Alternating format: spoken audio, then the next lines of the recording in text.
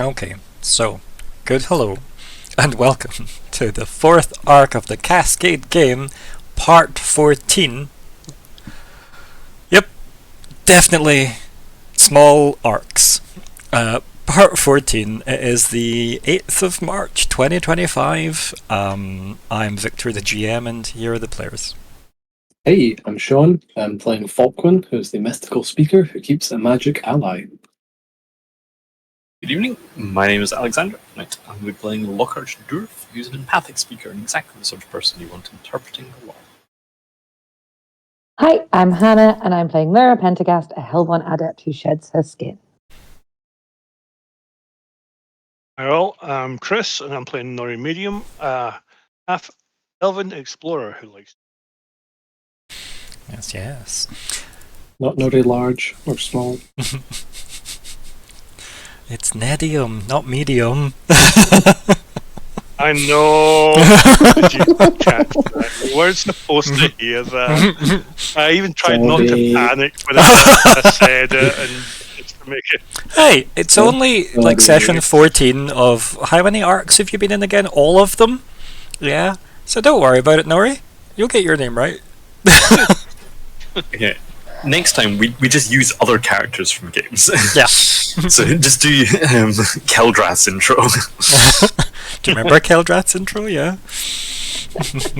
Dragonborn... somebody or another. Monk. Dragonborn monk. Yeah. That's what it was. Yeah. He was a bit of a chef. Yeah. Yeah. Mm-hmm. Yes. And had to often just prize random things from Fleabite to cook. So, what do you remember from last time? Falkwin. Lots of stuff involving Myr'ra's granny.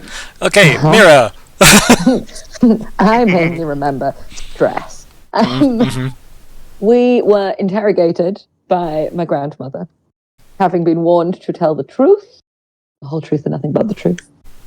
And having felt like we'd already done that, it then got worse. But she helped set up the refugee route. That was exciting. Yes. With the help of one of the 7, although one of the 6, we're pretty sure it's not Sloth. Which is cool, but also, things. We found out that we're pretty sure it was Wrath's voice that Lockhart heard when we killed the Falkwin, and Lockhart's face bled black ichor. And that made Grandma uncomfortable. She found she was stressed by that. I've then written interrogation equals arg equals stress. Valid.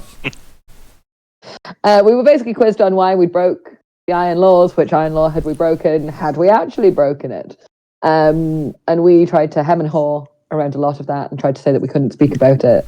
And then it turned out we're in a secret magic room where we can speak about it. And so Nori took one for the team and told Grandma all about all of the things we'd been up to. She seemed stressed by that. That's quite a lot to tell someone. Yep.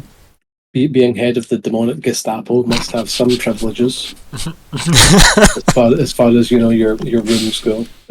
I do love that it seems to have come from like we don't want, the devils didn't want to have to come down all the time. Like, this is inconvenient. Like an inconvenience. Rather than like, yes, she's got the secret magic room. It's just like, I can't be bothered to come. Have a secret magic room. We gnawed some more, and then decided to tell Pride that we spilled the beans, rather than try and hide it and be found out later. Grandma wrote a letter to Pride. Pride came. Pride quite cross. But in sassy Mama Pride kind of way. Just put some fingernail dents in Grandma's desk. Took her shoes off. It's all a big power play. But we've sort of come up with a story of them and get council on side, surrounded by stars. We're going to meet with Quilburn. Yep.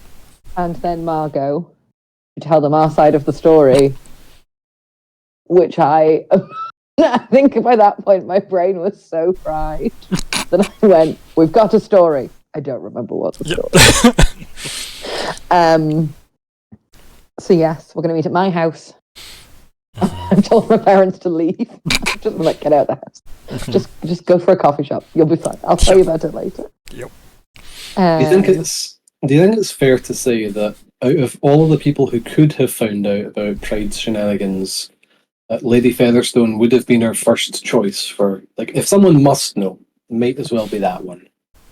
We did debate that, yeah. We spent quite a lot of time going, if she's the one who could technically hold Pride to account, maybe we want her to know. But this feels like the best of all worlds, in that we've managed to do that without seemingly also incredibly angering Pride. Like, Pride seems cross, but not in a, I'm going to burn you to pieces the moment you step out of the room. He's also there are other people who, if they found out, that might have happened. Yeah, and if you've also noticed that when Pride appeared, like, Featherstone kind of shrank a bit in stature in terms of their presence in the room, as if, yes, while they may or may not be technically legally above all the devils, doesn't stop it being a devil that you're up against. Yeah. So there's, and what she's actually banking on is the other 6. Yeah. It's power. Exactly. So it's not her directly. It's not her power. It's the power of. Yeah, the balance between them all is quite iffy. Yeah. I also think that Pride is realizes that we have to tell a story. We have to get her involved. I said her. You did well done. First time. Yes, can't say my own name right, but I said her. Sacrifices have to be made. Next time. I think. Yeah, exactly. No, I think as well, like, with Pride offering up a story as well, right? Like, Pride was like, well, we could tell this and none of this is an issue, right? There was a version of events that Pride was like, well, we can say this, but the problem you're gonna face is how people vote regarding Vermi. So that's our get them on side first. Yes. Because if we have Pride and Margot and Quilburn, even if the elves don't vote with us, we should be. And it won't affect, you're basically nullifying their vote entirely. Yeah. And then Pride had a you fucked my day up. I'm gonna annoy my grandmother, and made her tell me why everyone was so weird about her having a granddaughter in the first place. Which is her lifespan ends if I have a child.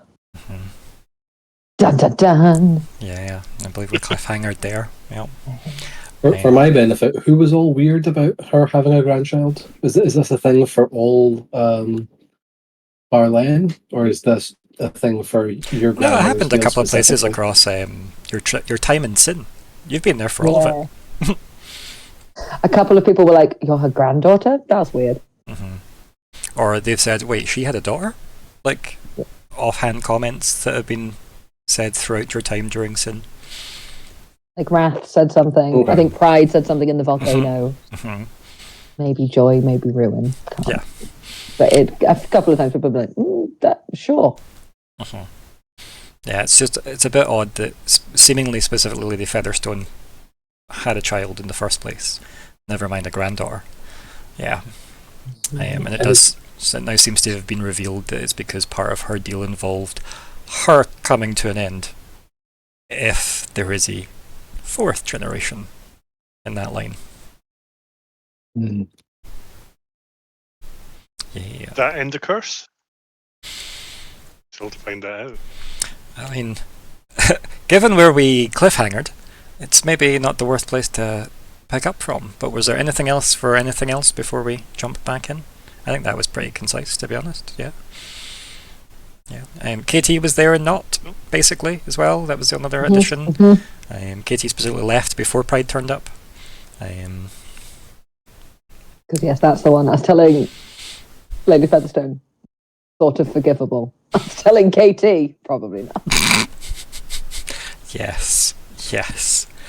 And you haven't technically let Pride know that, which is by the by. But yes, so I think in the room, as it were, with all the people, you go over the plan in a narrative nice montage, which we can clarify in a moment. But I think there's, we're some time after that moment where people have went off to either get food or lie down or whatever they're off to go do. And I think Myr'ra and her grandmother have taken to a private room. And you're gestured in, and it seems just like a quiet reading room. Like, mostly just seems like a room with a nice chair, a fireplace for some bizarre reason, and also definitely hasn't seen any use, and a balcony. You can maybe tell that this room, it might be slightly familiar, but you'd be going like that far back to the point where like you're not even sure if these are your memories. That you're like, this room triggers some weird nostalgia for you, but you're not familiar with it. And yeah, your grandmother just says, "Well, you may as well take a seat. I would have preferred to have revealed this in my own time. However, some people have different ideas about what subtlety is." Yeah. Hey, not even in the room. Oh, that was a dig at pride more than you, but yeah. No. But in the chain of events, you're correct. How dare you? So. Nori's ears go red. So yeah, and she gestures to like the kind of wing-back chair that's in the room. Yeah, I'll take a seat. She looks around and she's got like, doing that thing with her hands where like she's not sure like what way her hands used to like sit together, so she's a bit she just holds them. And she goes, "I would have offered you tea, but I don't really want to delay this anymore. You probably have questions about everything that was said."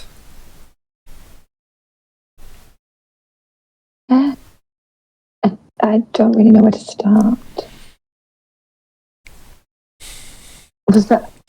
Was part... I don't really know how these things start.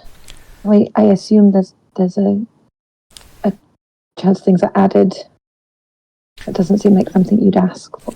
No, but there is a cost to things if we want our ambitions, Myr'ra. We pay I for think them. it was a... And she's like, it's almost like she's being defensive in that way, where she's like, you can tell she's aiming for like, oh, I'm trying to be grandmotherly, but also well, don't judge me for having got what I want. Yeah, I think it's like Myr'ra has grown up assuming that the consequence was I turn into a... And has maybe always kind of assumed that there was a similar consequence to the original deal, that bit hadn't been part of it. So there being another consequence of her going, that seems a bit like out of bounds, but like, I don't know how these things work. And then I think she'll like, be like, that's probably not my business, I'll stop. Does Mom know? She does know. She has done since you've been born. But she didn't at first. Okay. I think Myr'ra looks quite relieved by that. Like that's maybe a weight. Like that's maybe was her instant. Like was I just like fuck you to grandma? But I think like beyond just the I've married someone you don't approve of. And then you can kind of see like that is almost painful for like your grandmother. She's kind of like looking at the walls of the room and stuff when she's like saying this stuff out loud, and then like, every so often like bringing her eyes back to you as if remembering, I should be talking to my granddaughter. And then she says, yes, well, I am sure you're aware that I am older than we normally get. She doesn't really know how to like, broach that as a subject. Yeah. Quite clumsy, despite normally how together she is as a person. I think Myr'ra's almost quite blasé about that, and we'll be like, we've met quite a lot of people who are older than. And then again, she'll also more than like, I don't know what. Comes up with a The character guys that selection also list of all the don't people you know. follow. Yeah. How many people do we know more than, like, older than, like, 150? There must be a few now. Yeah, there is a... AT, Modesta Lara. Which is everything. Yeah. Bran and Elle. Bran and Elle. All of the devils. Yeah. So the devils are a special case. They're technically ageless. Yes. Technically. Yes, 'cause that was Pride's whole thing. Yeah. Yeah. They have been denied the cycle. Yeah. Yep. But yes, so quite a lot of people are older than 150. Joy. Yep. But yeah, so your grandmother looks at you in that kind of like awkward silence, and she says, "Yes, I'm quite a bit older than we normally get to as human. You see, for I was human, not a Helborn or Keldoran or whatever people call them now. And I think I'm coming up on..." She like genuinely has to think for a moment, and you can kind of like see her like tapping her like thumb just on like her hand as if she's clearly counting something. She like taps her hand a couple of times and goes, "I think I might be coming up on 218. Oh. Not the oldest person we know. Oh, wow. Yes." Mm. And she kind of like, as if she's absorbing that, going, "Oh, has it really been that long?" Yeah, you could see how like up here things could become very... Time is a bit... Yeah, because like effectively the devils keep a status quo, right? And that can last decades, centuries, like especially when the people you're always dealing with are the same people, because we know Joy's old, we know likely Rune is probably old. Do you know what I mean? So yeah, the people that you deal with every so often, I mean obviously a lot of the kind of turnover might be in the pit, but if you're up in sin you don't necessarily see that. So she kind of like mulls that over a bit and goes, "Yes, it must be about 218, 219, something like that." As you can imagine, tracking this became less important as time marched forward. At least for me, anyway. Your mother wasn't exactly so forthcoming with well wishes.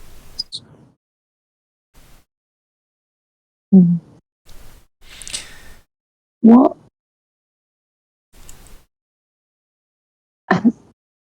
I have questions more about what happened with Mom when she left. But I want to say first, I can see this is not necessarily how you wanted to start this conversation, but I'm glad you told me. She waves a hand and she goes, "It's probably better you know, because given your life choices..."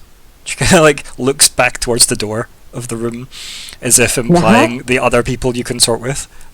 Yeah, I think Myr'ra will think of all of the like Bay deals, teleporting around the place, fights in Cascade City, fighting a Ferren of all things. Fighting a Ferren. Yeah, I think she also thinks like there's a moment when she's going, like there's every likelihood that this won't become a problem because I'll be dead, so it's maybe fine. But I think she'll try and reassure in like I don't have plans current. It's a weird, I don't know, but I would definitely let you know if that became a thing, and we would discuss it as a family. She actually like crouches down next to like the armrest, and she like puts like her hand on your hand, and she's kind of like looking just almost at your feet rather than there, and she's kind of like patting your hand. And she's just slowly shaking her head, and she closes her eyes and goes, "None of this was meant to transpire this way. What was supposed to happen was I was going to tell your mother in due time, she was going to accept this fact, and then in the course of when we could gauge if the undesirable aspects of the gifts I have received passed on to your mother. I'm not aware if she will live as long as I have." Myr'ra, like, full. Like, that was not a thing she'd considered. Mm-hmm. She was like, but the bird thing, I'm fine. I thought that sounds terrifying. Okay. Yeah, we'll have a moment of existential dread. As like someone non-religious, as like that, none of that. She's just like, oh, I've met a lot of old people now, and they all seem terrifying. Or sad, right? Or just really sad, or both. I don't think Myr'ra is like Posey. Like, I don't think Myr'ra has any desire to be a boy. Or a bee. Or a bee. She really thinks about that. Maybe if I turn my grandma into a bee, she'll be fine. So, like, turn your grandma into a bee. You have your kid. See what happens to the bee. Yeah, and then we've got the answer. Yeah.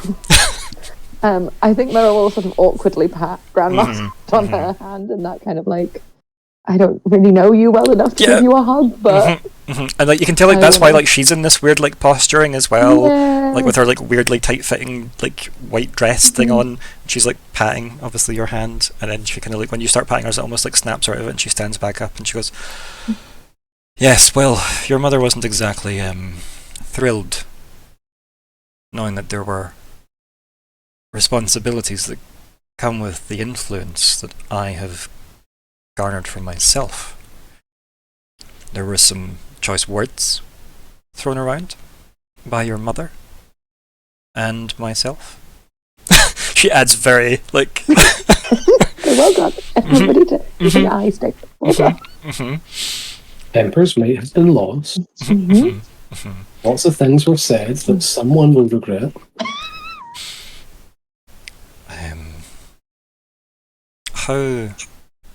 How are your mother's wings?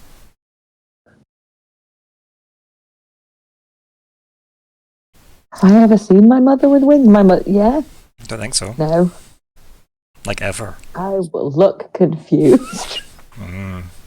Mom has wings? Well, our words turned to physicality. Tempers were lost, and as I'm aware you also are afflicted by our gift.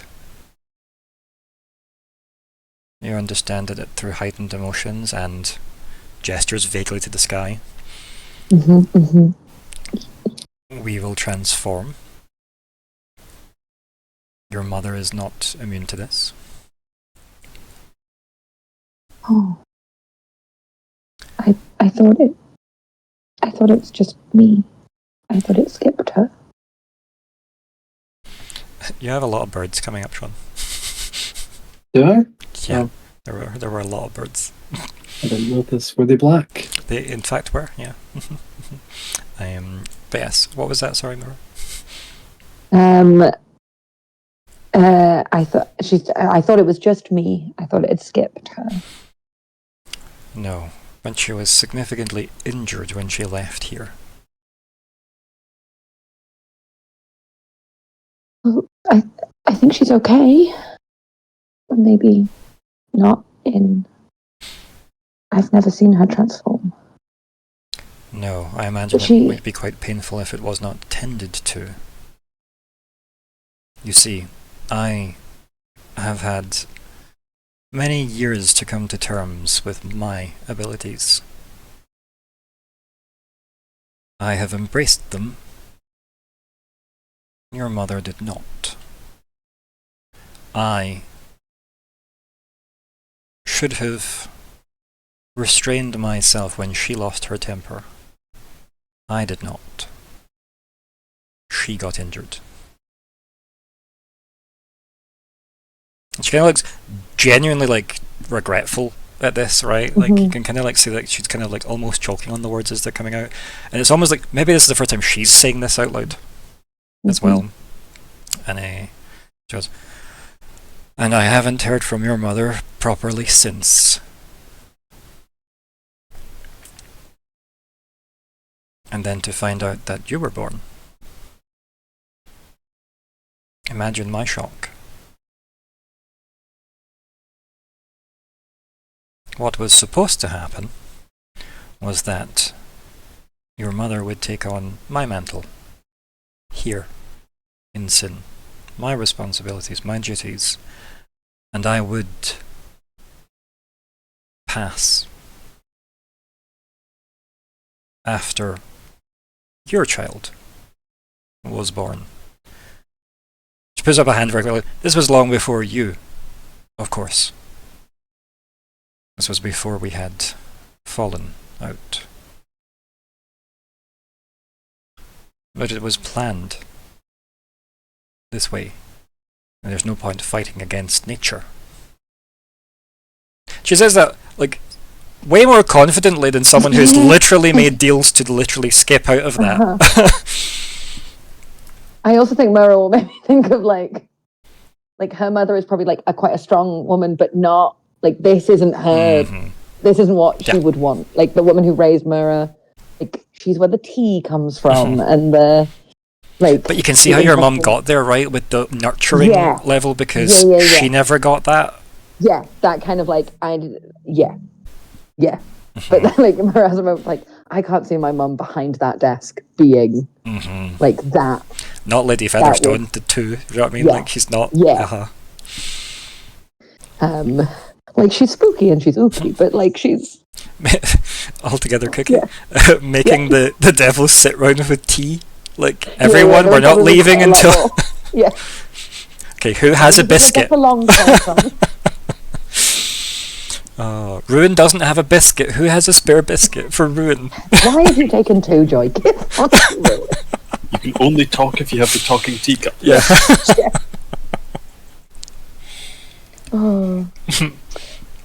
Counterpoint, maybe your mum needs that job.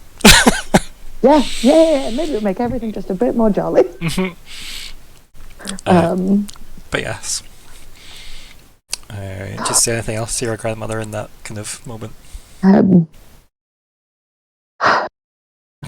I think it's that like weight of generation. Like Myr'ra is very aware that like, a lot of shit has happened, and I'm like a product of that, but also like I don't know how to fix this. But I think what she will try and do is go, well, things change, but it doesn't mean bridges can't be mended. Maybe we need to all talk as a family. I have tried many times. You can tell there's that immediate defensive tone back again, like, well, I've tried. But I'm here to help as well now. And if both of us try and talk to Mum, then maybe we can at least all talk together. You're not by yourself. I hope you have better control over your temper than she does. Myr'ra will again like have a moment of like remembering being a teenager and then go, not a teenager anymore though, so it's okay. You're a fully qualified wizard. Like I graduated. She'll take a moment to be like, we're all probably quite like we're all those kind of people where like still waters run deep. And maybe it'll be a lot of screaming, but maybe good will come from it. And then I think she'll say, whatever happens, I'm glad we've met. It was really nice getting all your letters. You see, like, her icy, like, face that is, like, our default face of, like, passive, you know, nothing will faze me because I've seen everything. There's that, like, she can't help but, like, have that smile, like, crack through it, that she kind of, like, dismisses as if, yes, well, there's a lot of work in front of us before we can, like, just immediately into the, let's not enjoy that too long. Yep. Yes, there's a lot of work in front of us for that reconciliation to be feasible. Your mother would never travel to Sin.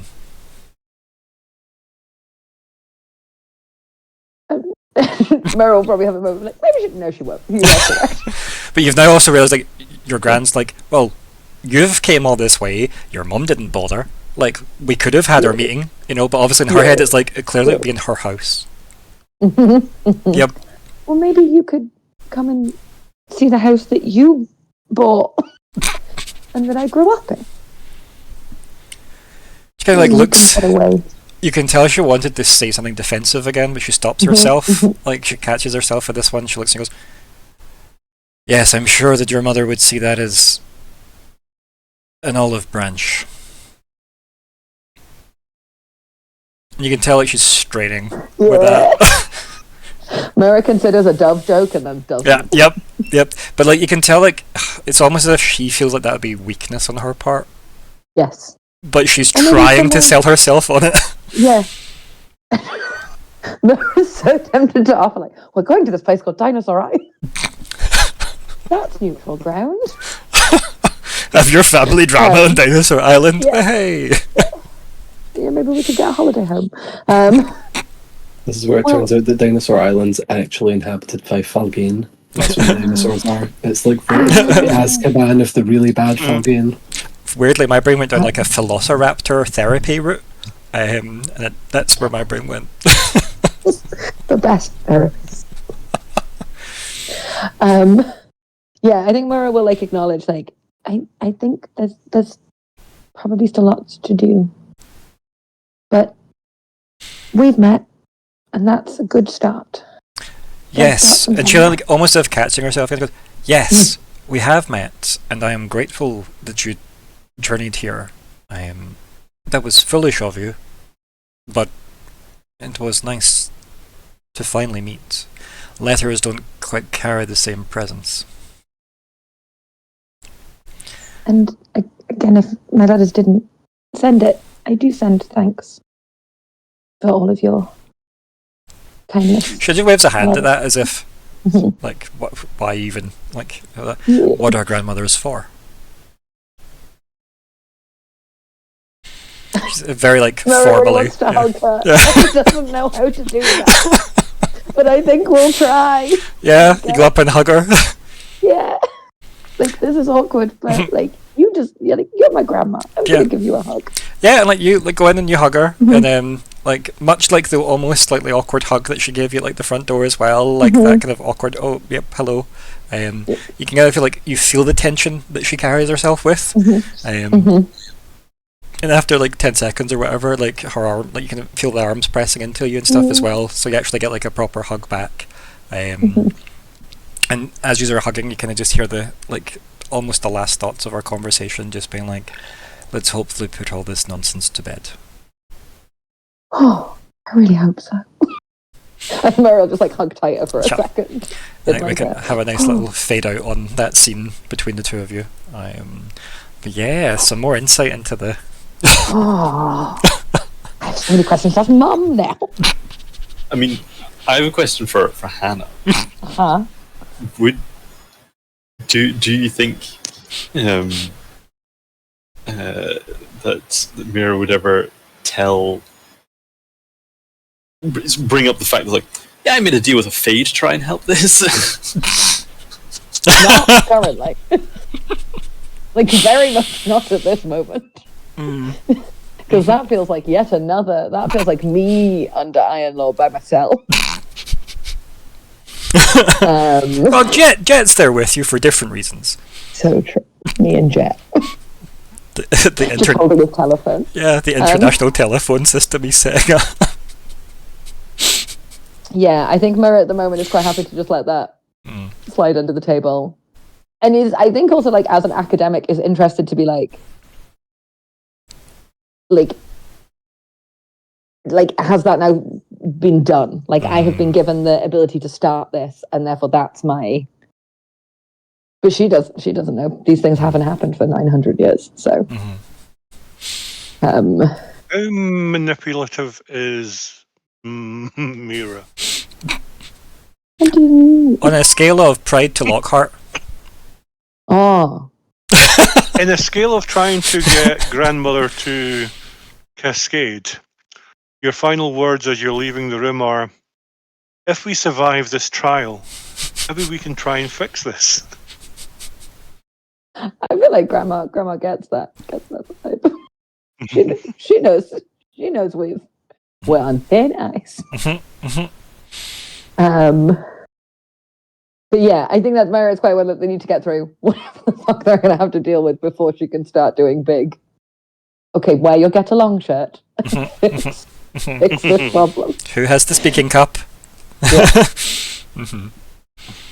Hey, it's a start. Right. It's a big, Yeah. like, grandmother's open to it, and I mean, she does Yeah. own the house that your parents live in. Yeah. Yeah. That's And it's hot. also good to know where you get your fetish for tea from. So true. Who made so much tea? But it's not, I think it's so telling as well, where obviously, like, your mother's grew up in quite a cold household. Yeah, you're all, yeah. Mhm. That's very much not what Myr'ra grew up in. And I think as well, like, given that she's what, 218-ish, like, you can tell that your mum isn't that old, at least to your knowledge. Like, Yeah, she could be. Because no shared wing. because Myrrah's what age roughly? Like, Mid-20s. yeah.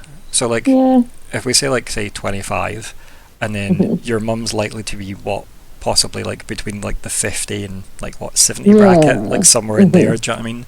Which does obviously then imply that Featherstone's been around for like 100 and whatever, like extra. Yeah, before. Yeah.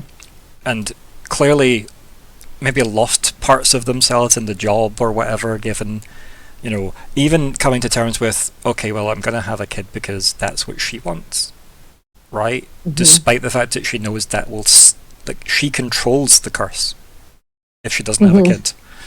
As soon as she has a kid, it's no longer in her control. Yeah. So at some point she made the choice that it was worth it. And from the conversation she just had with you as well, she was like, the plan was I would go.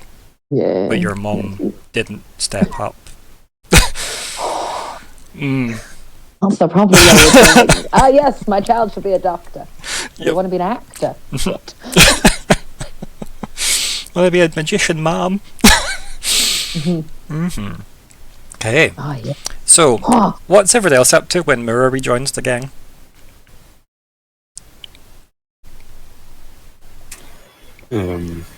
Probably like trying to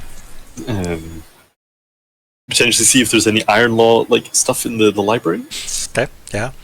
So is everybody with Lockhart in the library hanging out, maybe having snuck in some food, or are the other two elsewhere? What are you two up to? I'm probably doing something with Aliban, whether that's in the library or chatting or her trying to convince me to run away and leave everyone else at their fate. But what if we just got on these giant devil horses? Yeah, something like that. I don't know. I think that'd be quite fun to like just peruse random books in the library while having Aluben exist in the narrative. Are you inviting Taverstock to the library? Sure. He's my wee bestie. Yeah. What about Nori? What's Nori up to? Nori in the library with their gang, or are you elsewhere? No, I think I'd be back in my room looking over the balcony at the city, just trying to talk myself out of going adventuring. And trying to rest and thinking that I've got a whole new city to go and see here and explore, and I can't. It's got that effect as well. Like when Nori's on the balcony looking out, there's that effect of like any big city. It's never quiet. There's always noise. There's always something happening. Like it's maybe why Nori likes cities compared to like towns and things, because towns go to sleep, cities don't, right? And as you know, there's very different context depending on daytime cities and nighttime cities, but Sin's a bit weird. It's always this weird overcast place.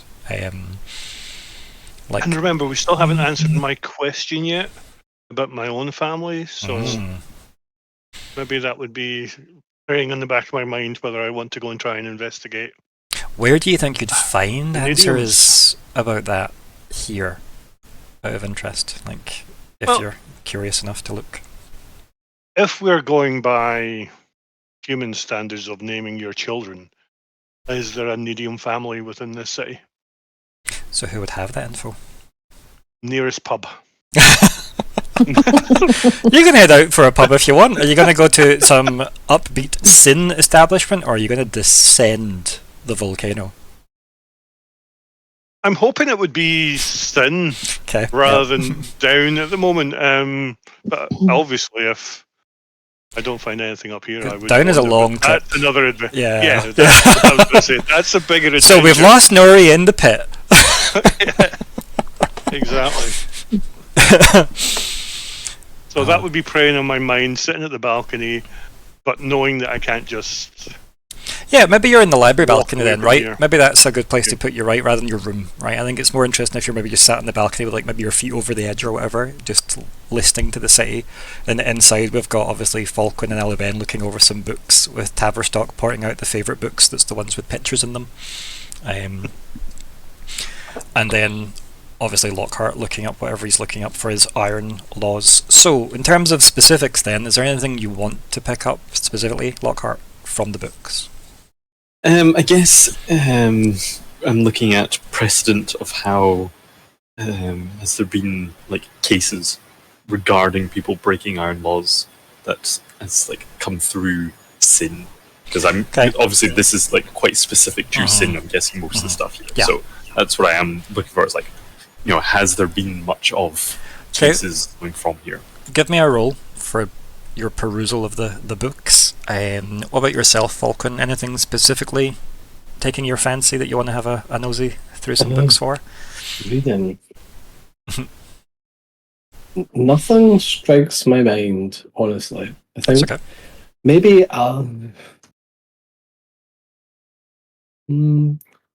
maybe looking with Alban on if there's any kind of like just very separate to anything that's actually going on, just kind of looking into the Abradak equation, history of sin, and seeing if there's any of those sort of old books from when it was an Iron Root. Feel free to give me a roll for that as well, and if Alban's helping, you can have an asset on that as well. Myr'ra, obviously, you'll head back to your room first. Have a mini breakdown. Yep. As you get in, sat on like the foot of the bed, there's just a pastry.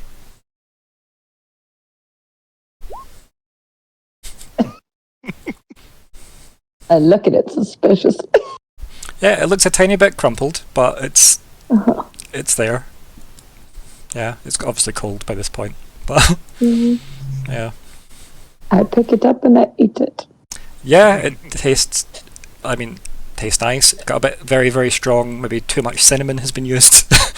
Don't know, it feels like Sid would be a cinnamon city. Yeah. There's a lot of cafes with pun names.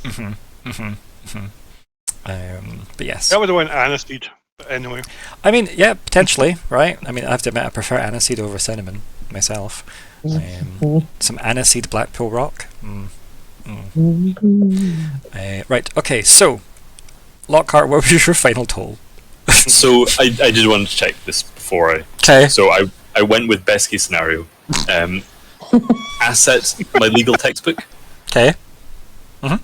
That can't be cool. And knowledge of the law for trained. Yeah. Because even though it's maybe not quite, but yeah. If that in that case, 15 plus 16, so 31. Yep. And Falkwin, you got an 18. I got a mere 21. 21. Yeah. Hi, these are still really good rolls, people. Right? These are still really good rolls. That's the joke. Yeah. Lockhart's just very good at what he does. Lockhart can't throw fireballs with the help of his magic friend that empowers them to do more damage. Lockhart can look up a law really good. So you decide what life you want to live. Fireball wielding best friend's power, or looking up the law. And that did cost me 2 int. So like I did. Oh no, 2 int. Oh, for 3 levels of effort. Oh, I forgot. I could have had 1 effort for free on that. I've not been rolling forever. Okay, so. I mean, do you want to have? Yeah, you could have spent the effort. Like, let's not quibble. It's a 24. You've got the time. There's no pressure specifically yet. So let's deal with these in order then. So, in terms of Lockhart's reviews, you're kind of using your textbook to kind of work out where gaps are missing. Like, So you're using that almost as a weird codex, right, to compare things to, which is how that's helping you. Like, here is where this law should have went that far back and should cover the things we're being charged for, which is why technically if I'm working for the Crown, I shouldn't be legally, blah, blah, blah, blah. All that kind of stuff of, can I actually be arrested for this? Never mind everything else. Like, I officially, super duper officially am employed above certain levels of these laws, etc. So, obviously there's a lot of books on various laws. Mostly it's laws in sin, which is pretty much don't cross the devils, is the summary of those laws, to be honest. It is very much of a, like, their legal system is pretty much don't be a dick in sin, because you can't have a set of laws for people that might have powers that just completely negate laws. So there's no one specific, it's very context based, which is why you've got people like Featherstone in the position she's in, which is, yes, but you let this person do this deal, which means you are directly responsible for the fact that you gave them the funny genocide power. So maybe you shouldn't have done that. Little things like that. You have just given me the idea that it would be completely possible for someone to make a deal that as soon as someone tries to tell them that something that they're doing is illegal, just no. The just no legal power. Diplomatic immunity. Yeah, supernatural, demonic diplomatic immunity. Yeah. Which I think is how Pride lives her life. So, yeah. Sounds about right. Yeah. It's not a bad way to go. But you can see I need how... to say this out loud. Yeah, go. Just to get out of my head again. Mm-hmm. Right? Don't be a dick because there's always a bigger dick. Yeah. So just to get that. And realistically, if you've not made a deal and you have a soul you can barter and someone fucks you off, you can make a deal specifically to fuck them over. Like, right? Once you've cashed in your soul, you need to live with what you've got. So, yeah.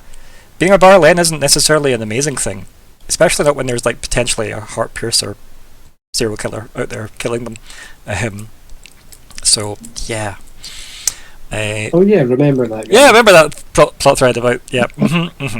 So, in terms of these iron laws, there's almost nothing in the legal system that covers, like, despite being a former Ironroot city, because this used to be the Ironroot capital. I believe, like, you do learn that the name was Bassinet initially. Because it's, Bassinet. So it's B-A-H, then S-I-N-E.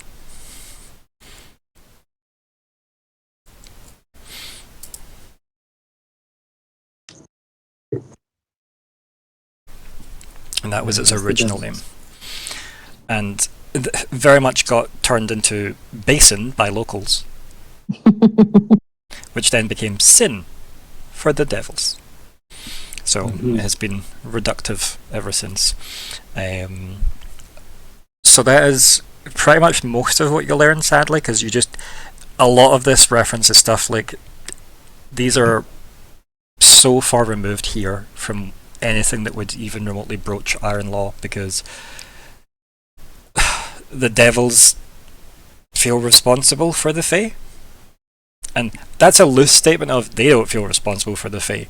But all accounts legally from the time say the devils are the ones that came to us with the Fae problem. Nobody's seen a Fae problem until the devils pointed one out.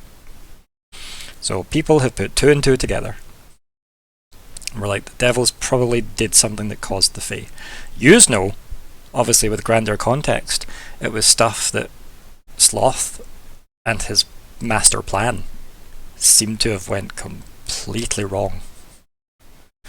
And then he took that to Bran and El. So, yeah. And you can probably also learn that, like, Sloth and Bran and El are the reason they were given the say. Like, he gave them that because of the volcano and the heat. Initially the volcano was used as, like, the original Ironroot Forge.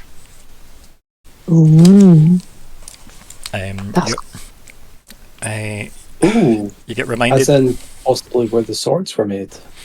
I don't know. It doesn't mention that, but this is where like effectively got their kind of name, really. Like, but could be. It very much could be. Which does kind of imply the level of heat we're dealing with. You learn, again, I think you already knew, but you get Sloth's angelic names listed in a lot of these books as well, which was Alas, which is AE''L''AS. So that's how Sloth is referred to in these texts, rather than Sloth. Which one of them was Euben again? Envy. Envy.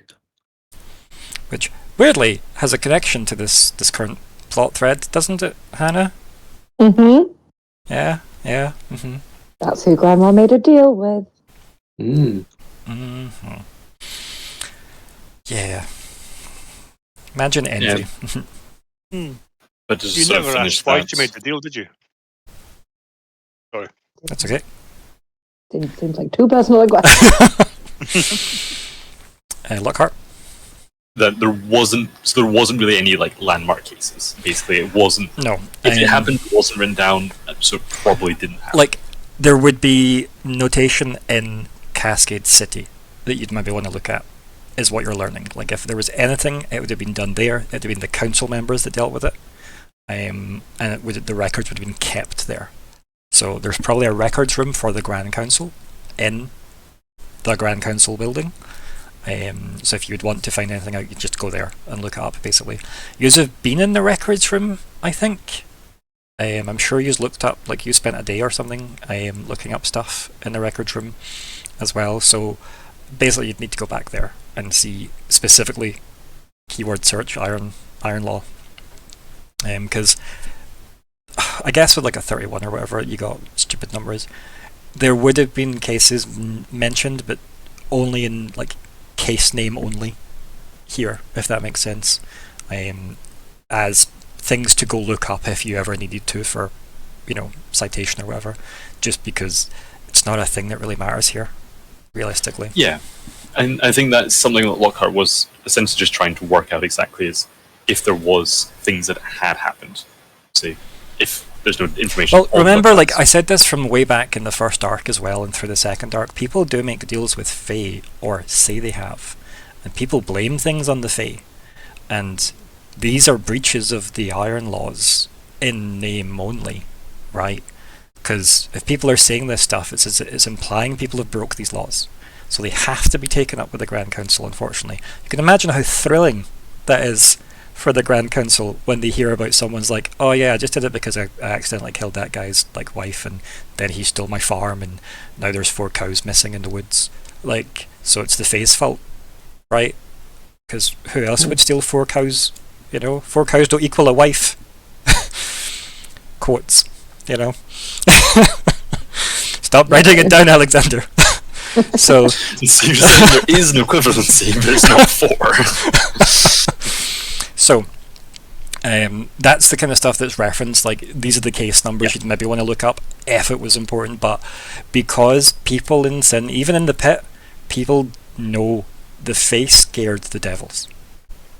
So while there might not be many people in the pit alive from then, because the pit's not specifically long-lived, but like, yeah, it's definitely a fear that has been maintained here. Like, the idea of Fae incursion or whatever, again, is terrifying, generally.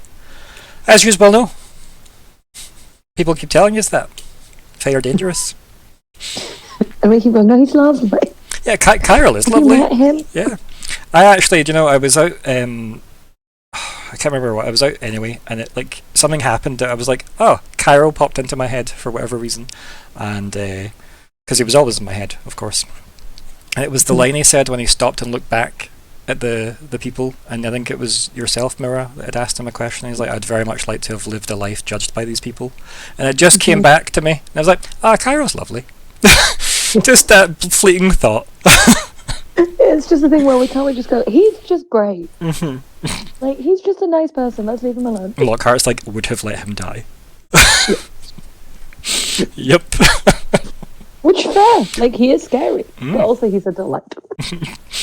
Yes, so that's what you learn about Iron Laws, and mostly that they don't seem to be relevant here, other than if somebody was accused of an Iron Law, they'd still have to go and get judged, and the Devils would probably be quite annoyed by the process in general, because it's such an old agreement that they can't just like dismiss it. Like, yeah, it would be. Let's put it this way: see if none of the stuff with Pride happened with you guys, but you were still in breach of the Iron Laws, because technically you would have been. If Pride was still missing, right, that would be a massive red flag to the council, because they would not let a non-blade wielding person sit in place for a breach of the Iron Law. So you probably learned that as well. That it needs to be the current wielders that actually turn up, which is why the weird exceptions for the elves are very much at the behest of the other members. They can decide if they're allowed to vote or not. And given this current situation, the reason why they're getting a vote is because it could stalemate depending on how things play out realistically.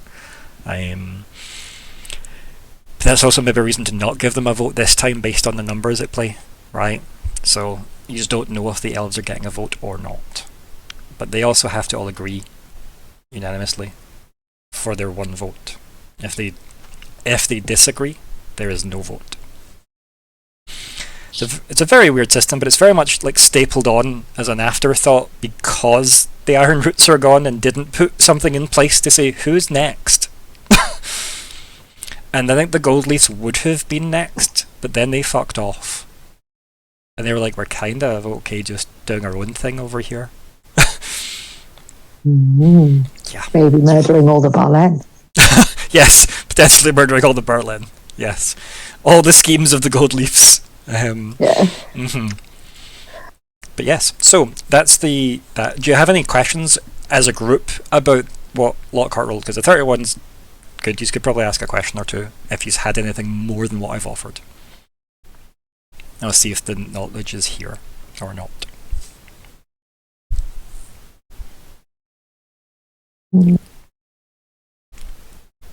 Would there be anything in there? Sorry. That's okay. Done it again. You mentioned earlier that you mentioned earlier that the devils are afraid of the Fae. Is it because of the deals? And to make a deal with a devil, you lose the soul, but making a deal with the Fae, what does that cost? Well, keep in mind, somebody here has made a deal with the Fae. Right? So that's two very big factions. It's two very big factions that make deals, isn't it? So is this just because a loan shark doesn't like the competition? Theory. Yep, loan sharks don't like the other loan shark. Yeah. Yeah. Well, Myr'ra's deal was to help Kyril get out of their situation, and he was going to help her get out of her family situation. That's going swimmingly. Yes, it's great so far. Yeah. No downsides. Nope. It's lots of good momentum. Not intra and intercontinental. It's fine. Nope. Not at all. Everything's fine. Only a tiny bit of that is related to but yeah, Lockhart, any additional questions? Anybody else as well? Like any additional questions specifically to the Iron Laws? So again, 31's a lot. What are they in detail so we don't know?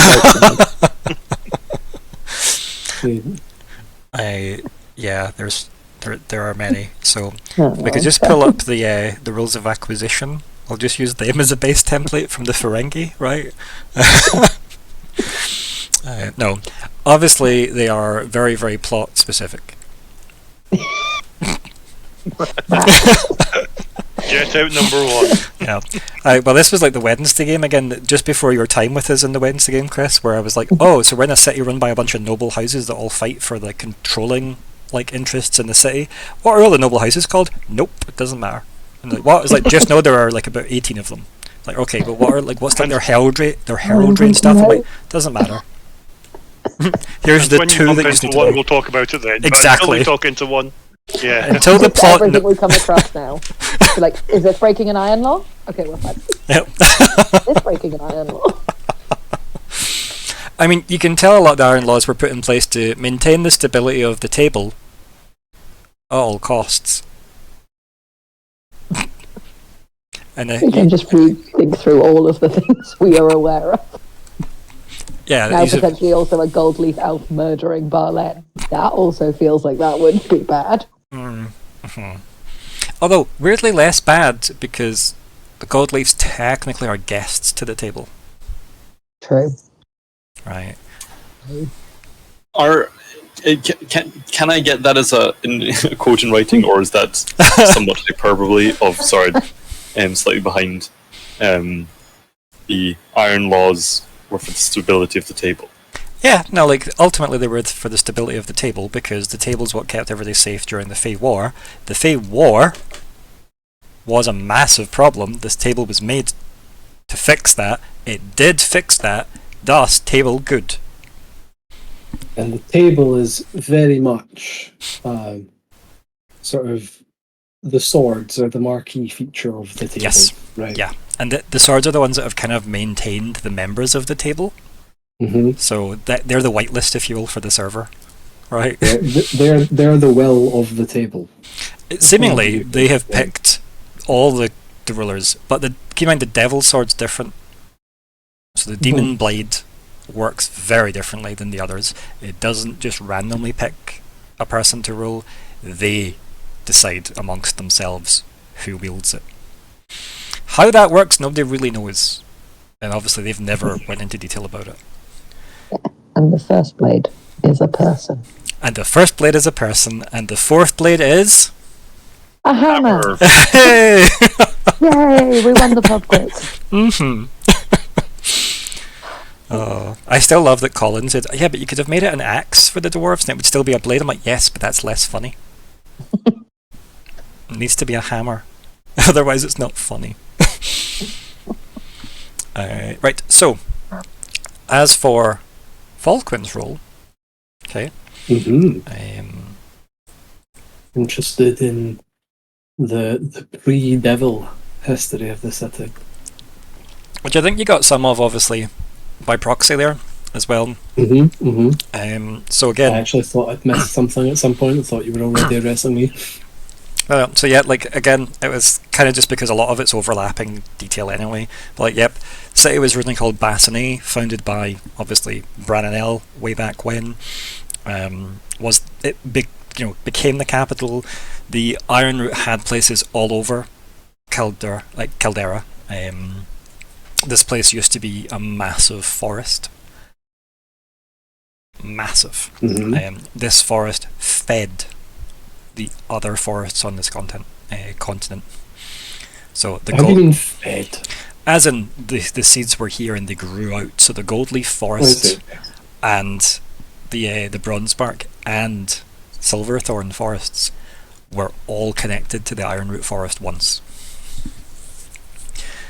But things obviously have transpired in the times between now and then, and the Caldera's, became a bit of a wasteland. The space where the forests would all have met was cleared away to make room for Cascade City. War demands sacrifice, unfortunately. Sadder still, the gold leafs have abandoned their forest, and that's now some weird spooky place nobody likes to go because all the bullshit.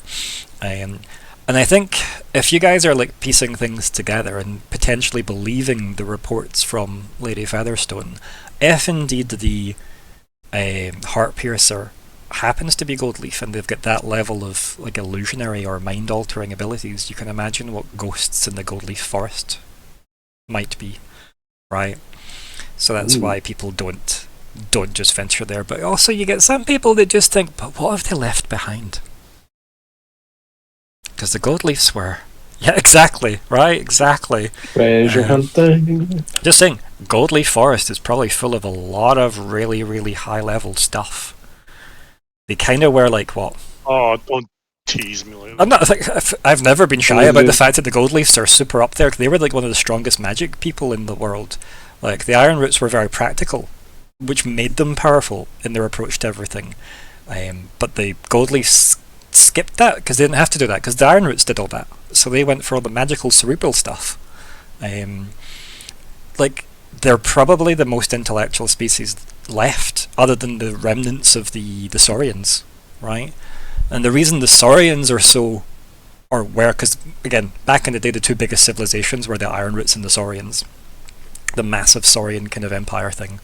And the reason the Saurians were so smart is because they don't live that long, but their brains work that much faster than everybody else's, so they absorb information so quickly.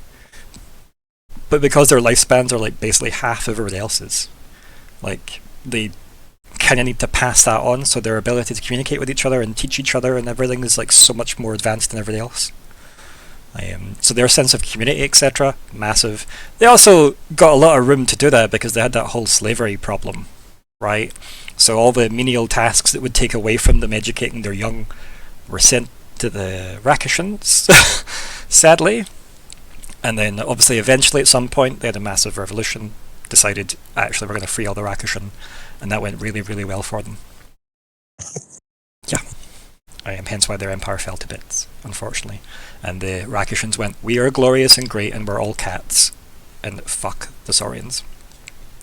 So that's kind of how they married up with the Iron Roots. Because of that, they didn't become the dominant people anymore. The Rakashans kind of took over that continent as the dominant species over there.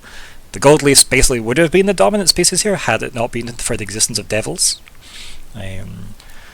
So yeah, and then obviously after the Fey War, sometime a couple of centuries in, they all went, right, we're leaving. And then they left. And people were like, what? Never heard from them for a long ass time, until there was a problem at the council, and the Goldleafs turned up at the council meeting, and they're like, where the fuck have you been? So, yeah. On the moon. Well, on in Mirage, their city. Mirage Might and be on the start moon. with, It certainly could be. I see it. So that's a bit of history there that you learn, at least the kind of almost the power structure of how things have transpired since before the Fey War and since. Almost in a way, you can kind of say that the writings that you're reading through are from certain very, very old and long dead now philosophers that are worried about what history was and what the Fey made it. Indeed, yeah. So there's lots of, was this the case before the Fey War? Or is that just the case because the Fey War? Mm-hmm. Because there's no way to tell what our book would have said before the Fey War, unless you could make it Fey-proof. Mm-hmm. But everything the Iron Roots did was to make things Fey-proof. Basically. It's like change-proof, effectively. And I think that's come up since, I want to say when you were learning about the sword or something, it was to do with its manufacturing. This is a perfect construction. It couldn't not be what it is. Effectively. There's nothing you could imagine would alter the sword from being the sword. I'm sure that came up when we were looking into the Demon Blade on the second arc. The third arc, sorry. So yeah. Any questions you want to ask about that topic? Or again, anyone that wants to weigh in? Because it's all well and good me lore dumping every so often, but it's sometimes nice for you guys to actually specifically this bit. Is there anything about the volcano and how it was used during the Fey War? If it was used during the Fey War? No, because it had been long since the Devil's property by then. Yeah, okay. Remember, the Celestials fell. Mm-hmm, Then at some point they were like, by the way, everyone, mostly Bran and Elle, we fucked up. And the swords weren't forged until after. Right. The swords were forged as the table was formed. Yes, so By after the the devils came and said, hey, Faye, by the way. Yes. So we found some people, and they're bad. Help. Because it's everyone's problem. It's not just our problem, it's everyone's problem. Mm-hmm. When Nori was summoned to the Cascade City, it was everyone, we've all been summoned. I hadn't thought there's a flavour of Hellraiser to the Fae. Yeah. Mm-hmm. Just these They are specifically nightmare creatures, right? That is Yep. Yeah. like I can't remember. Just, Nat's reaction to like the Fae was just perfect in like the early first two arcs of how you meant to fight that. How did we win? Yeah. Yeah. And then we found out, and we went, oh. But you know that the person that would probably know the most about this subject, though, Falcon, would be someone that you have a ring to contact. I've lost track of who we have rings to contact. Ah. Oh, yeah, that would make sense. Yeah. I do still think that we ought to loop Branonel in, because even if he's very emotional about the situation, he is someone who knows more about the Fae and the table and the swords and all of this than anyone else. So I think Falkwin's take on this would probably be he's either going to be really helpful to us by virtue of like having the answers, or the answers are going to be we fucked up and Kyril is actually the sleeper agent, in which case, yeah, we probably deserve the eternal punishment that's coming towards us. And it would be good to know that, so that even if on the off chance we don't get that eternal punishment, maybe we can be the ones fixing things.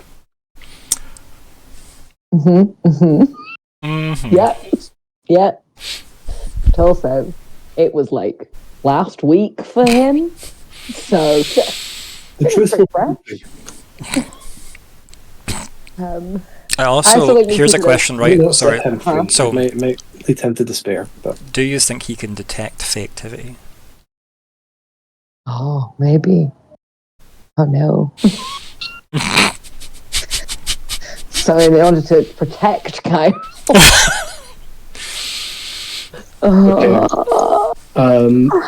Dangerous suggestion. Yes. Hannah just goes like, yeah. That's Hannah's MO, yeah. Dangerous suggestion. Branonel might get along with Kyril like a house on fire. But yeah, it's your house though that you're burning to do this. That's the point, yeah, right. Branonel wants to bring back his people.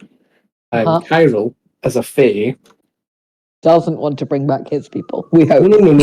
Kyril, as a Fae, might be able to facilitate that. Yeah, could be. But also, whatever they did, got rid of all of the Fae, or got them to leave. Keep in mind, so you did able to do that. You have learned some very conflicting stories about what happened, right? So you've been told that there's a barrier that keeps them out, and that the Iron Root Elves did that. You've learned that whatever Branonel did, it cost the lives of the Iron Root, and now the Therin were left over from like the kind of like corrupted husks of the former Iron Root, right? So you've learned bits like that. You've also learned that I can't remember exactly who it was that said it. It might have been Branonel. There's no actual barrier. There's just the agreement that they have left. I can't remember who we learned that. Yeah. So you've learned a bunch of conflicting. Most of the world believes there's a big bubble that keeps the Fae out, and yet it does seem more like no, there was an agreement and they left because Branonel said we did a show of force, which was something to do with the cradle of life. Yes. Conspiracy theory number 2. Okay. Yep. Yeah, always on board. Did a certain queen friend of ours just open that barrier? Remember, one Fae is all Fae. So what if there's no barrier then? I mean, didn't we hear that? According to Kyril, he had been cut off from the rest of them. Although, devil's advocate. Devil's advocate. There's the sleeper agent theory here that the Inquisition are definitely going to put forward to us that we need a good answer to. But yeah, Kyril's kind of position was he's been locked away in a sensationless existence for like 900 years and doesn't really know much about what's going on currently, but doesn't seem to have a connection to the others anymore. That seemed to be, but that could just be because they're gone. Gone. Yeah. It might be that if they were back, he'd feel them. Because he'd be them, right? Yeah. Yeah. Whether he would like that or not. I'm just imagining a future in which this all gets resolved and Cairo is allowed to stay. But then because Cairo is sort of all of the Fae but has been cut off from the other Fae, Cairo is now sort of the genesis of the new all the Fae.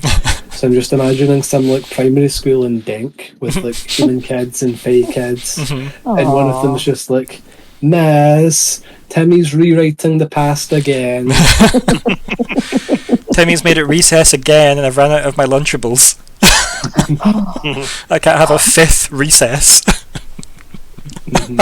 We also, the things for us all to keep in mind, there is, Bran and Elle does not know how much the devils knew, because they helped make the soul well. And Bran and Elle is uncertain if they knew the cost. Because I think he thought it was, they were sacrificing themselves. I think the Farron was the surprise bit. Yeah. And he's cross about that. Bran and Elle did not expect his entire people's legacy to be destroyed in this process and corrupted, and also for him to come out of it to witness that as well. Yeah, kind of. Yeah, whereas from your conversations with Sloth has so much guilt over all of that. And given what he got learned, very sad. Yeah, like he seemed to have a connection with Bran and Elle. And they were the ones that spearheaded this project for the Soulwell. And it all seemed to come off the back of his research for Hell, remember? Hell being the salvation of everyone, whatever that means. And yeah, that's definitely not what happened. Yep. And just to throw her under the bus again, Modesta Lara was somehow involved with, there was the Island of Storms and the evil wizard Mal'Manus, who we don't think actually existed. And that was just where Bran and Elle like reconstituted himself. Yeah. 900 years later, although for him, not that amount of time. But he could have just been asleep, unconscious, who knows? Yeah. I think he did. And she lost her sight. Yeah. Trying to pierce the wall of storms around that island. Yeah, she was trying to go, what's happening over here? And then it kind of feedbacked her eyes away. Yeah, and she said, the evil sorcerer has struck again! Yeah. Yeah. See, I mean, a bad guy. Sean, that voice was for you, giving her the weird villain voice, just so you know. Hey, she's played by Michelle Yeoh. She could do no wrong.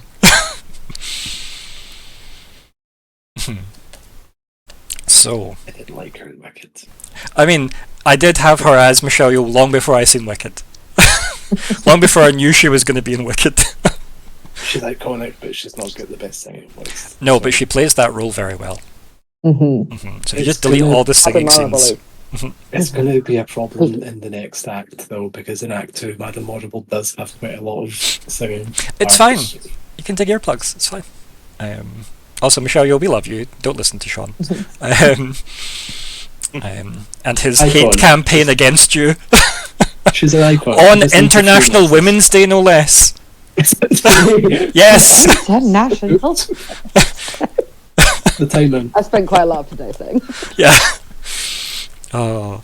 So, any other questions about the history of the Iron Root, specifically regarding like Caldera and Sin and stuff? Anything else you just want to ask? You'd probably get another question out of me.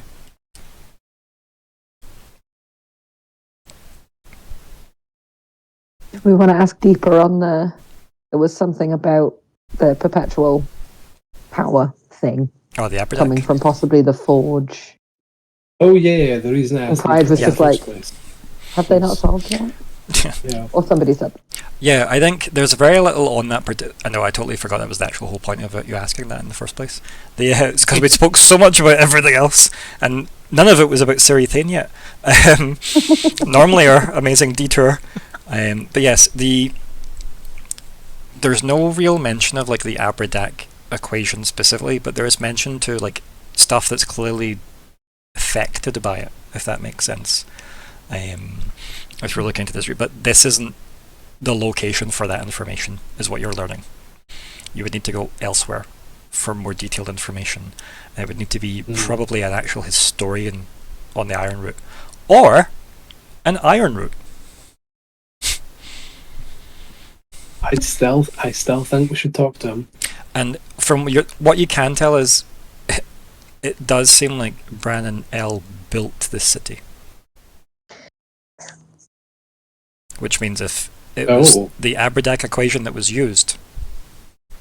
Yeah, because Bran and El built this city and Cascade City. He built both. How old is this man?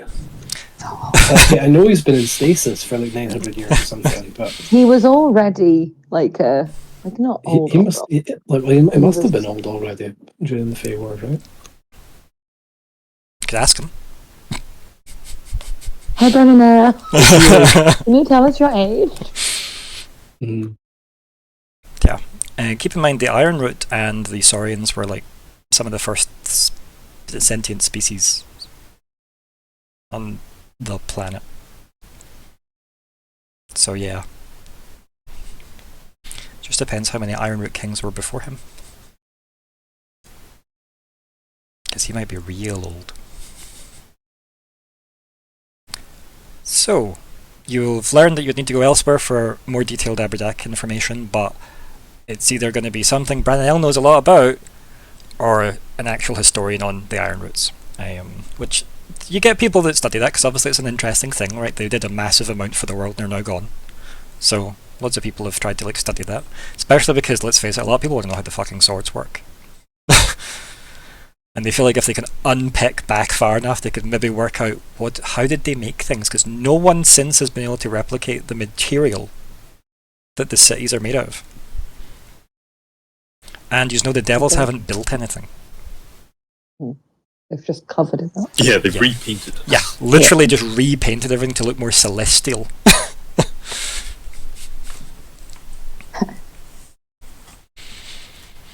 Which is funny that they moved into like a creepy black marbly iron place and made it all nice and white and glowing, considering they're the devils. So, you finish your pastry. Yes. You head back to the library, wherever it is. You rejoin it, the group. Nori is still on the balcony, contemplating life. What's the plan? The world and everything. Yeah. Everything everywhere, all at once. Oh. How's it going in here? Oh, just a little bit of light reading, I guess. Well, how was your chat with your group? Tavistock cuts you off just before you finish that sentence and goes, "Someone's been eating pastries."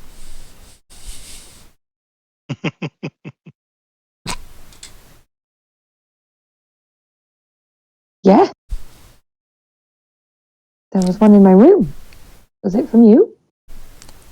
And then looks away.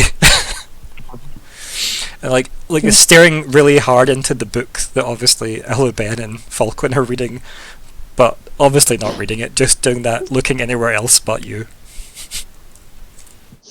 Myr'ra will feel like okay, maybe there's more than one olive branch. Yeah. And it was very delicious. And calming after. Families are a lot. Falkwin bought it, is what you hear. Well, thank you, Falkwin. You're welcome. And thank you, Tavistock. I have things to do. Like, hops off the table and like just leaves the room. Well, he didn't say he hated me, so that's an improvement. You just hear from the corridor. He was further away. There's no like admission or like denial. It's just a noise. Like, yeah, just a noise. Okay. So, Cascade City? I think we should talk to Brennan L. Myr'ra literally just put her head down on the table. Like, even Ella Ben looks around and goes, I have a plant to go talk to. And then just fades away. Can we put one fire out first? It's quite a big fire. The expression "fight fire with fire" springs to mind. Oh, Says the fire thrower. Where's Kalli when you need her? With the amount of fire Ignysera has. yeah, we all look at Ignysera. But in all seriousness, Brannon L, I think, has many answers that the council will want and that we cannot provide satisfactorily. He's also as likely to be incredibly angry about what we did as any of them. He lost his entire people. Just to jump in here as well, one other thing I'm happy to give Lockhart on his readings that he maybe just reads at this exact point in the conversation is Branonel's the only one with the authority to disband the council outright with no challenge. So that is quite cool. That is useful. Yeah. So it's probably something that's worth knowing. Yeah. So feel free to interject with that whenever you like, Lockhart. You just see the eyebrows of Lockhart go up across down the back of his head. What? I feel like there are two possibilities here. Either we're right, and Hyrule is, by all accounts, good, and most importantly, cut off from the rest of the Fae, and not a security risk to this realm, or the card that the Inquisition might try to play against us, that we can't prove that he's not a sleeper agent, might come up, in which case I don't think we have a good response to that. And in that case, we're all fucked anyway, no matter what. So I propose we bet on the former, and assuming this is true, that he is good and potentially a net positive, I think he might even be able to help Brannon L with his quest to recover his brethren in a way that doesn't open us up to invasion by the rest of his own people.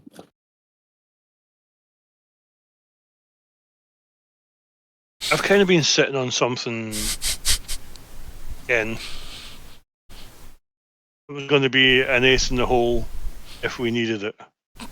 Again, it wouldn't be me asking because I have no deal or no silver coin or anything like that. I never thought there was a the same as Falkwin just said there. Inviting Harold to the actual meeting and be interviewed. That might solve that problem. Or make it even worse. Into the room designed to keep the Fae out. And all the things designed to kill him. But yeah, both of these are good points. And even if Brannon L doesn't... Okay, well, I guess I can't say the thing unless Lockhart's actually told us yet. But Brannon L would also supplant Modesta Lara and the other Elves folks. Yes. If he's there, then he has a vote now and they don't. It is true. Be very controversial, but legally correct. Yeah. Probably other things on their mind. Brannon L shows. I think given your theories about Modesta Lara, her reaction to that would be glorious. I know picture. I know she's Michelle Yeoh.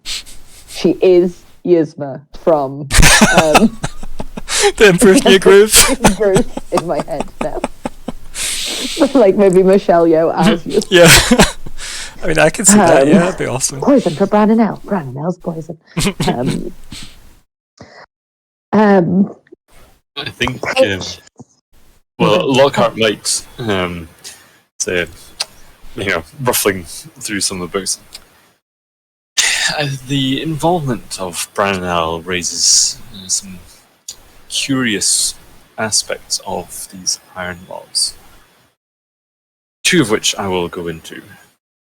One, the Iron Laws themselves rest upon the foundation that they bring stability to the table. If contravenance of the Iron Law was to ensure continuation of stability within the table, it could be seen as a defense. Branonel's opinion on that would then be absolute, whether for or against. It would depend on his interpretation of whether what we did was for the good of stability or not. We lose any ambiguity that we might have there. Alternatively, the entire table can be disbanded unilaterally by Branonel, should he wish to. So, if it could be shown that the table was not right for the stability of Cascade is the continent. The continent's called Kale. So there's Felix and Kale, the world called Cascade, or Gian. Yeah, I think I'll stick with Cascade Yeah. then. For the continued stability of Cascade, then you may be considering disbanding it, and, well, our concerns with breaking the Iron Laws would go away. A few other concerns, but sidestep the immediate problem. And just to highlight some things off the back of Lockhart's point, Pride was all for point A of that, by the way. Her entire thing was, if we point out that the options are agree with us or it's war. Not necessarily that we are going to go to war, but everything fucks up so much that war is the outcome. Yeah. Yes, and it then leads to intercontinental war instead of intra, which intra could be, that's a fire we could maybe control. We cannot fight each other and them. The Rakishans they know too much about what's going on in our continent. They have spies, clearly. We cannot rely on them letting us resolve our issues to become a united front against them again. Could there be any inferences of Rakishans gaining Saurian understanding? You're sort of mentioning that at one point Saurians and Ironroot were like almost... Yeah, like Ironroots had the longevity to be incredibly intelligent people and put in the work, and they were just also built tougher than most other races. Well, you saw like a corrupted Ferran was basically made of like metal. The Ironroots are robust people, whereas the Saurians are quite different. They were like, well, instead of having one long-lived thing, let's have many short-lived things that learn super fast. Because again, the gods made a selection of people to make souls interact and taste different, right? The different flavours of life that the world has to offer. And yeah, like having, I know it sounds horrible when you say it that way, but like it's effectively... I think we should be taking them off. You're like Alatan Gian. Let's fight the sun and the planet. Like that. That's the 6th arc we're doing then, yeah, just to wrap up the whole game. We'll all go live on the moon. We'll just ride the moon out of here into another world. But yes, so effectively the Saurians were super duper smart. The Rakishans just have a regular lifespan and obviously had the benefit of all the stuff they took off of the Saurians. Yeah. But there's no indication that they have learned how to learn as quickly as them, unless they're using all of the Saurian slaves they have. Because remember, they're not just murdering them all, they are keeping some. Why would you keep super incredibly fast learning people around that built a massive empire that rivaled the biggest empire on the planet? Yeah. But while Saurian and Ironroot are sort of close on scale, it's not necessarily that they were close on subjects of interest. So just Correct. because the Saurians were at that sort of level doesn't mean that they would have understanding of like the blades. Exactly, but you probably have a better chance of if the Saurians dedicated like generations to studying the blades, they'd come up with an answer quicker than anybody else. Because that's their thing. They just learn faster. And again, their communication, despite taking massive hits because of their community's basically gone, like, they are still the best at exchanging ideas with each other. Culturally, they're just more in tune with each other. There's less weird, awkward social anxiety in the Saurian lifestyle. Like, none of that really exists. And it's not so much like the weird hybrid mentality, like I've mentioned a couple of times with like the Fae, for example. It's this, there's a strong sense of individuality, but that doesn't detract from being part of Saurian, right? Because you don't live long enough to have grudges, right? Like, it's just not worth it. Like, so yeah. Very much had the right ideas about a lot of things, other than the slavery thing. Not to derail too much, I just the binars. That's just how I imagine they communicate. Just that. You just exchanged 1,000 pieces of a book.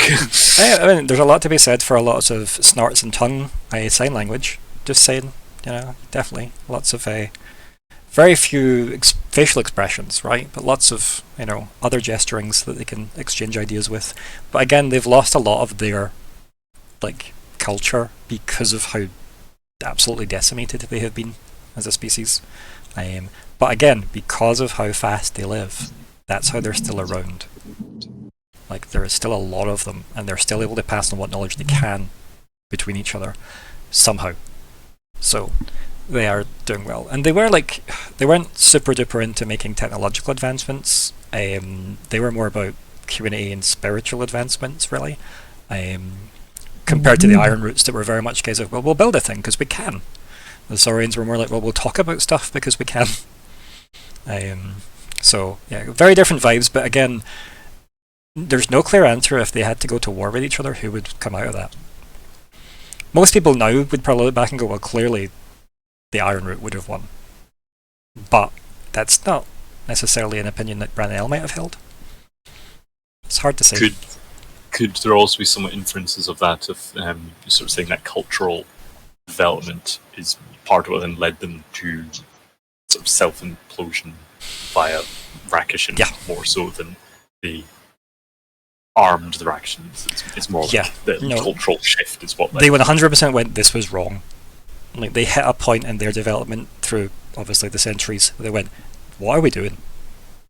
Like, we can do that for ourselves. We don't need to be outsourcing by force our workforce, right? We're actually losing skills by doing that. And the whole point of them was to try and keep making a better generation and a better generation and a better generation, because they want to keep passing on more and more collective knowledge. Which sadly does mean you need more and more Saurians to do that. And you can't have half your city full of Rakishan slaves doing all the stuff that you should be learning and teaching. So yeah, they kind of did evolve past that, and then that went terribly for them. But karmically, kind of deserved, to a degree. I mean, the Rakishans did not need to go full genocide. And they're struggling to do that, centuries later. The Rakishans they haven't got rid of the Saurians, and the Rakishans have built a massive war machine. Their entire empire is so militant. And you've seen their wonderful current leader. Good old Solar Emperor Sun.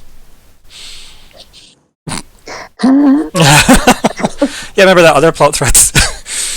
Across the sea. So yeah, that is a thing regarding, I guess, there's a good bit of Cascade history for use in general. I don't think there's much else you can really glean from this location regarding those subjects at all. I think a lot of them point is that you just want specialists. A lot of this stuff is I use connecting dots because you have spoke to so many people, right? It's not like the books you have read said every single thing I've told you guys.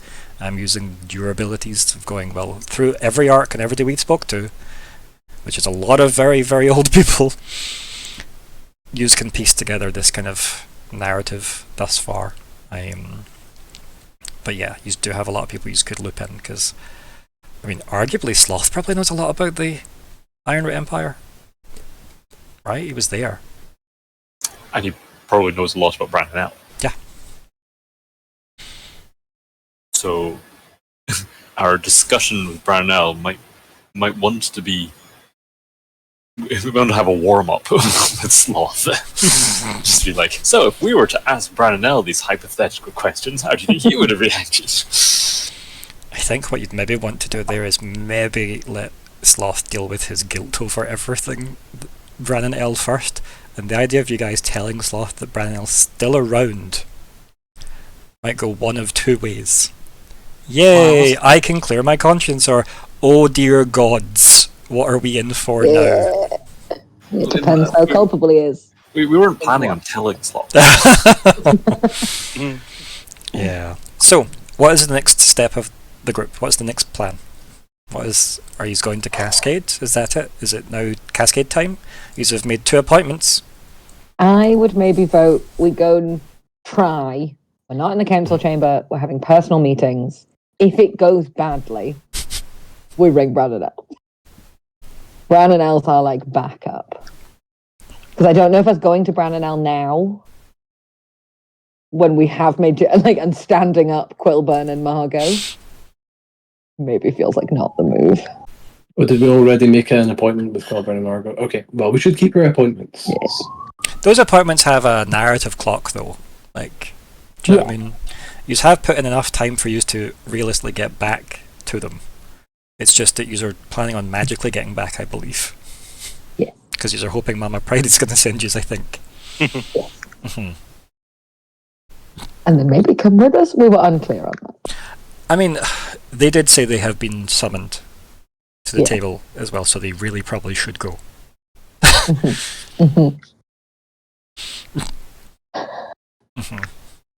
And so I think we are still on that. Just convinced him that, yeah, maybe we did, but trust us, don't go any further and don't pull this thread. Well, from last time, right, the planned conversations with both, obviously, Quilburn and Margot, you just wanted to go to Quilburn first because you've got, like, Ignysera as the kind of niece hook there. And for the purposes of narratively explaining, obviously, Kalli away, that conversation will have been a secondary conversation where Quilburn will speak to you guys after having spoke with Ignysera. And Ignysera might be there in the narrative, might not be, depends on how that conversation goes, and then you guys will have to then say your pitch to Quilburn as a group. And again, Pride's thoughts on this were, if we just get their vote on our side, all we have to say is, this happened, then this happened, and that meant it wouldn't cause a massive fight, because the key points that Pride brought up were, there's already reason to go to war, and it's Lightscale herself. She is a hybrid child, which looks like a consolidation of power between 2 members of the table. Why is everyone looking at Pride all of a sudden? So, if anything, Pride could spin this in, I was trying to keep peace. But you can imagine that's maybe Pride doesn't really want to get as involved at all. Pride wants to be able to have their vote count, to be like, I don't care about this, let's move on. And wants you guys to have Quilburn and Margot to vote with Pride. Which is, let's just understand that this is like a denk matter, it doesn't affect the table, the faithing is resolved. But is it? I think there's merit to discussing Kyrill's place in all of this. I think there's merit to discussing Brandon L's place in all of this. I do think those are both different types of nuclear options. But it's not like you aren't in a situation that merits this level of consideration. I think those have a lot of merit in this, because I think it definitely scales up this is what we're dealing with. Like, whatever yous have got going on privately with your own countries, the Rakishans turned up and knew Lightscale was the queen. And she'd only been queen for 2 weeks by that point. And they were on the coast by that point, and it takes longer than 2 weeks to sail between here and the Rakishan Empire. Because they'd have to leave the Seat of the Sun, which is the city that he rules from. Of course, it's called the Seat of the Sun. You'd have to travel out of that city, which is massive, through Tabarinth, the best named city in the entire map. Travel from Tabarinth to the coast to get on a boat, sail across the sea, avoid the Stormfall Island. Yeah. Or Stormwall Island, sorry. And then... yeah, I'm doing this from memory, I'm not looking at the map. And then getting to the coast, or into the docks of Cascade City, and surprisingly not shot down by the entire army of mages that were like, what's happening and why is there like a Rakishan warship coming in? And it turns out it was just a wee Prince Ali style entranceway. I have all these gifts. Hundreds and hundreds and hundreds of gems. Beautiful gifts. So that's obviously quite a big concern, and prides like that, why, like, you know, that could be a massive problem. Probably not for me for a while, but still a massive problem for people that, you know, are mortal. Yeah. So, step 1. What's your plan? What are you tackling first?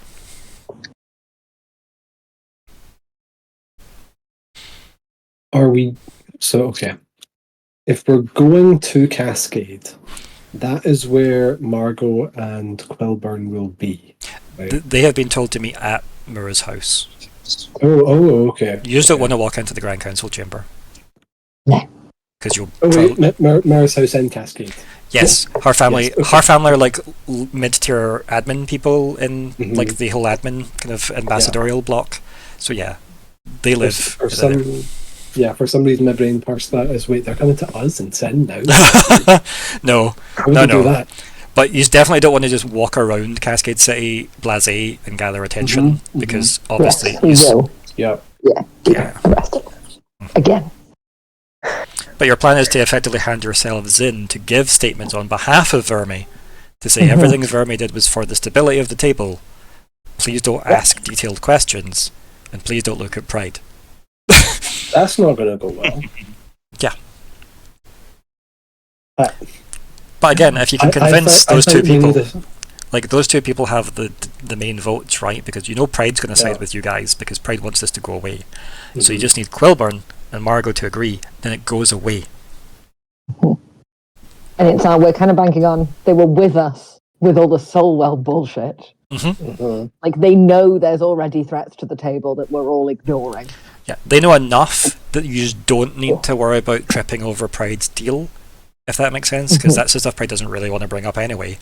But you just don't really need to. You can be like, look at what's happened so far. There are much bigger problems. We can't be infighting right now because of the Rakishan gem fiasco. Like, why have they replicated souls? Why are they like... why is it like a handful of souls? My instinct is that trying to move past it in that way is going to be a case of just kind of screwing the lid of the pressure cooker on a bit tighter.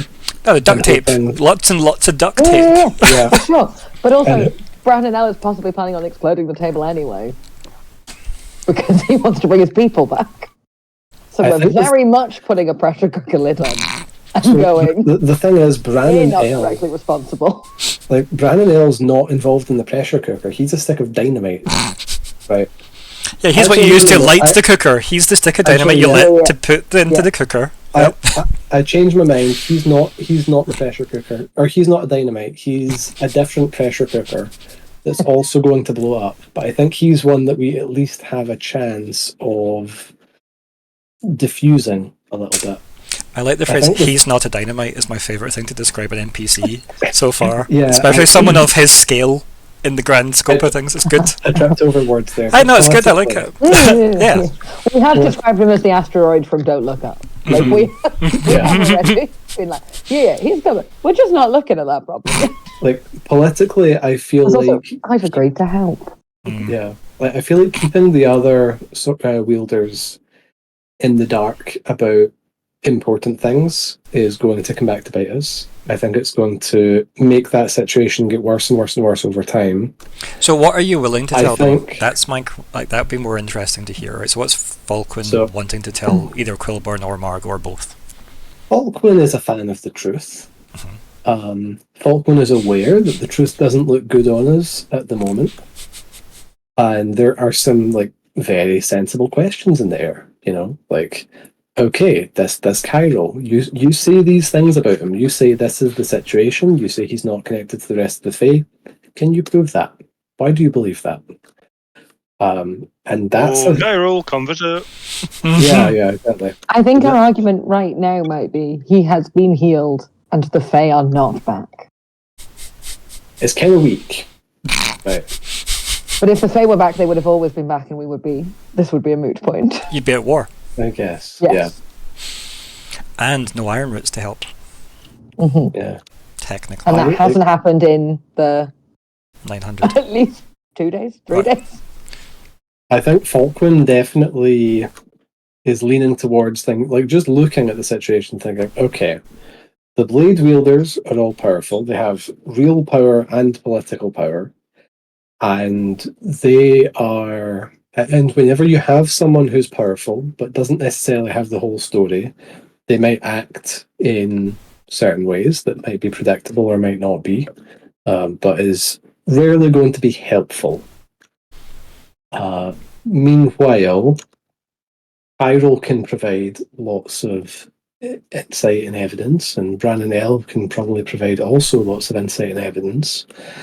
And Hyrule and Bran and El and the table, if we live in such a nice idealistic world where we can manage to get everyone to not kill each other, might find a happy ending. Yeah, I don't disagree with any of that. I think as well, the thing to keep in mind is Bran and El is still supercharged from that ritual. So if there was anybody that was a threat to a Fae still, it's Bran and El. He is described as the first A blade. single Fae. All the blades were designed to kill Fae. Oh, good God, yeah. Yeah. Bran and El himself is a Fae killer, right? But that doesn't mean to say that he wouldn't necessarily hear out Cairo. I'm not saying that to stop that. Yeah. I'm mostly highlighting the fact that he's a very good trump card to say, use are worried about this Fae, who we know is Cairo, and he's lovely. However, if you are super worried about it, we also know that Bran and El's still alive, and he's kind of, well, I can phone him if Cairo steps out of line. Yep. I think. Okay, so here's my suggestion for how we go forward. I think we keep our meeting with Margot and Quilborn. I think we tell them about Bran and El and Cairo, everything that we know as far as we know it, everything we believe, everything that we understand that we might not know for sure. Just kind of give them the situation. And then also get in touch with Bran and El before we go to the council chamber. And have Bran and El be there in the Elves seat. That's what I would like to happen. But okay, my point would be the elves in their current configuration voting against us is one thing. Bran and El voting against us, even if everyone else votes against Bran and El, we've lost. But Bran and El, if we can get even slightly on our side, we win. But we've probably got the other two. But so Falkwin's whole thing here is this is not just about us getting through this whole thing safely. Sure, yes, important.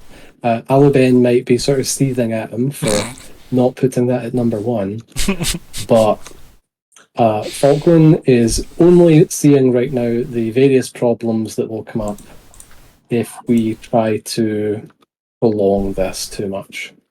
I think I do agree. I think if we treat this as we fix this and then we run away and there'll be no problems ever, it probably won't go away. And I agree with your point of I think what we came to in the last 2 weeks is we do need to tell at least a version of the truth. But I think our current understanding was that what we are currently, we/Vermi are on trial for, is Sir Ethane helping to heal Chiral. Like, that's the bit. He went in, he saw the Fae, he helped heal the Fae, and then he reported us all to the council. Did we? So currently a situation is that we're defending against healing the Fae. There Or, isn't like, necessarily aiding knowledge the out Fae, there of- technically, Yeah. Yeah. But I think we've all instantly jumped to, well, we let him out. That's not necessarily what we're being tried on. Hmm. It will raise the question, how is there a Fae in the world? Yeah. Which is the thing you have been Yeah. concerned about generally, Yeah. but yes, it's Yes. likely the charges are specifically you're aiding a Fae. However, Yeah. doesn't mean to say you're not going to be asked, how did you happen upon this Fae? Yeah, for sure. There's also, you know, That's also okay, a conversation we've got to avoid. It's how does the Fae get injured in the first place? how I get injured, yeah.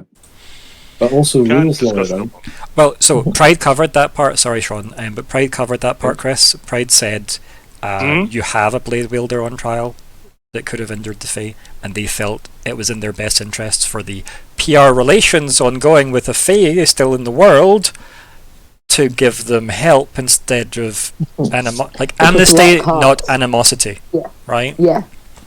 If the Fae heals and we haven't helped, however the Fae got injured, that Also, looks worse on us and we'll be angry Fae. So rules lawyering. This is not something that Falkwin would ever suggest. It's not in his style. It's more of a Lockhart thing. But I, Sean, find this hilarious. We are on trial for aiding a Fae, and one Fae is all the Fae by definition. But Chiral is not all the Fae. Chiral is Chiral by definition.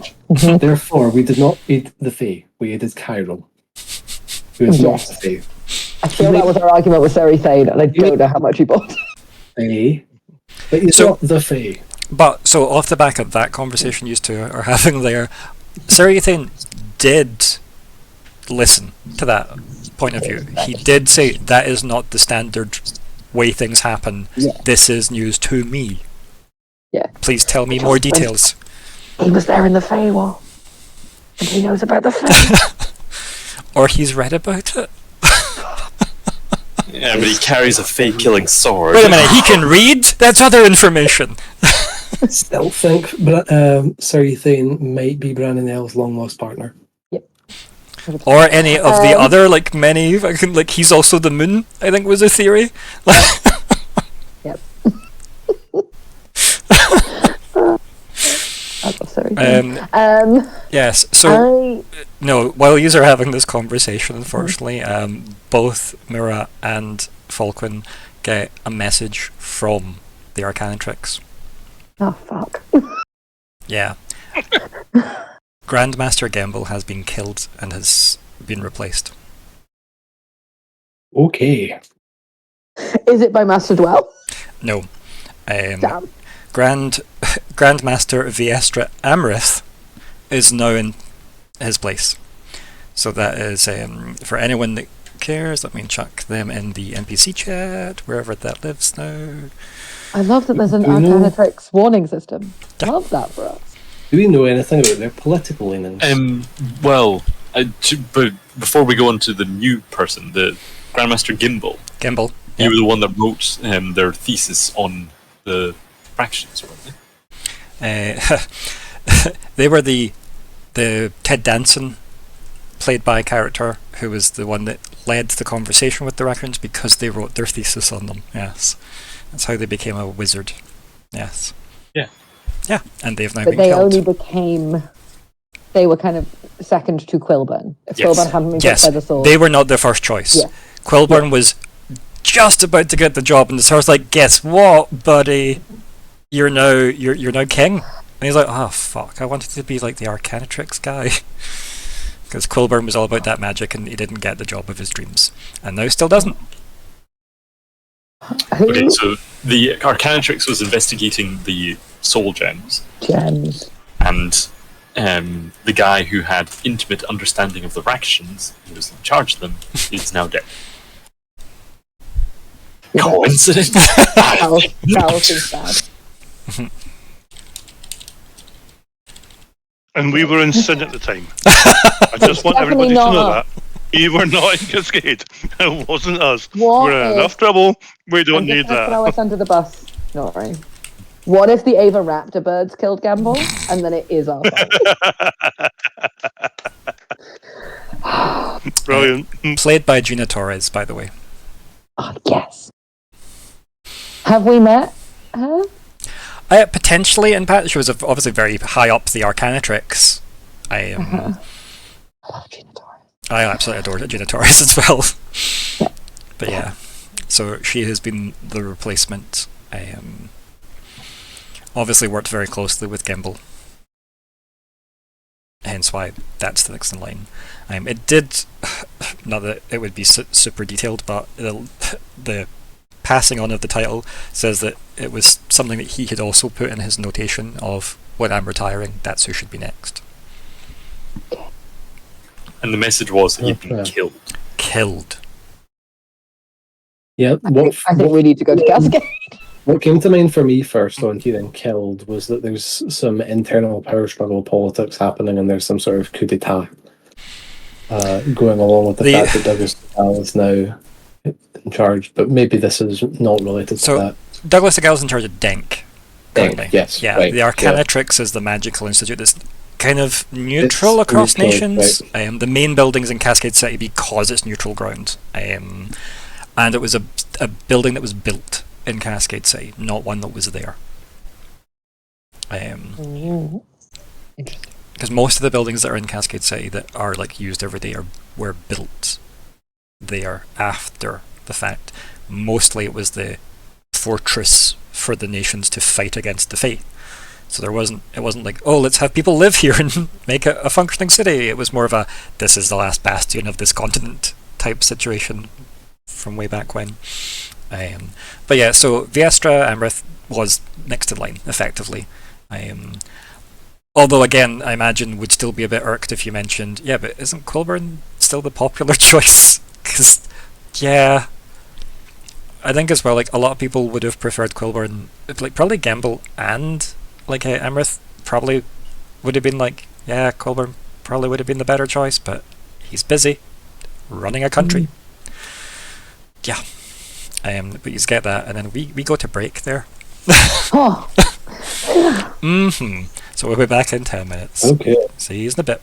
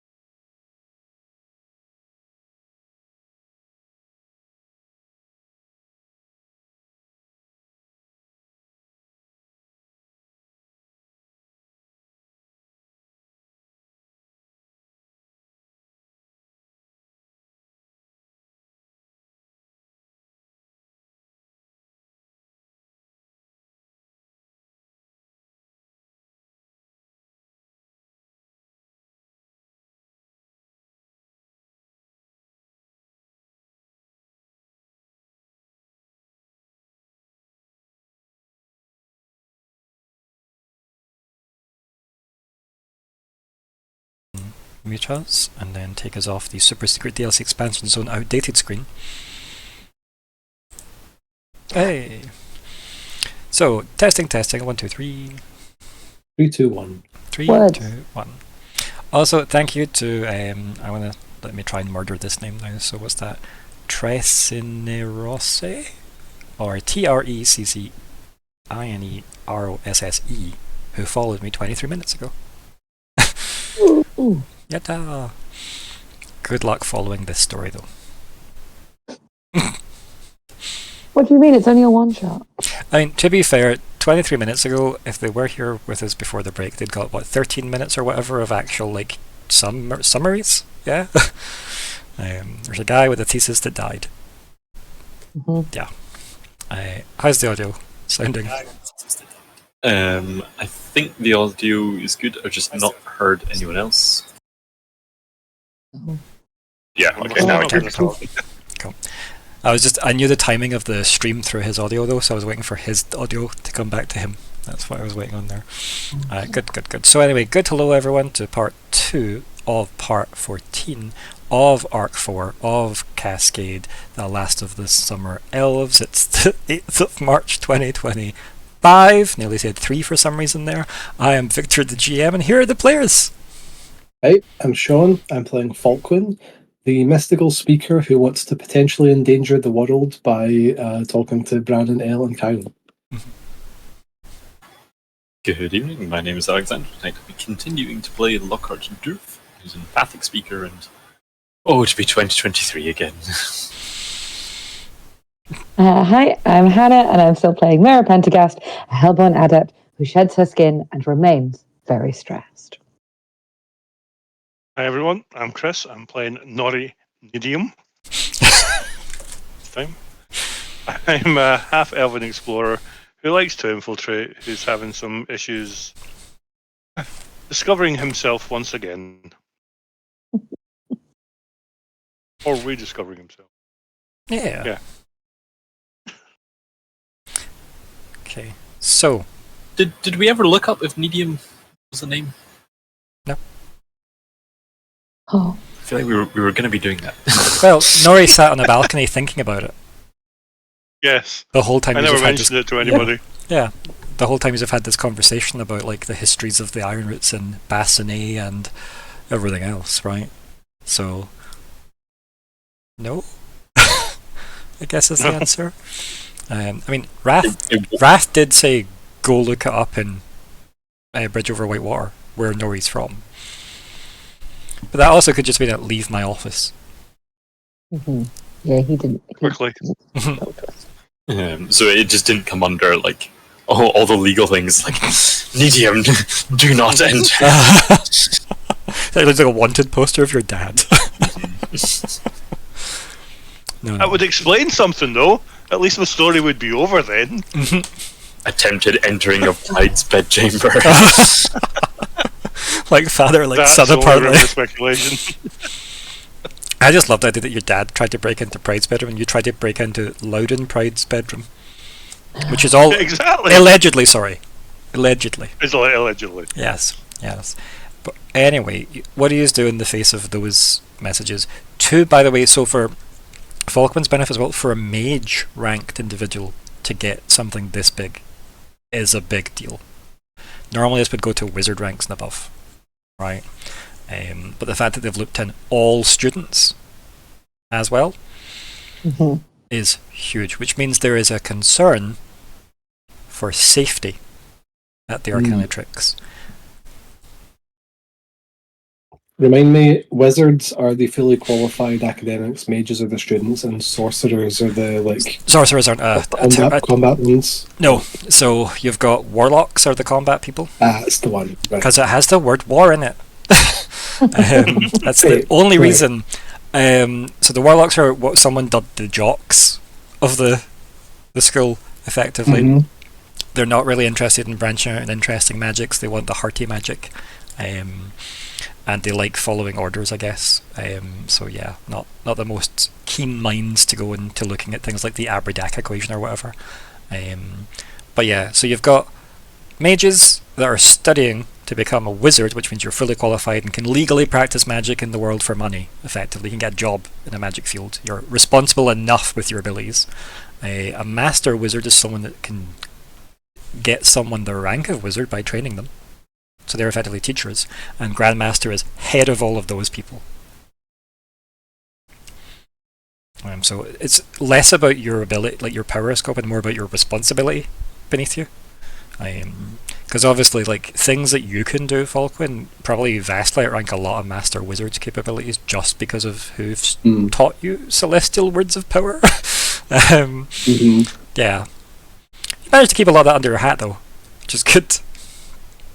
But you're on track to becoming a wizard anyway, right? Like, once you've done your contribution to Sierra's work in the Aberdac equation, you'll likely get your credit in her paper, and thus you'll probably use that as your, by the way, I'm also now a wizard thing.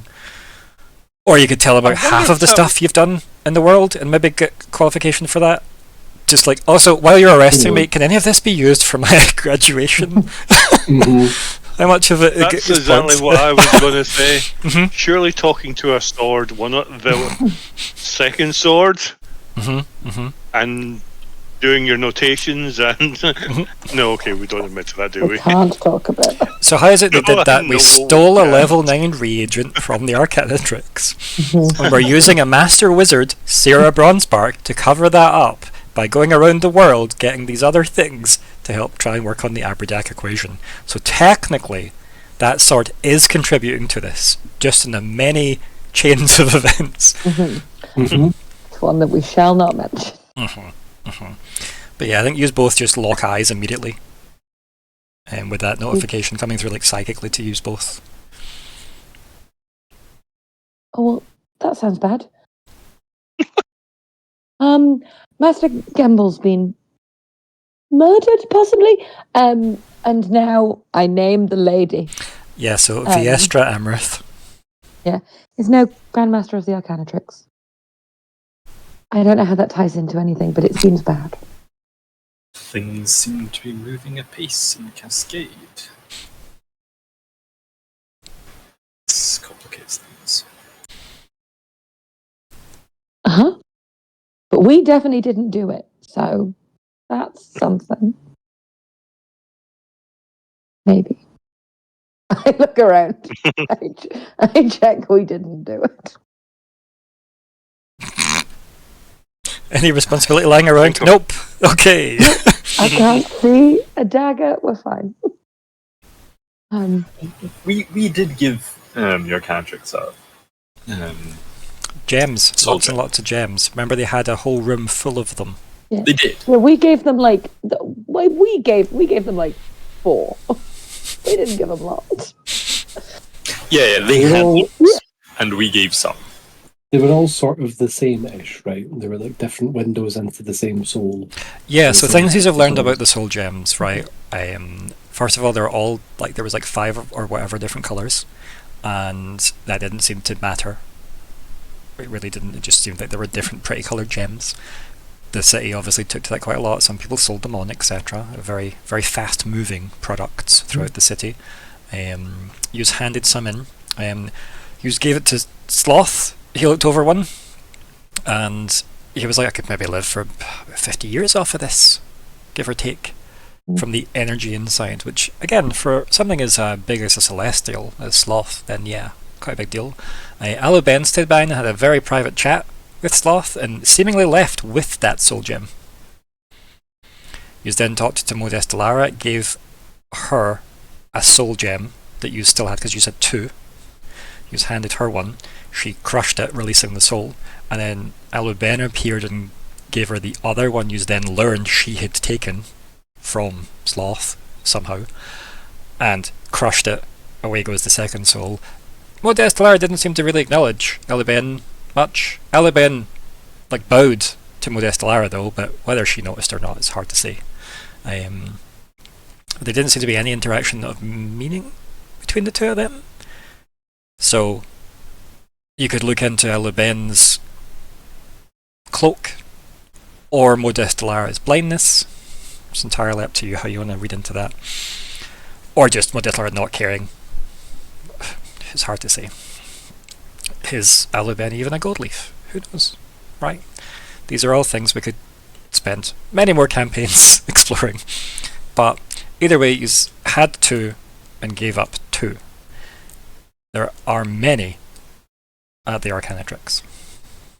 And what he's learned was, after some study, they've learned that it seems to be like 12 or 13, give or take, resonances from souls. So it's like they're all a collection of maybe 12 or 13 souls, rather than all random. And it's not the type of thing that people should be able to do, is echo a soul across multiple vessels. The implications of that are kind of crazy. So we think potentially whoever was behind that might be the same entity that got the knowledge to the Rakashans and got the Rakashans to us in as quick a time as they did. I mean, potentially. The Rakashans did turn up in a big boat full of people. So it's hard to say, but potentially. It would require someone very powerful to do that. I feel like we did speculate wildly, as we all want to do, in it being some kind of celestial. We tried to find out where all the devils were, and had any of them been to the other continent. So before we get to risk of doing that again... Yeah, Sir Ethan, let's check in on it. Did he make all the soul gems? Okay. We've got the trial to go through, and then we've got to explain ourselves to Sir Ethan as well. Like, those are not the same problem. Yes. To be fair, though, a lot of the weight of that conversation goes away if the trial acquits you.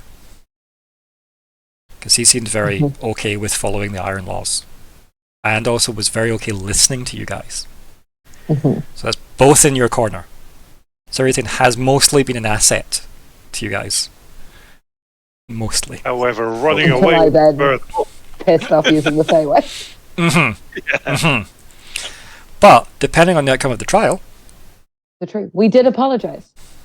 We said the words, I am sorry that we involved you. But not with the outcome of what you did. So... Like, we're still happy you helped our Fey pal. Yeah, but we're sorry we did it without your consent. Yeah. And that seemed to be the thing that really annoyed him. Like, you've now made me complicit in a breach of this as well. Yeah. I maintain he didn't have to. He at some point went, I'm still going to heal them. I've come all this way. It'd be rude not to. If I'm staying the night anyway. So, are we going to Cascade? I think we have to. Yeah. Falkwin's going to keep banging with the drum of his preferred way forward, but at the very least, we're all in agreement for the moment. We need to go to Cascade, and we need to keep our appointment, and we now need to see what the fuck's going on with the Arcanatrix. And I do agree, like, if we can't get Margot and Quilbin on side, then we press the Bran and L button. Fuck it. Seems fair. If we do get them on side, we should do that anyway. But happy to be overruled on that. Well, not happy, but willing to. I will accept the outcome of the overruling, but with protest. I would like to continue not looking at the comet, hurtling towards us for a little bit longer. Whereas Sean's attitude is, use the chiral power of pulling it to us quicker. Yeah. Yeah. In I more think ways it's than that hard one. thing of, I don't want to tell people in case they try and stop him. Which, though we should try and stop him, because technically he might bring the full Fae back. Like, we don't know what him trying to bring his people back is going to do. But I also think he has the right to try and bring his people back, so... what can you do? What are you going to do?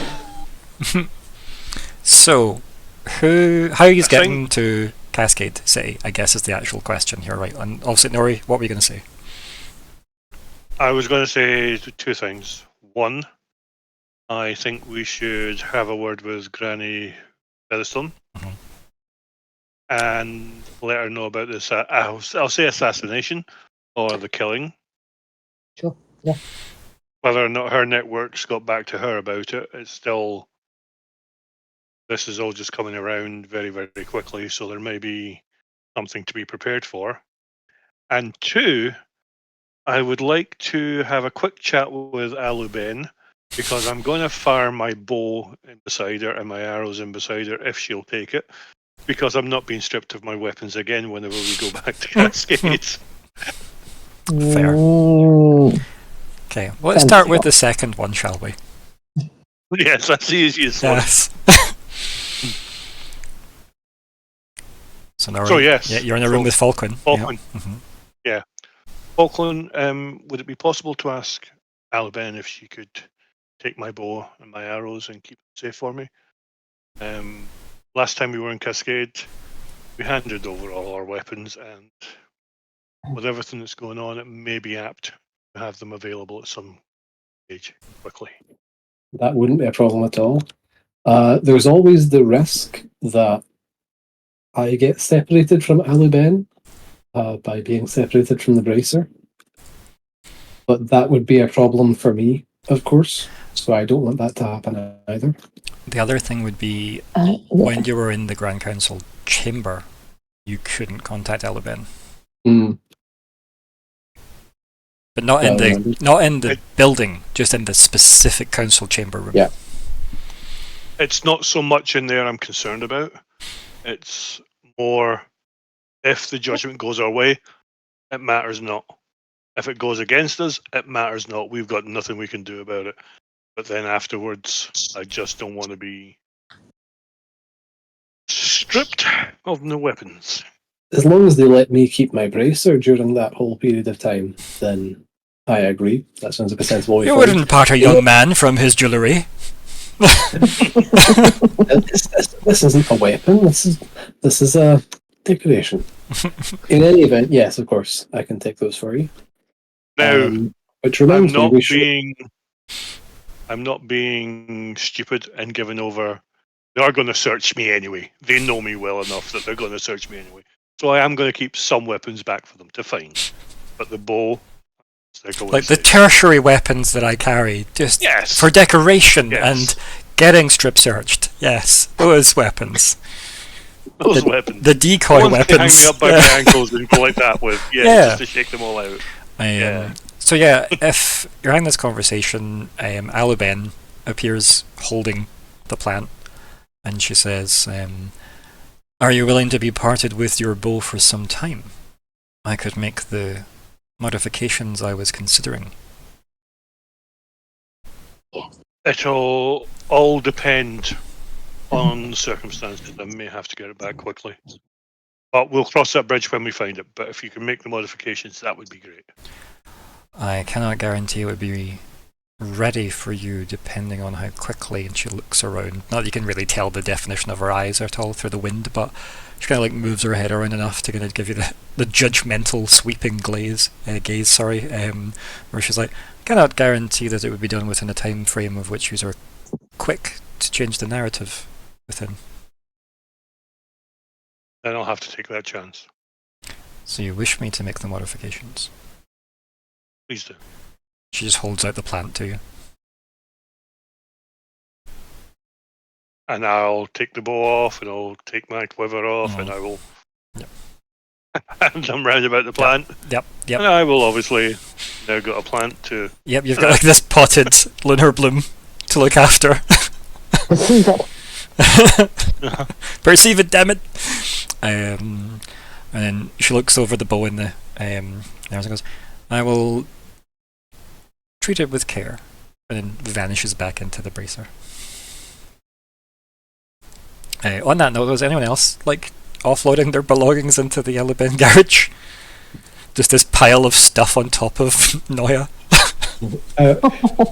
On that note, I do feel like we shouldn't forget about that, and we should deal with that.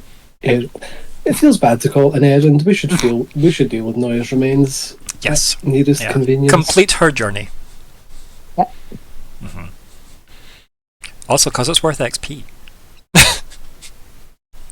on the goals list. Mm-hmm. Right, so, next step. What's happening next? Do we go to Pride? Oh, you want to speak to... We should let Grandma know.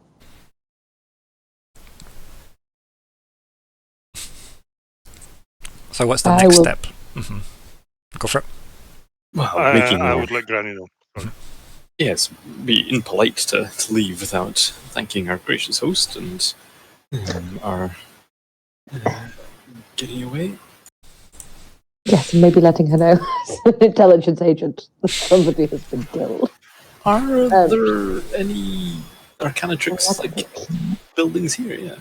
Yeah. There is an Arcanatrix in Sin. Or like a outpost, Like if you a will. satellite. Yeah. Yeah. Same as there in is. Red. Yep, exactly. Yeah.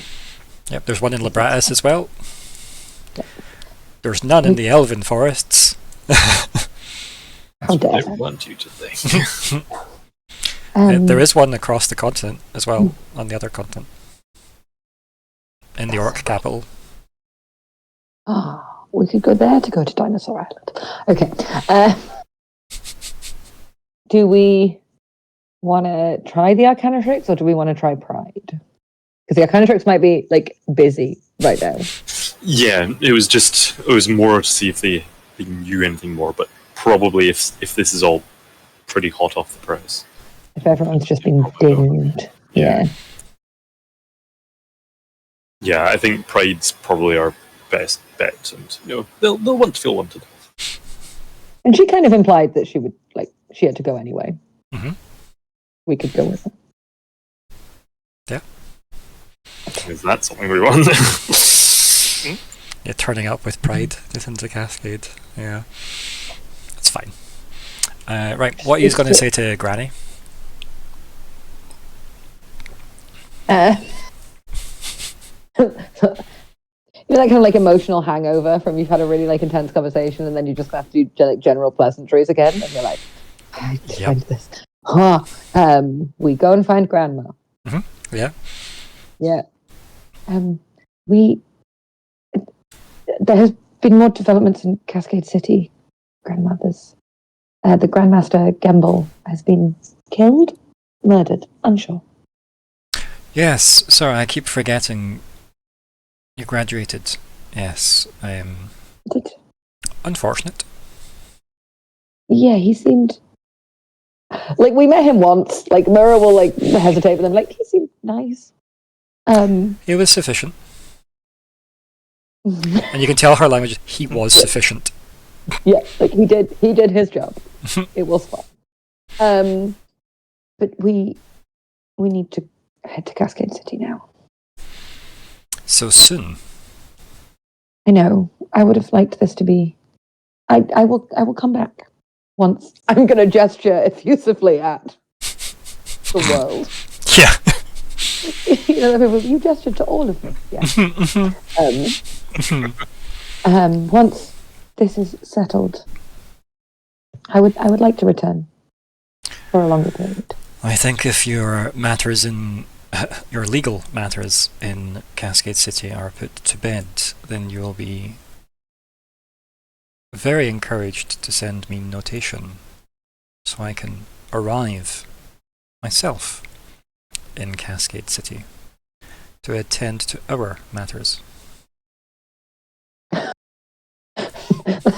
Yes, Myr'ra will agree to that. Even in her head, it's like, oh god, that timeline's very short.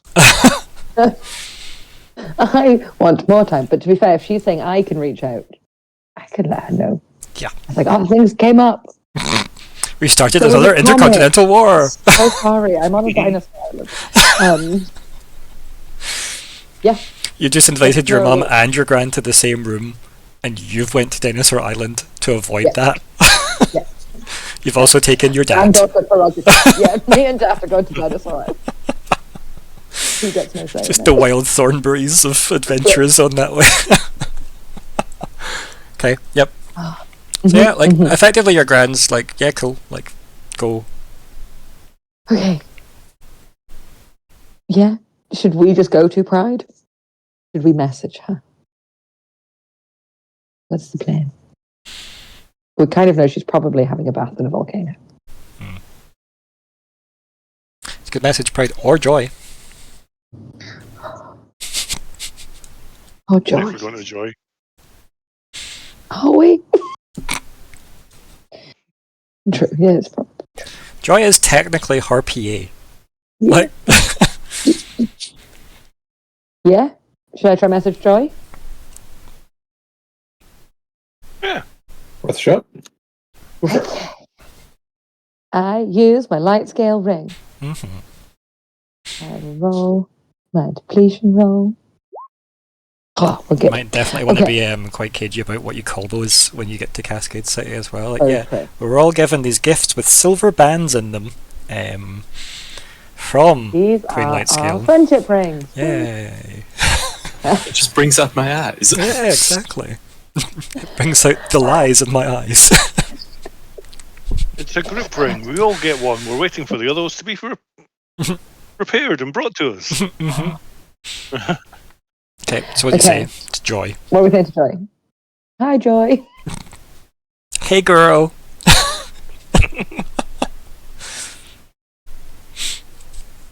Well, Should I say something along the lines of like Pride said she could get us to Cascade. It is urgent that we get there. Now, is she available? We've already like spoken to her twice today.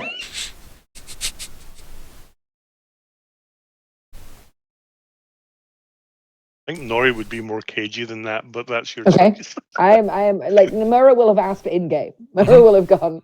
Help me write a note so I can read it. I What would would you like? try and keep it more subtle and let Pride come to us and basically just say, our business in Sin is complete. We are now heading to Cascade City. Did you want me to message Pride in herself? No, No, to still Joy. Yeah, still Joy. And Okay. then see what the reaction is from Pride, whether she comes running. I would Or whether worry that she'll we've leave us there already almost. effectively summoned her to this house once today. And I don't know if her Oh, pride... we're going to her. If the message comes back and says, yes, come back, Pride is waiting for you, then perfect. Okay. mhm, Yeah, mhm. we're not Yeah. summoning anybody, we're just saying we're heading back to Cascade. Yeah. Okay. Any I'd arguments? Any? No? I wrote that down. Yep. Nori, what did you say? I repeat what Nori said. Yeah, so you're basically your business in Sin's done. You're looking to get back to Yep. Cascade City. Please let Pride know. Yeah. Is Perfect. effectively that seems like the Uh-huh. most convenient thing. Okay. There's probably quite a lot of rambling because it's Myr'ra, but yeah. Yeah, you make use of the full allotment. And Joy replies, "Oh, so lovely to hear from you. We should write more often."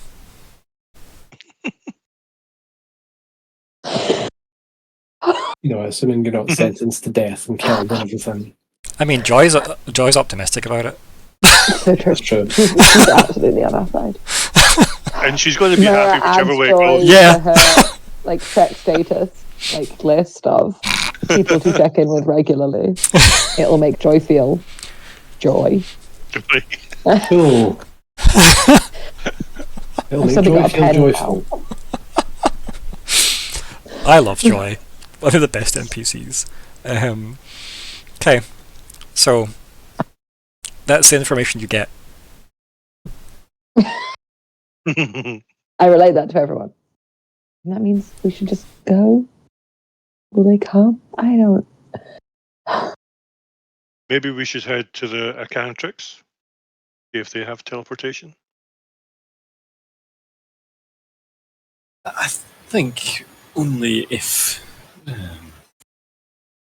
we were to be rebuffed by Joy or by Pride.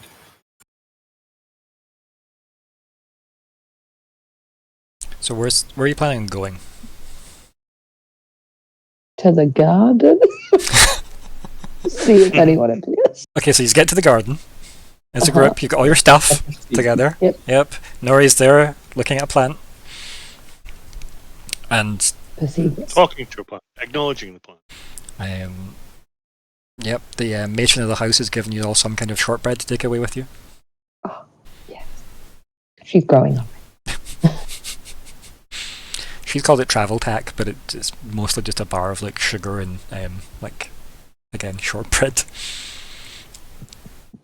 Haverstock comes sniffing around. No sign of Tavistock actually. No sign of Tavistock. Is he in the brace? Crawled in. It's in Falkwin's hair, like just a little imp. But no. So yeah, no, there's no sign of MD in the garden except you guys. Shit.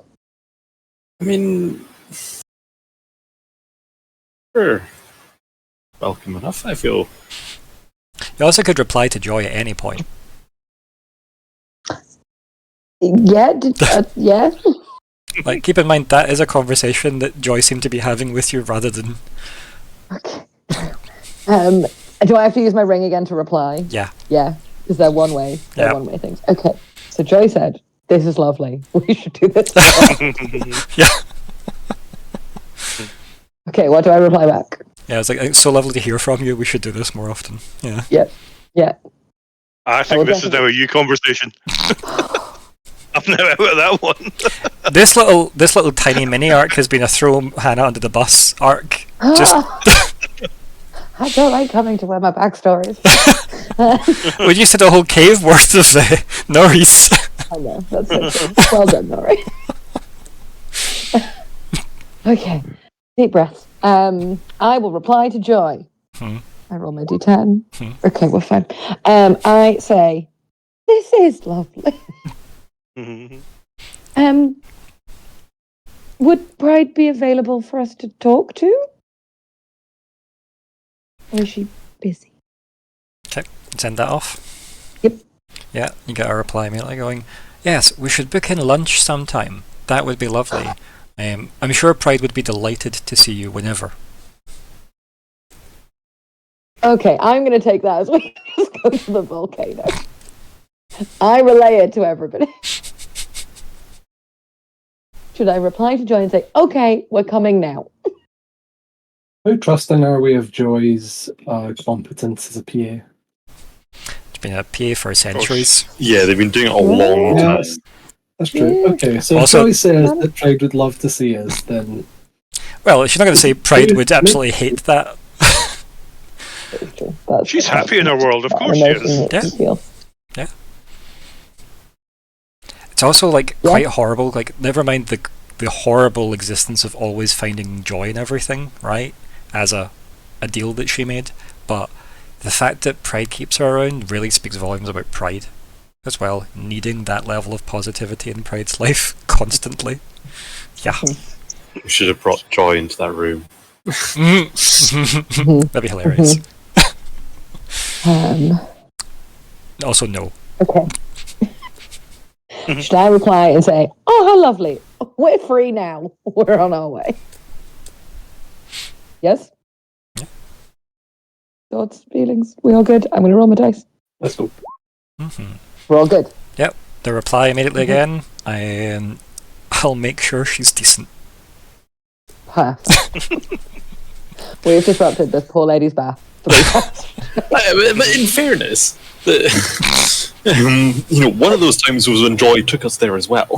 Yeah. So, Joy's ability to make sure she's decent should have come into play that first time. Why have I got this like vibe of Joy organising a play date between her child Pride and Yeah. her friends? Yeah. I mean, fair. It's like, yeah, Yep. I'll make sure she's out of the bath and she's got her pajamas on.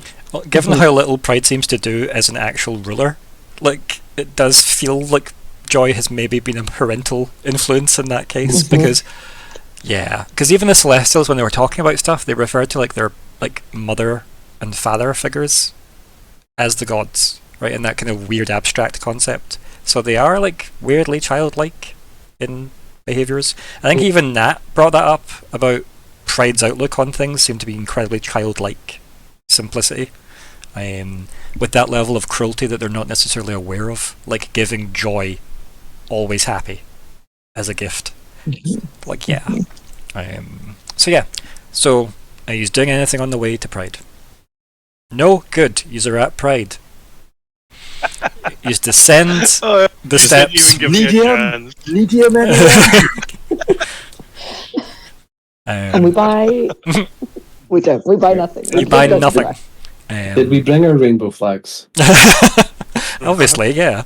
As you get halfway down the big kind of spiral staircase that goes all around the outside of the kind of corkscrew staircase into the volcano, you get about halfway down to where like those big burly guards were, and out walks Pride at that point. They ultimately open the big gates for her, and she goes, "Well, thank you, boys," as they acknowledge her and close the gates. And she goes, "Well, time to face the music. Do we have our stories straight?" Yes. Good. Yes, Lockhart, we do. Like, Whatever we say the story is what we've agreed to for it. So yeah, she starts walking up the stairs again. I think Myr'ra will try and tell her. I'm going to assume she probably already knows, but like, I don't know how fast these things travel. Of Master Gamble and the Arcana. Yeah, and as you bring him up, she'll go, "Who is he?" Grand Master of the Arcana. The current, was the he was the Grand Master of the Arcanatrix. He's been killed.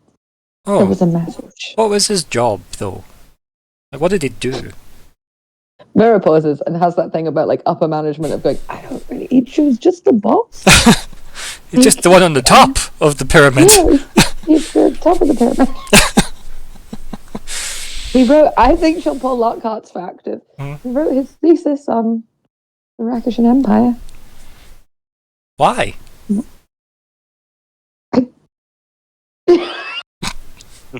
Guess he was interested.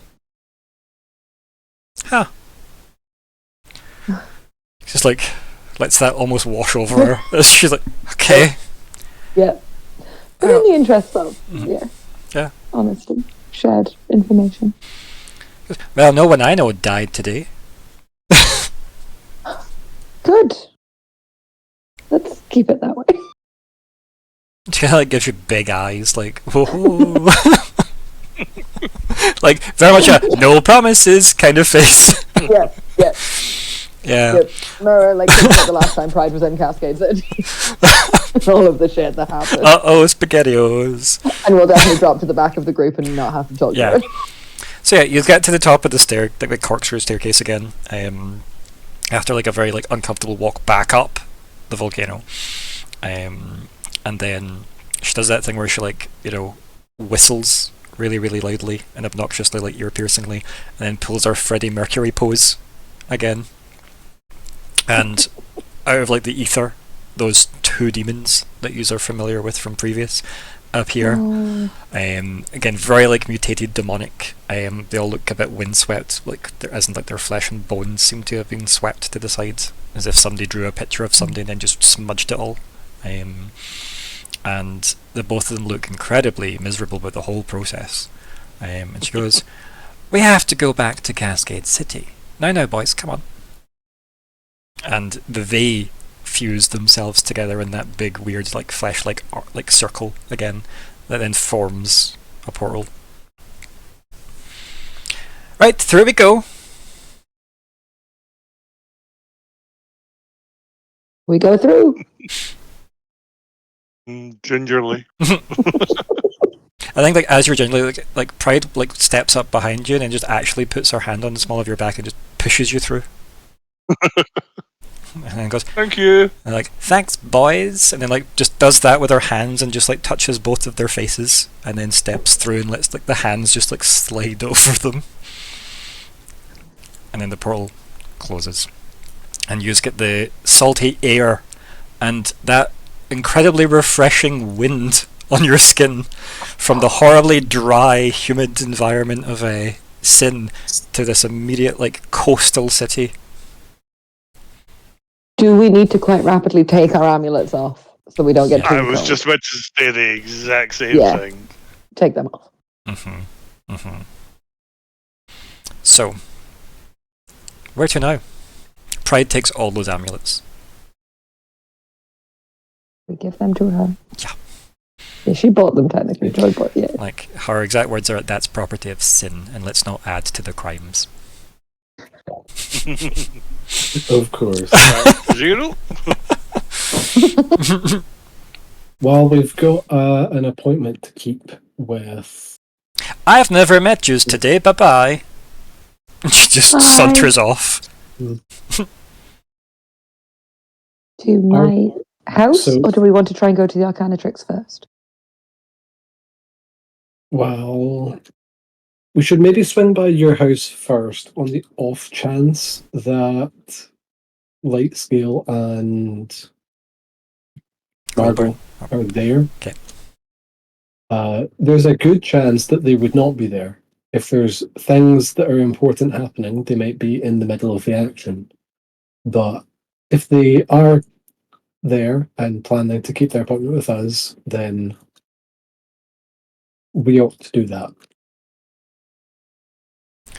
So, I could mess- yeah. Yeah, so I could message my parents and be like, are you still at home? Has anyone come by? I think for the sake of like efficiency here, you can assume your parents will still be out because you've timed it, so they'll be out. Okay. Yeah. And you can assume that there is something in place that lets you tell Quillburn and then Margot to make their appearance. You're doing those meetings separately as well, so Quillburn was first and then Margot was second. We can also assume that Ignysera has went off to make sure that happens by the time you get back to your house. Okay. So unless you have anything else to do between now and then, like visiting the Whitehall. Yeah, we should do that. Let's do that first. We should go give Noya. Okay. And if we do don't that want first. Nori to be staring at a plant the whole time, we might also have to drop that at the Arcanatrix. Should we drop by an Undertaker's or something? Like pretty the body up, get her on some sort of like cart or something that we can wheel in, rather than just kind of plopping her out of Alaben's garage. Alaben like, hey, tipping off all the weaponry this- off of her and being like, yeah, actually. yeah, like, hey, this one's yours. I feel like you wrapped her though, right? Like you did wrap her. Yeah. You have done what you can, but yeah, it's really up to them to intern her now. And you would know I think we enough should- about that to like, Yeah, get her out of the garage before we go in. yeah. Yeah. I'm strong-ish. I could try and carry her. I think maybe we take her like a block away, and then a bunch of us Just sort of all you work hide in an together, alleyway. carrying her. Wanted people Yeah. go into an alleyway, produce a body, come out of an alleyway, take her to the Whitehall. Yep, it's amazing. Exactly. Yeah, Exactly. it's so good. That way we're all carrying the body, and she can have this kind of dignified walk up into the building. Obviously, there's quite a buzz about the city, as you can imagine. And yeah, you approach the Whitehall, you fetch the body out of the garage, you then take it in to obviously the Whitehall itself. There's lots of obviously the acolytes there. That kind of are glancing at you as if what's happening. And one of the slightly more mature looking members, kind of an older gentleman, approaches Dragonborn man and goes, "Can I render any assistance? You have a fallen?" She's This is. He looks right into I was you. I was about to speak, and then I realised I don't remember her surname. I'm looking it up. it's Noya Darcy. Yes. So Noya Darcy, ambulance at the She's an Whitehall. ambulance. And she was working for Count 3. Count 3. Count 3. Yes. And she fell protecting people. Hmm. I think that's what we're going with. So you say all this to the Dragonborn man? Yep. And he goes, "Oh, it's one of our own. Oh. We didn't. Did you take her stuff as well? Like I think we left anything she had on her. Mhm. I think the horse Yeah. just existed as a horse. Yeah, I think KT has that. Yeah. Yeah. But I just mean her literal amber lance.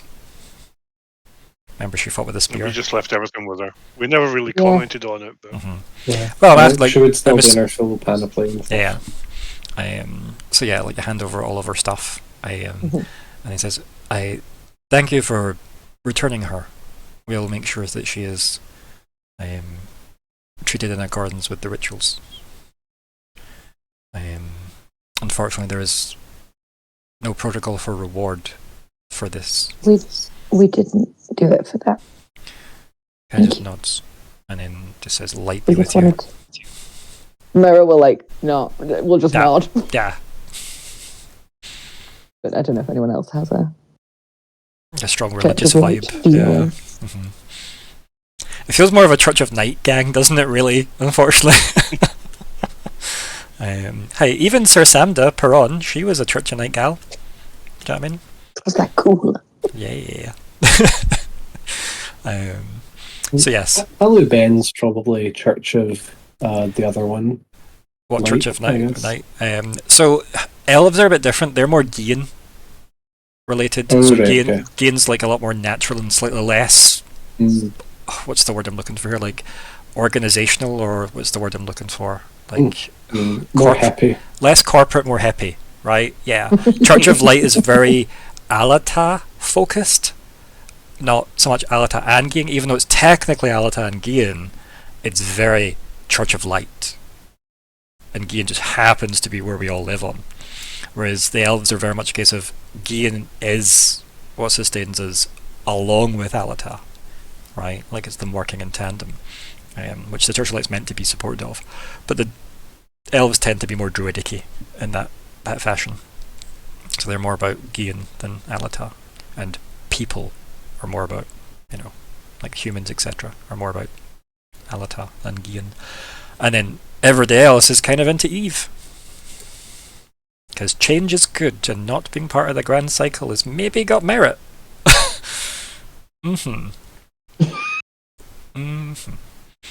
And Sir Samda worshipped Soma because it's to do with the seasonal changes of farming and stuff, which is also tied to the moon. Because what isn't? But yes, use hand over her remains, and use, I guess, just as casually as Leave. possible, leave. Yep. And head Don't back to. look suspicious. Yep. Don't look suspicious. And then you head back to Myr'ra's family home. Yeah. Again, in a fairly nice part of Cascade City. I'm definitely part of the political ruling class, this part of the city.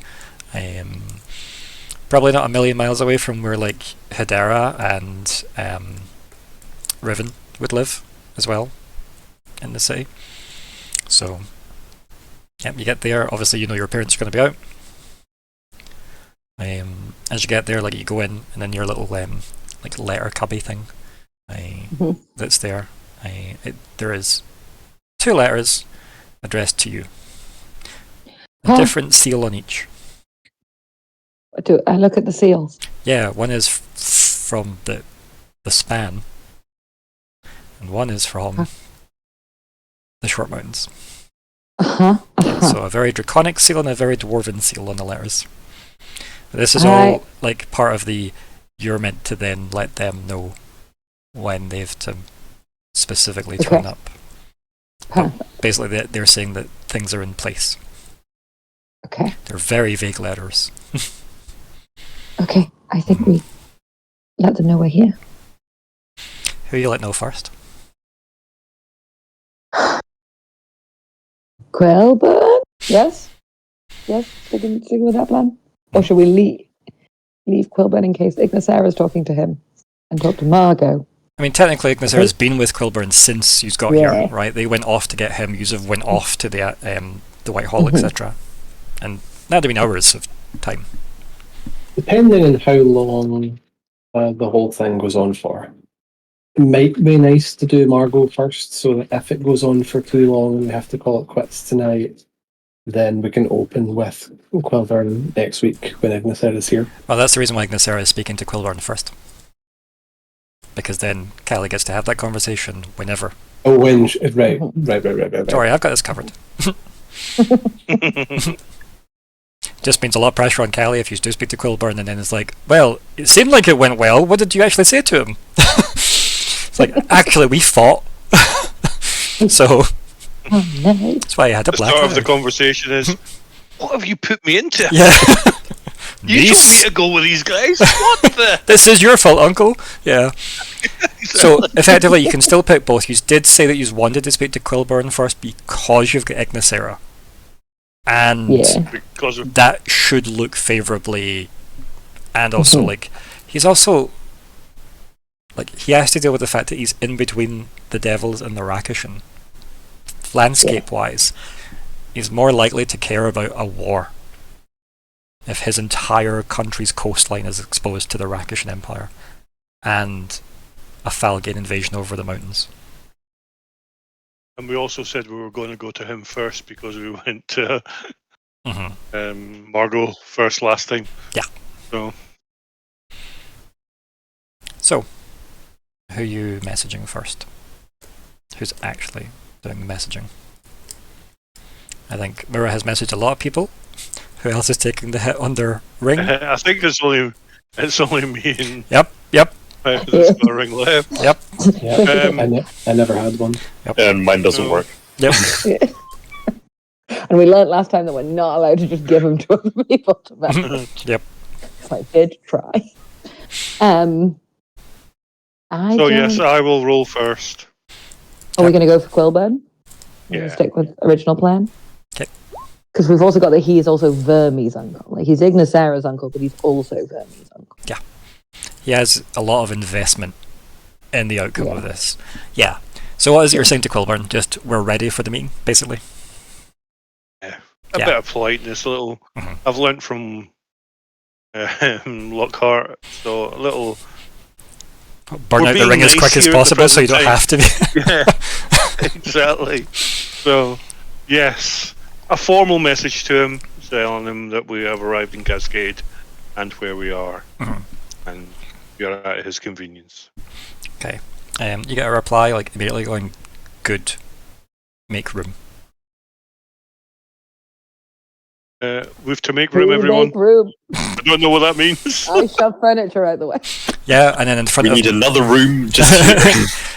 in front of Nori, like a big cyan circle like burns itself into the floor, and out steps Quillburn, a very dramatic, magical fashion, dusting himself off a bit.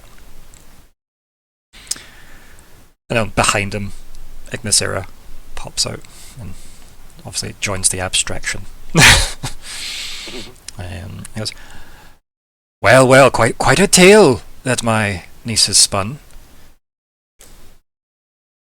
Kind of looks at everyone, raises an eyebrow, or like an ocular ridge, I guess. Goes, I'm sure you have seats, wizard? Yes? Yeah, I re-push the furniture out the way back around. It's like the table chairs are quite like soft and comfortable. It's obviously like a space that like can be a meeting space, can be family dinner, can be multi-use purpose space.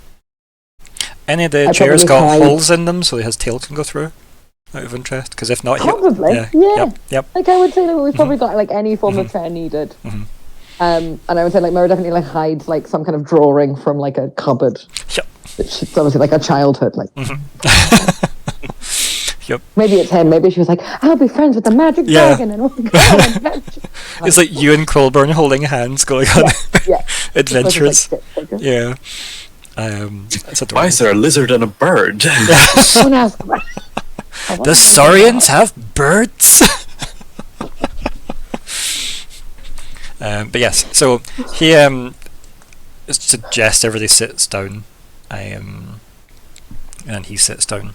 He goes, so, war.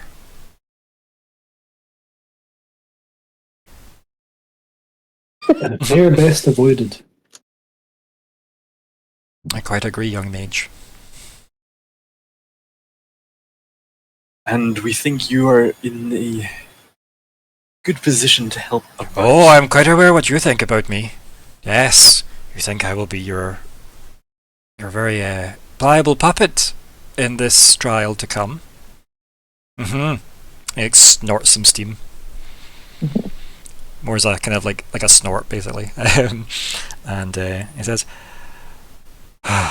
"This is messy, Ambassador." Oh, I think any attempts to put such strings upon someone like you would quickly end up with a burnt hand. We are not here to influence your...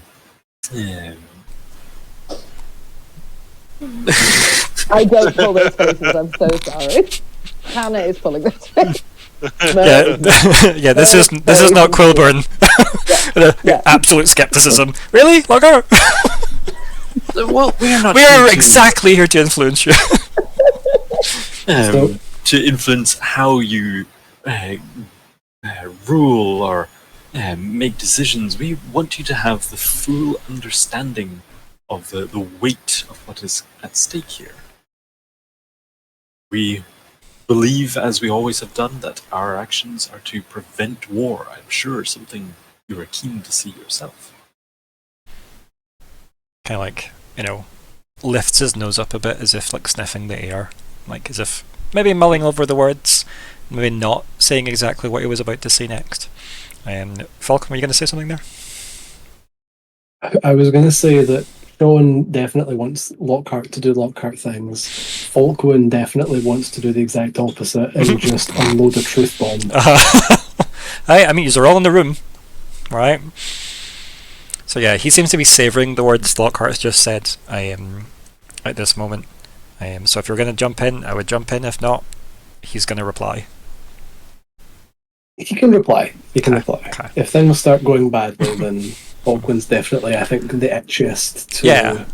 It makes sense though, right? Because you're definitely a let's get to the chase type of guy, right? Yeah. And yeah, like Alubin is all about that as well. She's so pragmatic, like about things. And Falkwin does have that inability with charm, persuasion, and deception. And it's good to lean into this. Yeah, he's very much like I'm not good at making people do what I want. It's just here's what the truth is. Here's what's logical, and if you're smart, you'll just do it. Yeah, the most academic-minded person there. Like, yeah, surely you'll make the smart decision. No, I'm a person. Ah, damn it!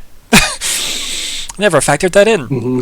So yeah, he mulls over his words, Lockhart's words, and he says, "Yes, is it your nieces that are in jeopardy, Ambassador?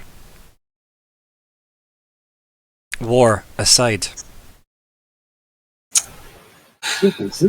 I sadly take the view that the entirety of Denk are my brothers, sisters, nieces, nephews, fathers and mothers, and I fear for all of their safeties and would see that they are safe, as I would hope our noble allies in... You must have quite a big table come feast day, Lockhart.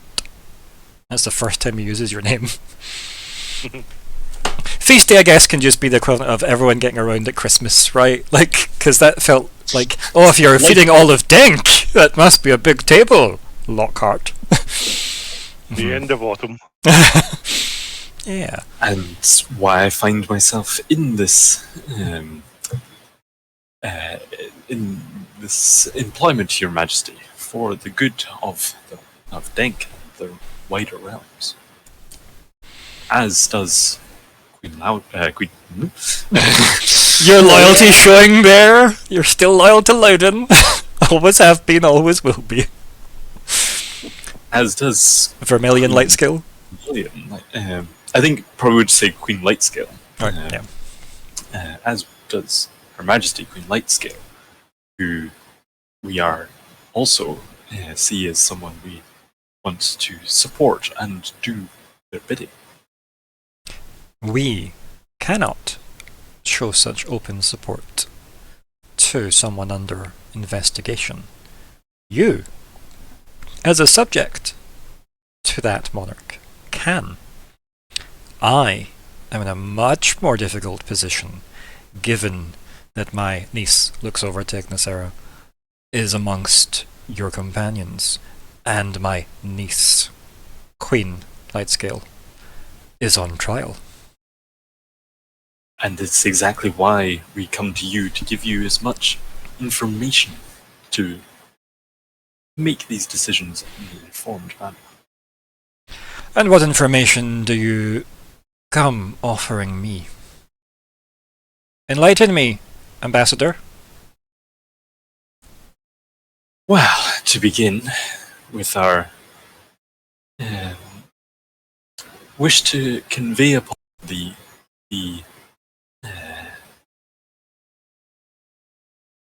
understanding that all our actions have been for the security and continuing peace of these realms.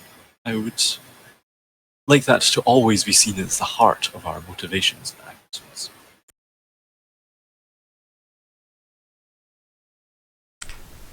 Kind of like furrows his brow and kind of says, and when do we get the information that's to enlighten me, Ambassador? Dressing up this is not necessary if time is of the essence. And he looks around the house and goes, I don't imagine you will go unnoticed for long, because I will have to report your whereabouts once I leave this meeting. We assumed that we would be on our way to...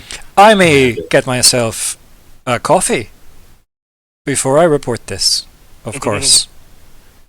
Depending on how enlightened I feel, I may have to mull things over. Maybe 2 coffees, Ambassador. May I ask a question? And he kind of like smiles, it just looks over you, and like folds his arms, and goes, Yes, Nori. And you're the only person he's called by their first name. I didn't Lockhart when he was calling him out. Mostly because he went through his head going, he doesn't have a title, so... Yeah, exactly. This may sound like I'm being pedantic, but as Lockhart has suggested, there's more than one thing at play here. Do you know why we've been summoned exactly? What is it we're being asked to do? Because that will determine what follows. And he kind of looks around at everyone, like his very sharp, draconic eyes, and then he looks back at you, Nori, and he says, You have been summoned because of your involvement with Fae.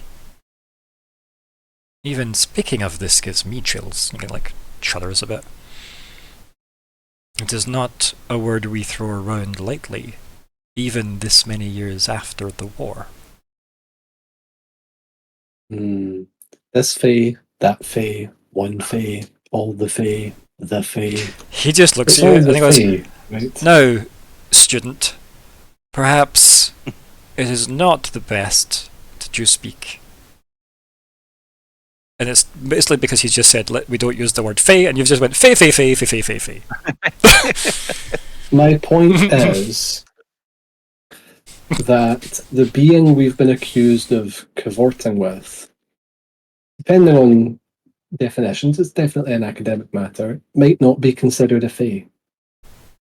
He leans back in the chair, and you hear the creak of the chair as he does that, and like his wings like almost like not flinch, but like, you know, flex a little. And he goes, "Oh, really?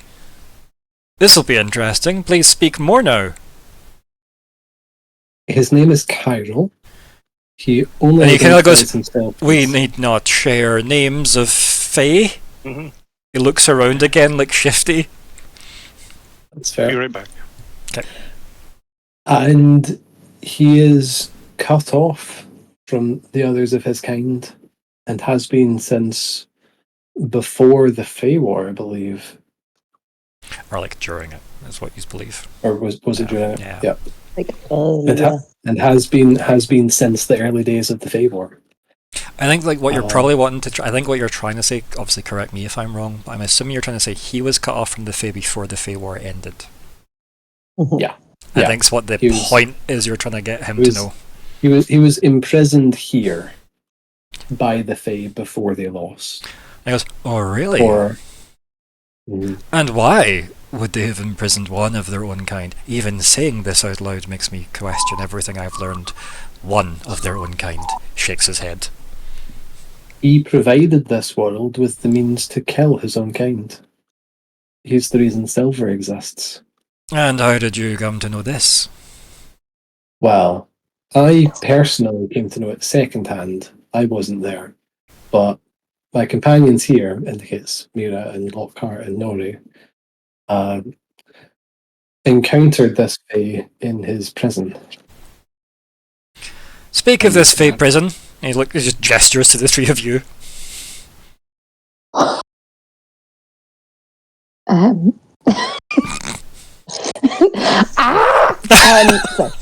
Sorry. Bird! I ran away into the forest, never to speak to anyone again. Myr'ra will step forward and say, okay.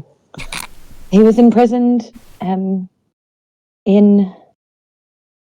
a space with nothing, and had been for, at our lowest estimate, 900 years. There was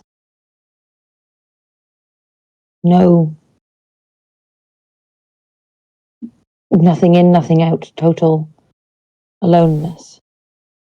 A good prison for a Fae. Nothing to... They obviously thought so. Yep. They obviously thought that was hard to say. Yeah. And it definitely seemed to cut him off from them for the punishment of aiding. Again, humanity is not the word we would use, but whatever the word is for... Cascade, you could just say, right? Yeah, for aiding Cascade. Or the people of Cascade, Yeah. Nice.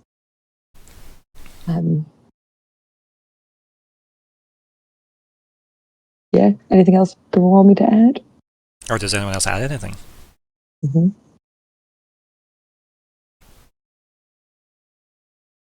I think, I guess... Chris, your mic's up. Yeah. All right, yeah.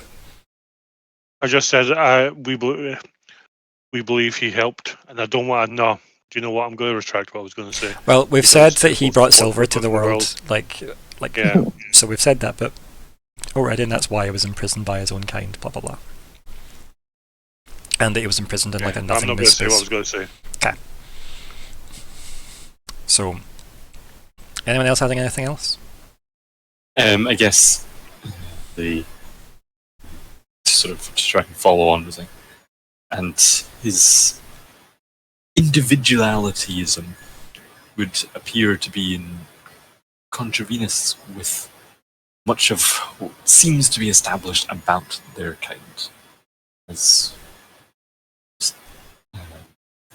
my learned friend Falkwin is saying, perhaps they are not of their kind in the way that we think they are, or their kind is also not what we think they are. In any case, it appears that there is inconsistencies and irregularities with the current understanding. Of that I can agree, Ambassador. We know very little accuracy with the Fae. Only what has been passed down.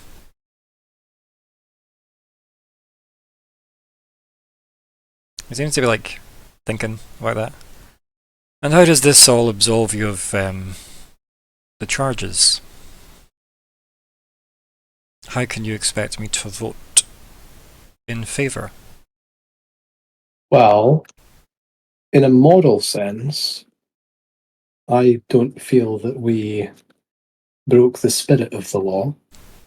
And He chuckles at that, by the way, like a big proper belly laugh of And in a legal sense, like I said earlier, what are the Fae? What is a Fae? What are the Fae defined to be in our understanding? They're all one. He has an aneurysm and dies. And Chiral is not. Chiral is separate. Chiral is something new and different. He just blinks slowly, just a double blink, oh my god. Okay, at this point, are we bringing up he was injured? And in the interest of maintaining peace, we didn't want him to die without us helping. Yes, we're going for that bit. I mean, that is the story, yeah. Yeah. Yep, that would make lots of sense to do next. While he was assisting the world. Mm-hmm. Or But he we've was got to be trying very to bring... careful here. Yes, exactly. This is the bit we have to be careful about. Can I have a slight, before we just get to that, slightly deeper cut? When Carol told us its name, that was quite a big deal. Mm-hmm. And I don't think we've necessarily impressed upon that to everyone so far.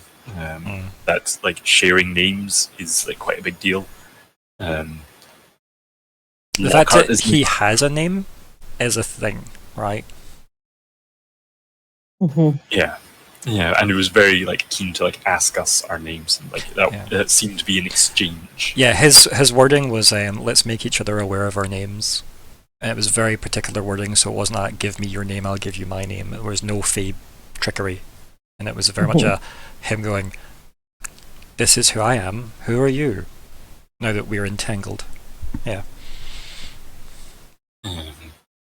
It's something Lockhart's always been careful not to use his name, just because it did feel like the same way that it gave it to us a bit. So I don't know if that's something maybe Lockhart has just sort of taken from it, other people might not have, but I think it might be something just to be slightly more reserved about. Falkwin wasn't there to take that away. Yeah, exactly. Also, I know Cairo, which is why I know the name because I'm the player, but like with that in mind, would any of you have actually used Cairo's name? It has definitely came up, yes. Like, Falkwin knows the name Cairo. Like, we skipped a lot of the awkward admin bit by saying people have been brought up to date. Whether or not Falkwin believes the name has as much power as people have said it does is a different story, right? Falkwin's probably more removed and sort of academic thinking about it than Lockhart is, for sure. Yeah, which makes sense. Yeah, exactly. He wasn't there. Yeah. And also, Falkwin didn't experience the truly potential horror that could be a fey, like Lockhart kind of did, with being moved through feyways consciously of it. Whereas, unlike your like retroactive, oh yeah, that did happen, we were there. Like, whereas I think Lockhart's horror at realizing we're now in the royal palace throne room and we were here. We weren't moved here. We are here. We were here. Oh God. Like, yeah, that the actual existential dread threat of this is the Fae. Yeah. So now it makes sense that you'd be quite detached from that. And same with Elben. Elben wasn't in the war, so there's no knowledge of that for her either. There's no, like, it's all stories, quite frankly. So yeah. Is there anything Lockhart's adding to that conversation? Sorry, on you go as well. Well, it's just the I say the fact that it has a name. So like bringing up the name doesn't necessarily mean it's a bad thing. Like because it might help our cause as well. It was just. Well, he was taken aback by the fact that Falkwin's comfortable saying that. And I mean, you could read into the fact he's uncomfortable because he's hearing that you're saying this Fae has individuality, insofar as it's got a name as well. All that makes perfect sense to help you convey who Chiral is, which is important because that's what you're building. This is a person. That's not the Fae nightmare that you're like worried about. That's a 900-year-old problem. Like, you've been told they're the boogeymen, basically. So, any other additions to the explanation, which was mostly about the Fae prison? I think I would have thrown into the mix what you're saying, more or less. Basically say, if this was a threat, I don't think we would be here to answer any questions. And yeah, he mulls that over, right? He definitely mulls that over. Hannah? Well, we can tell you what he told us he'd done. His actions speak. He chose once again to help save someone and was injured doing that. And what managed to injure this Fae? This, Right. and he says Fae, and he goes, this chiral. Well done, Quitman. Now it's for you. Yeah. Okay. Very carefully now.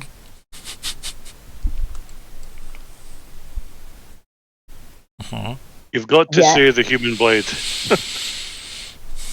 Don't need to say what blade it was. can. You could Yeah, just say he's into blade. fire blade. Yeah. Yeah.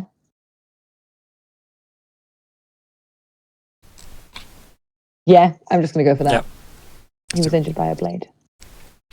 He leans back, and his hand just automatically goes to his blade, like on his belt. Valid. And he's Yeah. like, "Oh, really?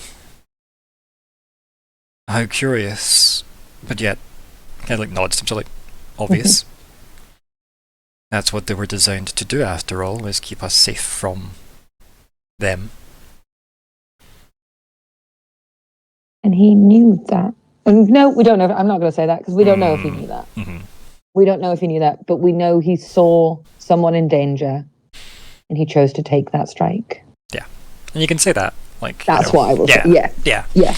And he goes, so you're saying that they are in fact self-sacrificing for non-Fae? At least he is. Or they. Or whatever. Yeah. Cairo is. Yeah. And he like actually just like rubs his bottom jaw, like, His hand like relaxes off of his hilt, and you say, "This is complicated. Where is this chiral?" Fuck. Mhm. We don't know. What do we say to that? I mean, He's Not some probably character. everywhere. Don't No. say. No.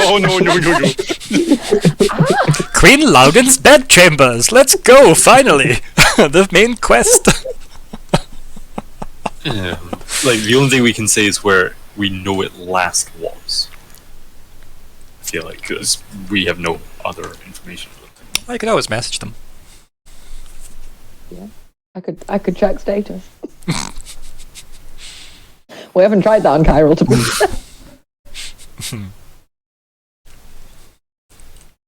What do we say to that? Oh, yeah, Lockheart covered it. We don't know where they are, but we could find out. Or just that we know they were in Denk. Because that's Denk or sort of that's Denkmark? where it's Denkmark, yes. Yeah. Because if that's where Thane was, That's that's what probably he where he Yeah. raised the alarm. Like that's probably known information, which is as much as we can tell. So we can be as helpful as we can be without losing it. So, you're saying that the last known location of Chiral is in Denkmark? Is that what these are saying? That's our belief. But yeah, I guess the last that we were aware of their location was Denkmark. As you can imagine, it was felt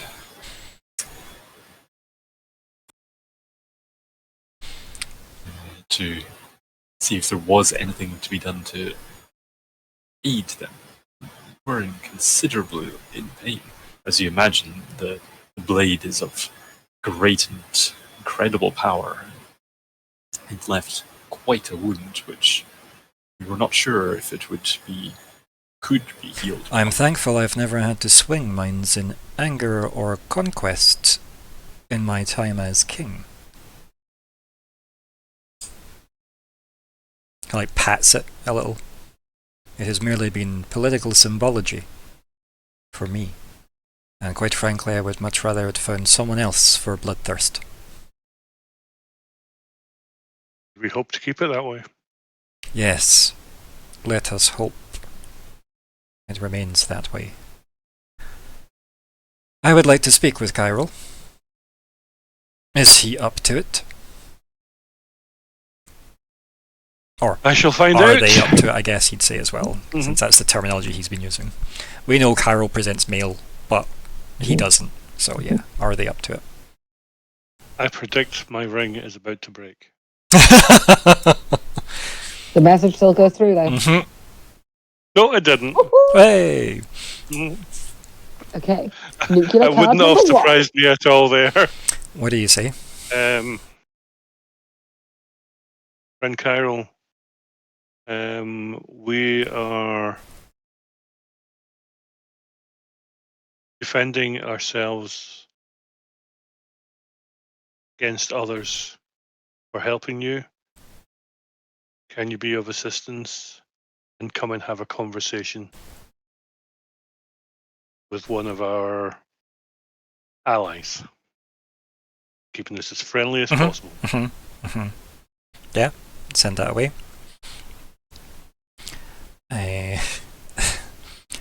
There is a reply that doesn't come through the way you would normally get a reply, right? Like your ring, etc. Like doesn't. It's not the same as the weird mentality that you can go, oh, someone's messaging me. It's this person. Like the way all the magic messaging works. You just remember being told Kyril is at the city gate.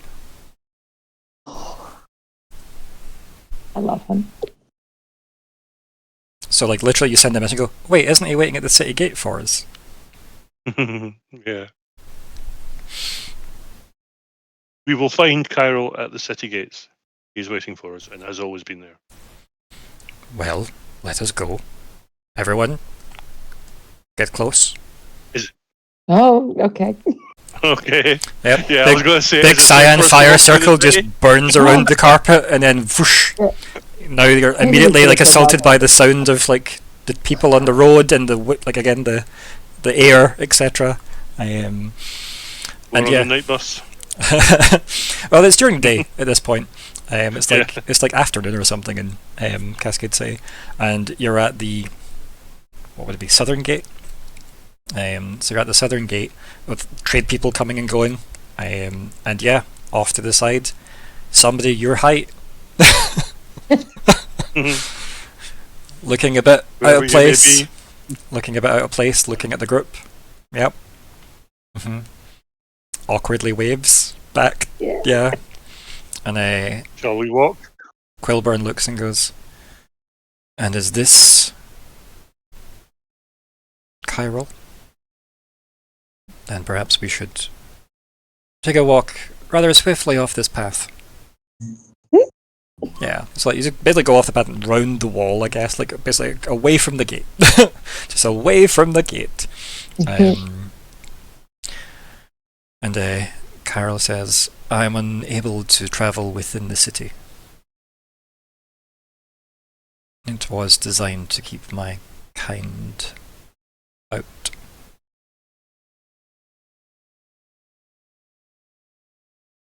Is this your ally? It is. Quilburn just chuckles at that terminology. Just chuckles. That remains to be seen. You're not our enemy yet, so you're our ally. He chuckles again and goes, bold. That's what I'll call you. We get that a lot. I'll accept that. I, for one, am not a believer in the law of the excluded middle. I love that. Yeah. You can be neither an ally nor an enemy. Yeah, the world isn't black and white. Yeah. We do not live in a world of absolutes. But yeah, I think Quilburn just chuckles at the academia coming from you. He goes, I'm surprised you have not made wizard yet, mage. Perhaps law would have been your thesis. And Kyril just smiles awkwardly during this because he doesn't know what to say. Doesn't understand the human play. Just doesn't really get any of that exchange at all. That happened and people haven't killed each other yet, so that seems fine. The classical logic stuff kind of goes over his head. He's more of a quantum logic. Yeah, exactly. Yeah, he both was and wasn't paying attention. Yeah. And Kyril says, how can I be of assistance? I am not quite back to my former self, but I'm not quite sure what my former self even is anymore.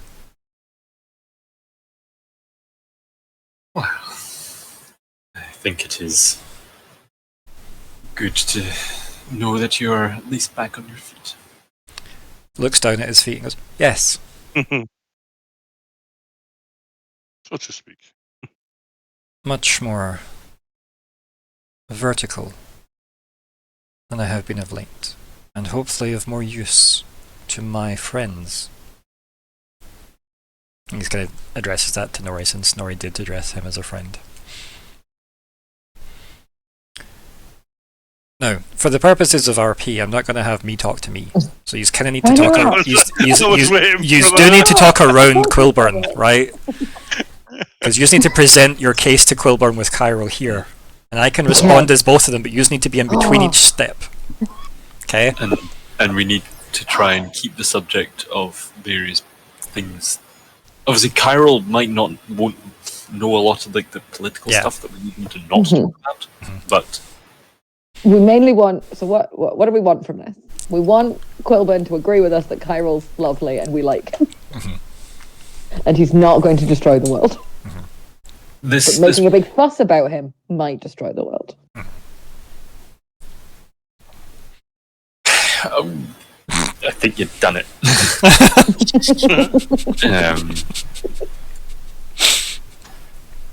I mean, sorry.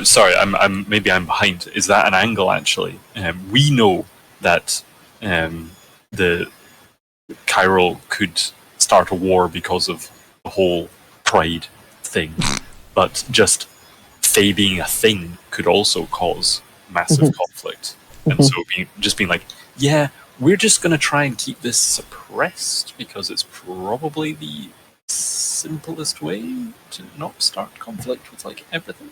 Also, keep in mind, you want the table to just put this away.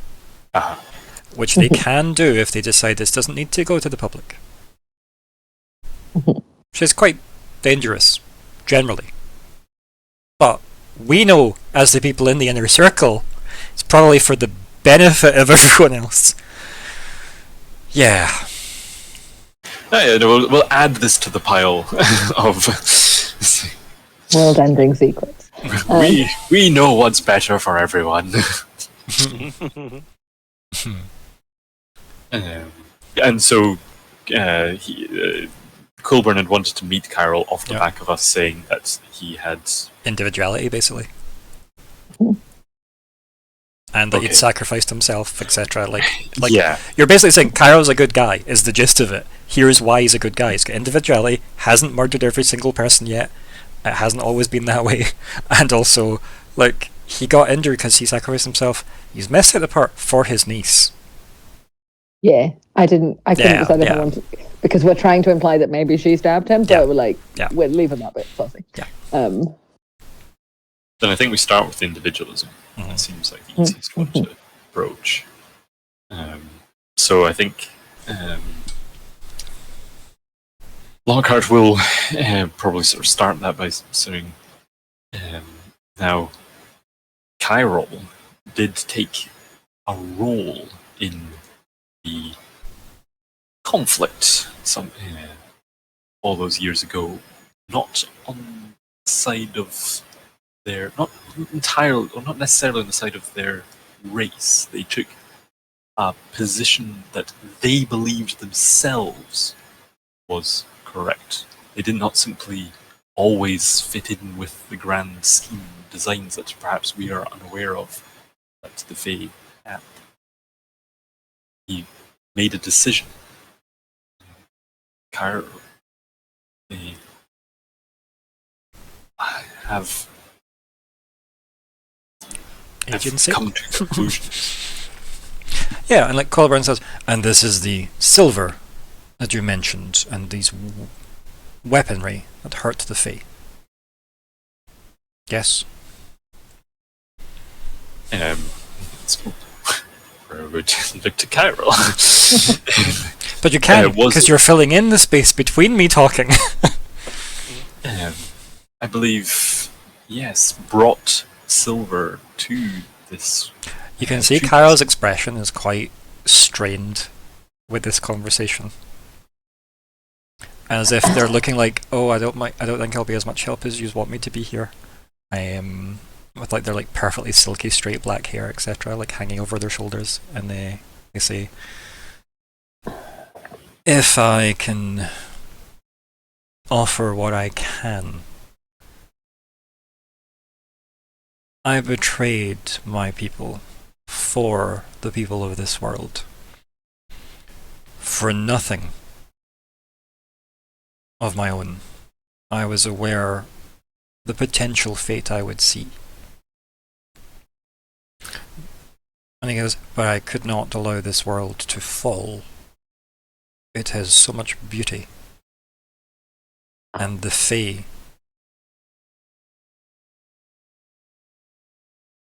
would be nothing without it." And That's, What a fascinating turn of phrase. yeah, that sounds like a way of putting that might not help in the end. but no, Oh, it the can. previous bit, very good. Yeah. No, it does because of the use of the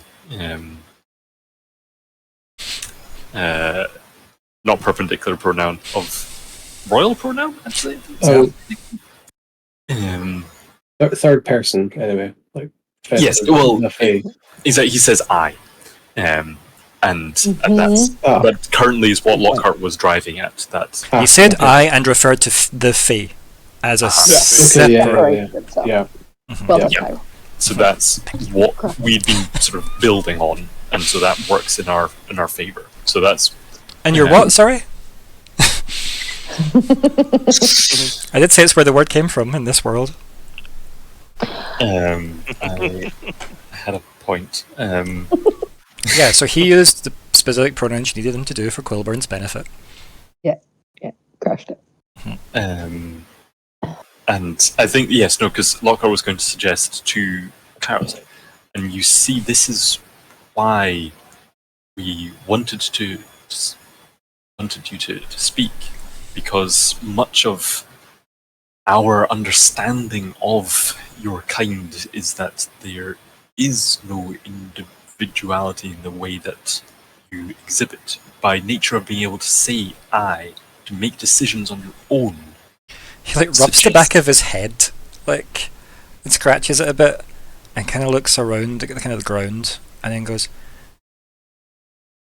"I understand the answers you are seeking, but I don't know if I have the words that can convey the meaning you would need. My individuality that I feel here, this solitude that is new to me, could be due to my kind being gone.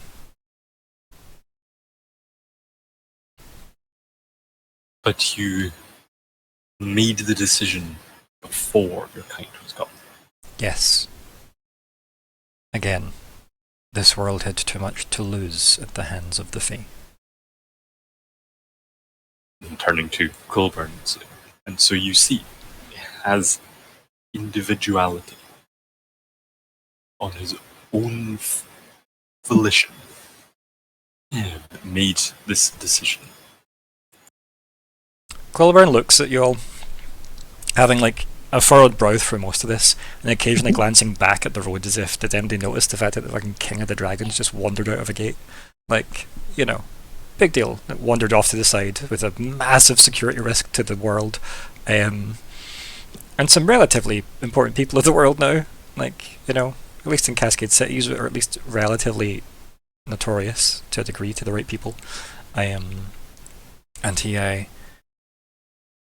of looks at everybody, and then his brow kind of like softens a bit, and he kind of like, it's almost as if he was chewing something, kind of like adjusts his jaw. Goes, "Well," he pulls his sword.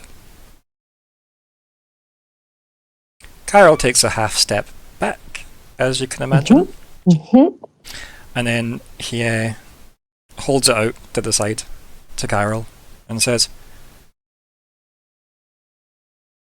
"Do your worst," and then drops the sword at Carol's feet. And that's where we... Oh, Halborn seems to be on site. Just testing them. If we're still in vaguely, Myr'ra will have tried to like almost step in front of Cairo as the sword was drawn. In like Well, he he draws might the have not sword. got No, the- literally. So the like- scene played out I where thought you said drops the sword. So Quillborn had to draw it to drop it. Okay. Okay, yeah. Okay. Yep. Yeah. So at that point, Myr'ra would have probably been like, So he pulls his sword, holds Yeah. it out to the side like this, like flat across, and then just drops it to Carol and basically says, "Do your worst." So that seems like oh, quite a blunt way of doing it, but quite a trusting gesture, right? Yeah, like- yeah. I mean, think about I'm Quillborn's not- attitude so far, right? As a group, like he Mhm. seems to be fairly pragmatic himself, right? If Carol's a risk, is it likely people will survive a Fey War without the Iron Root? Because keep in mind, he doesn't know you have a fucking ring to Branonell.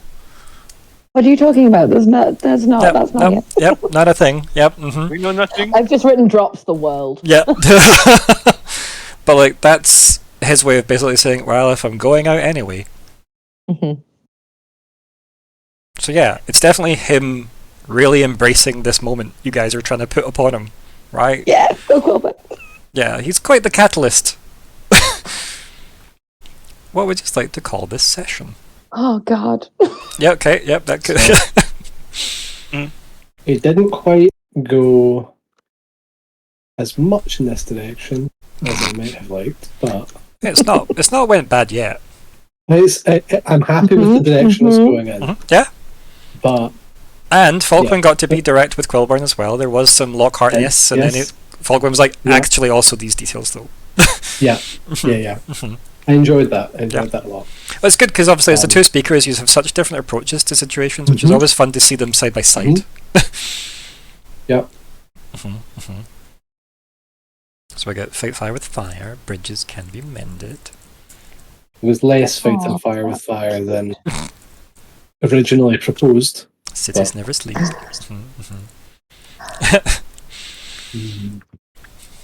What has happened? See, it feels like one of those sessions where so much happened. It's because you dealt with a lot of stuff like the cliffhanger at the end of the last one with Myr'ra's grandmother's curse. You dealt with the amount of history you guys learned as well. You then spoke with Pride, and that's always a delight. You moved here, you spoke with Quillborn, you technically took Noya back as well, and now you have met Cairo. A lot happened. Yeah. Always at the gates. It's quite good. Fighting for favour. To teleport day. The good thing is... How much radiation sickness do we Well, the have? good thing is, Pride's way of doing it doesn't give you radiation. Because Pride's using horrible pain inflicted on two demons that fold space, whereas teleporting moves you through the space. So you've been Which is teleported... fantastic. Yeah, so you're probably okay. Only one dose I've of got a radiation little today. whatever, like the seismometer Yeah. for radiation. And Quillborn's thing wasn't teleporting magic, was it? It was just... No, he teleported you all to the... Yeah, he teleported yeah, you. literally just... fancy dragon way. Yeah. Okay. I thought it was doing, like, full sort of slightly bending the rules, not actually teleporting, just... So becoming Quillborn's a star powerful in the enough to middle of teleport a whole bunch of people with very little effort, whereas normally the Arcanatrix has a handful of mages taking their turn at being on teleport duty that day to help contribute to the magic needed to travel people around. Obviously, you rotate through that because you don't want to be, overdosed in radiation for the day. Yeah. But Quillborn's obviously not so fussed about that. My mind's going black again. What was the grand's name? Lady Featherstone. Myr'ra Featherstone. Not Granny Weatherwax, like my brain always wants to say. Oh. But not forever. Yet. So we've I'm got pregnant. I'm not. we've got 2 votes so far. What else have we? And so our options are currently fight fire with fire, bridges can be mended, fate cities never sleep, fate today, fate tomorrow, the funny genocide power, for favour, always at the gates, 2 teleport day, ringing rings, farewell to Granny Featherstone, and I'll add one We as did well. a lot of protocols.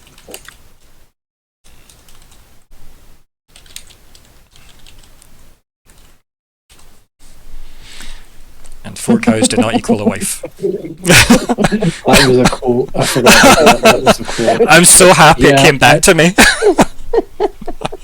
I'm doing that one because it's a marvelous quote. It's just so dumb. Kalli looking back, being like, what happened in the session? Well, 4 cows don't equal a wife. The most important thing is that It's okay. Bridges can be mended is the standout winner here. But I appreciate the vote. Okay. I think I missed that quote. No, I think you were here for it, I think. I don't remember you being away at the time. It was quite early on, though. But yeah, it was to do with, like... It was to do with when we're looking at the laws of, like, how many have been brought up on Iron Law charges, and it was to do with people blaming stuff for the Fae, and people saying, oh yeah, my neighbour's farm burned down because the Fae did it. It wasn't me because he slept with my wife, or whatever. Yeah, one of those types of things. Right, goals. Oh. Sorry. I'm just surprised by everything that you do every week. So, well, we're working on to compel the narrative in favour of them. Yeah, that's in progress, yep. Yeah. We've returned Zenoya Darcy's body. You have returned Zenoya Darcy's body, yes, okay. So, I'll deal with the XP total at the end, don't worry. Anything else that we're updating, removing, adjusting? Oh, we technically could have taken the Night Bloom. Was someone staring at the Night Bloom, yes? Yes, I am. I still have it. It can be left every so often. Like, it doesn't need... I think they said that like a couple of days at most. Like 3 days at most, you'd want to leave it. As I said, I just hear it replying to me with the voice of the worm from Labyrinth. Valid. I suppose we can change Nori to confirm his father's side. And change that to visit Whitewater. What? So that is like us just like Whitewater. So we're basically Small updating. update. Okay, yeah, I can update that. 2 seconds. Edit and now to confirm heritage from father's side, and then I'll change Calderan to bridge over Whitewater, and I'll just put in like records just to see what they've got officially, because you've not been back since you ran away, have you? No. Yeah. No. Cool. So that'll be interesting. Anything else there, Sean? Sorry. I was reading through the goals resolved, thinking, we can remove a lot of these. We've now. done loads of those. Then I realised, like, oh right, this is that list. Yep. And we do have the Lunar Bloom. We've just but we haven't handed it off yet. We haven't delivered it. Yeah.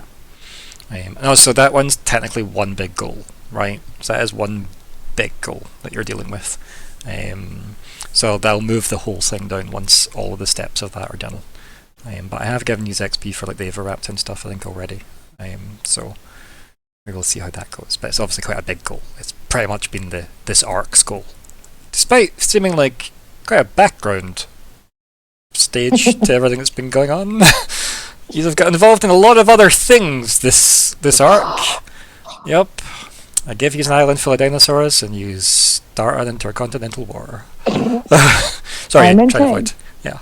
I think the dinosaurs might we should go there first. I knew this would happen. It is always possible that the dinosaurs could turn out to be relevant in more ways than just being dinosaurs. True. It's always good to hold out hope. Yeah. Okay. They could be great allies. Maybe if they eat the shells, it won't remember. There's a conspiracy here, you know. Saurians are dinosaurs, right? You tell the Saurians that. No, I mean in our world. Okay. Yep. Yep. Okay. Yep. That's what those are. Yep. And the cats have never lost their power, basically. They just got smaller. Right. Any goals to add? Because everything's kind of in play, I guess, at the moment, right? Yeah, basically don't get executed. Yeah. Yeah, that's a compelling narrative. Yeah. be safe. And us. Mm-hmm. Okay. That Do we sounds. want to add? Do we have something about help Brandon talk to Brandon L? No. Do you want something Yeah. with Brananel? The last goal he's had was learn more about him and what Yeah, happened we to did. them. We did quite a lot of that. So, Yeah. You can have a goal about him if you want. do we want to go about Brandon L? I think Brananel is less a goal and for the moment more of a way to achieve other goals, or at the very least. He's a dynamite. Yeah. Or a comet? Or a comet. He's not the Get goal, he's the sloth. ball that goes through the goal. Yeah. So true. And Get his goal Sloth is- and Brandon L Wait, to wait. renew their He has friendship. his own goals list. We might need our steel-toed boots. Did you to all hear fulfill Chris's that suggestion? particular Yeah. Like, bother. yeah. No, I That didn't. would be sweet. Do you want It to say would it be again, nice. Chris? Get Sloth and Brandon L to renew their friendship. That would be a cute goal. It might not. I would, you know what? Yeah, I would love a It would be happily ever hard. after between Sloth, Brananel, and Kyril. Aww, just all living in that house in Cascade. Like, bygones No. are bygones. That can't happen. Oh no, Carol can't come into Cascade. Can't come in. No. Maybe Brandon L can undo that. Like he can undo. He's got the trump card of all the things. He teleported in the secret council room that you can't do anything in. Yeah. He went He through went the floor that you cannot know the level of. Like, Yeah. I mean, Kyril might be at the moment all the Fae, or not all the Fae, but Brananel, by definition, is all the Iron Roots. Yeah. Something to think about. For now, Yeah, apart from Surrey thing. apart from Seraphin. Who is the answer to every plot thread you don't know the answer to? It's like, but that's probably Seraphin as well. Yeah. He is possibly a bunch of immortal bees in a suit of armour. Yeah. What was that, Alexander? How do we get to the dinosaurs? It's Surrey Fate! Of course, Seraphin was the boat the whole time! Anyway, so, let us start to unpack. So, just add XP now for the getting Noya back, please, because that was good. We've done that. It was a long time coming, and, you know, the Church of Light appreciates the fact that you took the effort to return her as, you know, what's the word, preserved, I guess, as possible.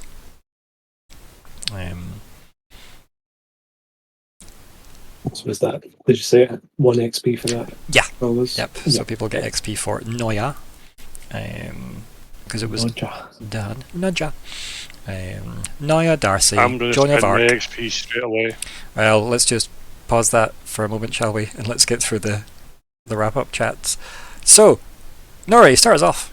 Why not? Yeah, we're back in this world where we are trying to avoid going round in circles, and we've actually progressed, which was great. We could have tied ourselves in knots while we were in sin again, but the conversation with Myr'ra and Gran, and then time in the library, although Nori's still feeling a little bit like he's still got unanswered questions in his mind and things like that. The fact that we're resolving these issues now and we're coming back to face our problems. Yeah, it's all. But that coming together scene for me nicely. though, like, for Nori just sat on like the open door balcony, like, you know, with his feet over the edge of the balcony, like kind of banister thing, and, you know, just almost like passively listening to the group murmur, but also listening to the city murmur, right? And like everybody talking about, oh my god, this place is this old and it was built like this person, and these are the laws that we may have broken and maybe not technically, like maybe there's a loophole to get out of this legally. Like, all that stuff is great because it shows, like, I've described it before, where you can play a really good lone wolf style character that often doesn't work on paper when, you know, a new player comes to RP and they go, oh, I want to be an edgy Aragon Strider style character that's off on their own. But you can play that in a group. You just have scenes like this where you're still part of the group, but you're also just having that wee thought-provoking aside. It's good. Exactly. I like to throw that in every now and again. When it works, when there's time for it. There's other times I've got to be involved, but there's also me going away hunting and things like that. Brilliant.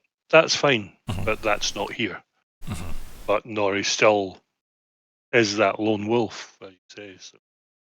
But yeah, it's coming together. We'll go defend ourselves. We'll let Lockheart do his lawyery stuff in the next couple of episodes, and he'll save us. Yeah, I expect nothing less.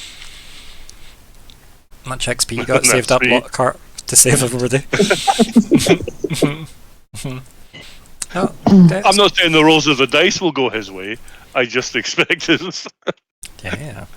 Every best foot forward, shall we say. Myr'ra. Oh! I loved it, as always. I do really like that. I do feel like we, despite the fact we're maybe making bigger swings again, like we talked to people more this episode. It was definitely less. There was more in-game time than player agency time, which I think is a win.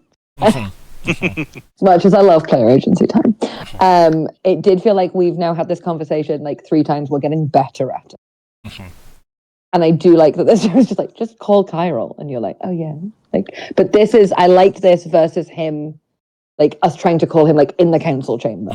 Like I like that I thought it was important that we try to have these conversations, these one-on-one conversations with these important players before we're all in a big room with everybody staring, and the elves.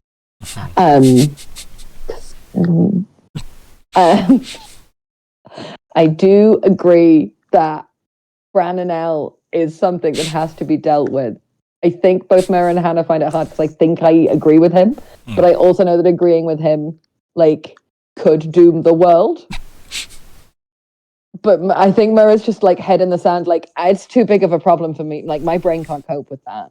Like this man is sad, and I think he should have a chance to not be sad. Which again is quite a Hannah way to play things off. Like this button could destroy the world, but this person might be happier. Yeah. And so yeah, he gave up a lot to save the world. Yeah, right? It owes him. He deserves a chance to have his people back. Yeah. It might bring the Fae back. That's not today's problem. So yes, I am excited for us to talk to Branonel at some point.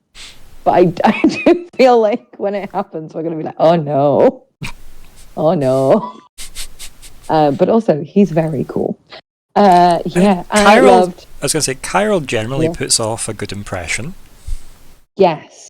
I forgot how, like, just baby.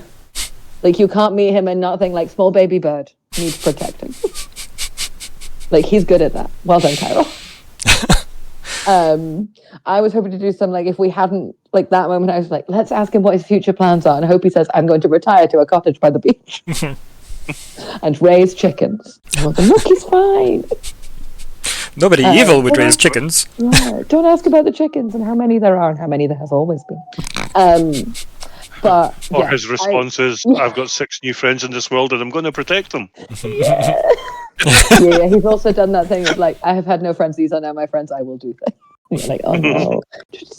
Just calm. Loved conversation with Grandma. So many more questions. Oh, what does my mum know? Now I have to have a conversation with her at some point. I think it's very interesting to be like the grandchild of a situation where you can objectively look and go, I think both of you made bad choices here. And despite the fact that apparently our family's contractors with envy, I feel like there's been a lot of pride and unwillingness to come back to a discussion that if you'd both waited till you'd cooled down and tried again, might have been fixed 25 years ago or more, depending on how long it took Mum to run away and then have me. But yeah, very fun. Quite glad we're not in Sin anymore. Very much liked it. Very exciting. The spotlight is scary. Yeah. There's so much like, this is very important, and if I say the wrong thing. But yeah, I very much enjoyed it. It was very fun. I am excited to see. I am nervous now that we've not done this with Margot at the same time. Because I'm like, fuck, we're going to have to ask Kyril to wait. And we're going to be like, stay here. We're going to have to go do this again. Yep. So I'm almost tempted to be like, should we just message her and get her to come here? Just be like... It's like, Margot, can you bring your hammer because there's a situation? Yeah. Yeah. Just like, Kyril, go stand behind a tree. Because Quillburn's just dropped his sword. You know, the 5th blade? Yeah. So the 5th blade's on the ground in front of Yep, please hurry up. Just come here quickly. Bring the fourth blade, please. Yes. But yeah, I'm excited to see where it goes. And I also just want to like shout out, like I loved Sean Falkwin's, like all of your ideas were so good.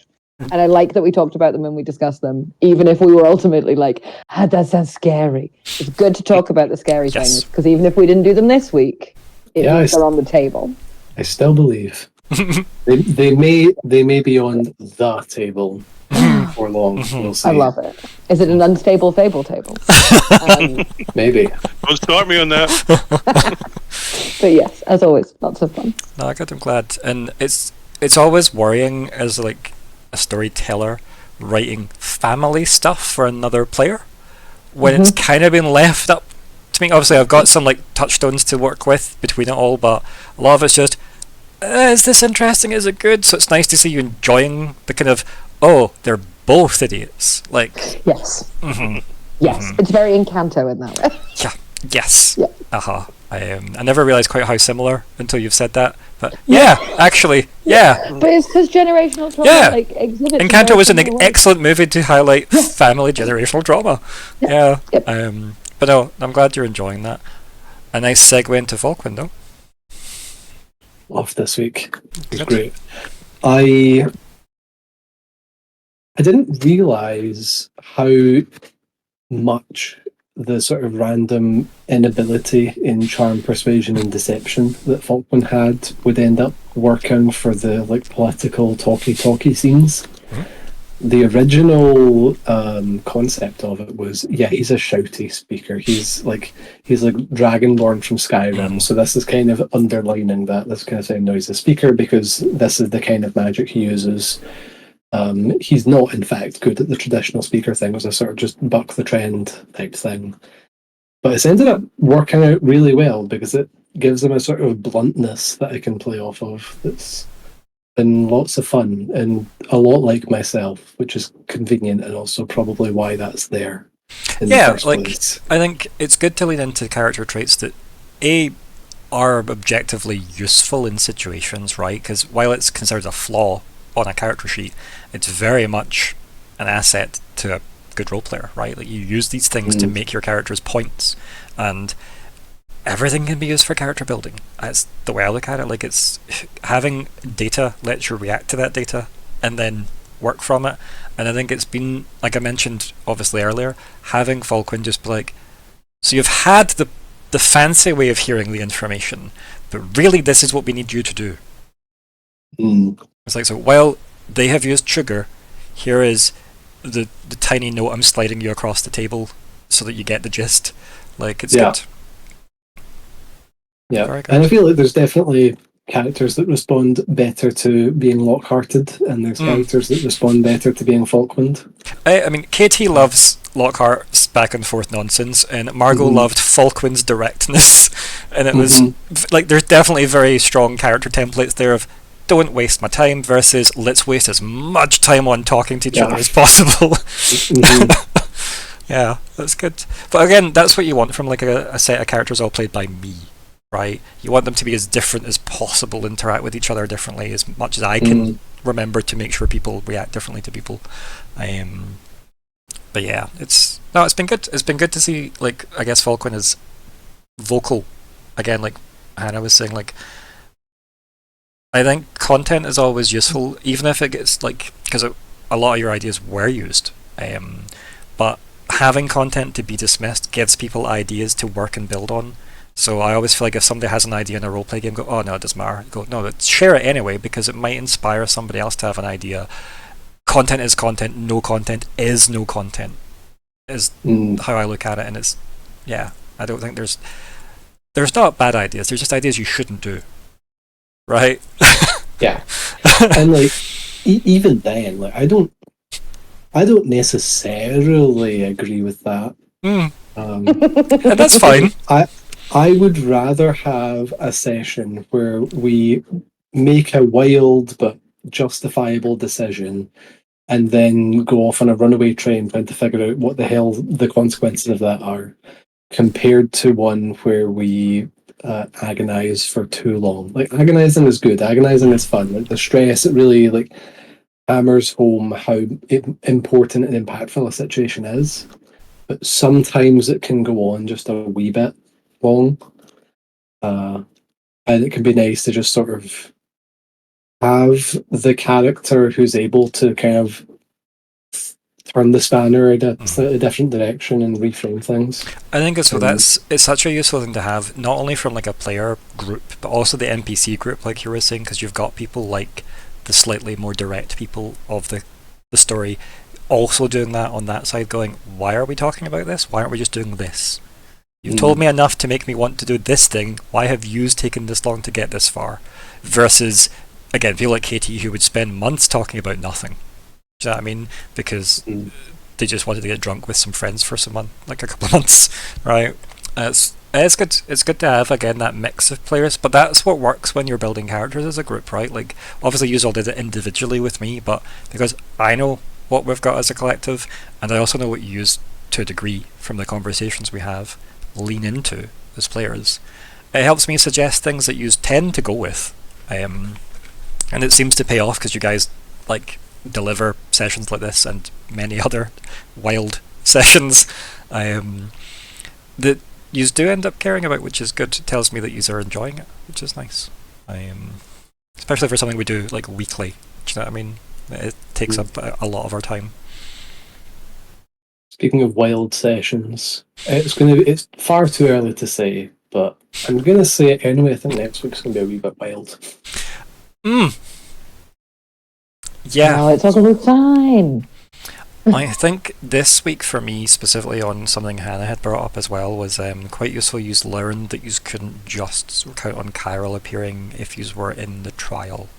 As if that was a thing we were relying on. We now know that's not a thing. Yeah. So that's good information. You definitely might want to explore that a little bit next week as well. Yeah.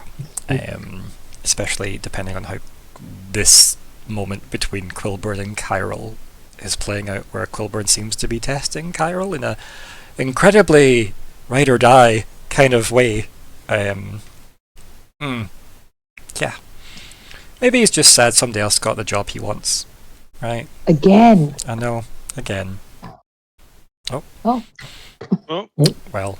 Oh no. Yes, you need to sleep. Sleep is good. No. He's... Welcome back. He's back. Yes, it was AFK'd. You with us? Perfect. Perfect timing.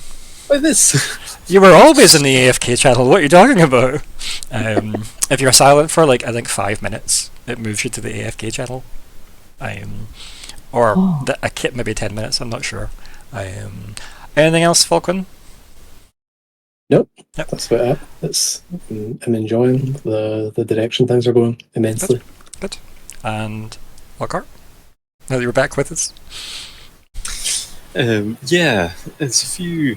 There's a lot of big things that happened, but I would like to focus on some of the smaller things. Like, I was very happy when Lady Featherstone was like, once you're finished, I'll come visit Cascade. We'll have a chat. Like, yes. Because part of me wasn't sure she'd just be able to leave, Sin. And if it was a case of Myr'ra's mother is never going to go to Sin, like, hey, it's going to be a tricky one to try and get that conversation flowing. But if they are willing and able, but also, clearly leaving Sin isn't going to be like a. They have a lot of day-to-day job stuff, so it's good to see that they're putting it in important. Yeah. And weirdly hit by Grandmaster Gamble. Yeah, Gamble. Yeah. Because I think we did say that Lockhart had actually studied that thesis and stuff for when Lockhart did go over. So it was something that just stuck in my mind quite strongly. And so I was like, what? No, him. Yeah. Why you do that? He was a nice, like, that safe bubble of like, probably not being that important, so he's unlikely to be in peril. Now you tell me he's dead? Yeah, yeah. How cruel.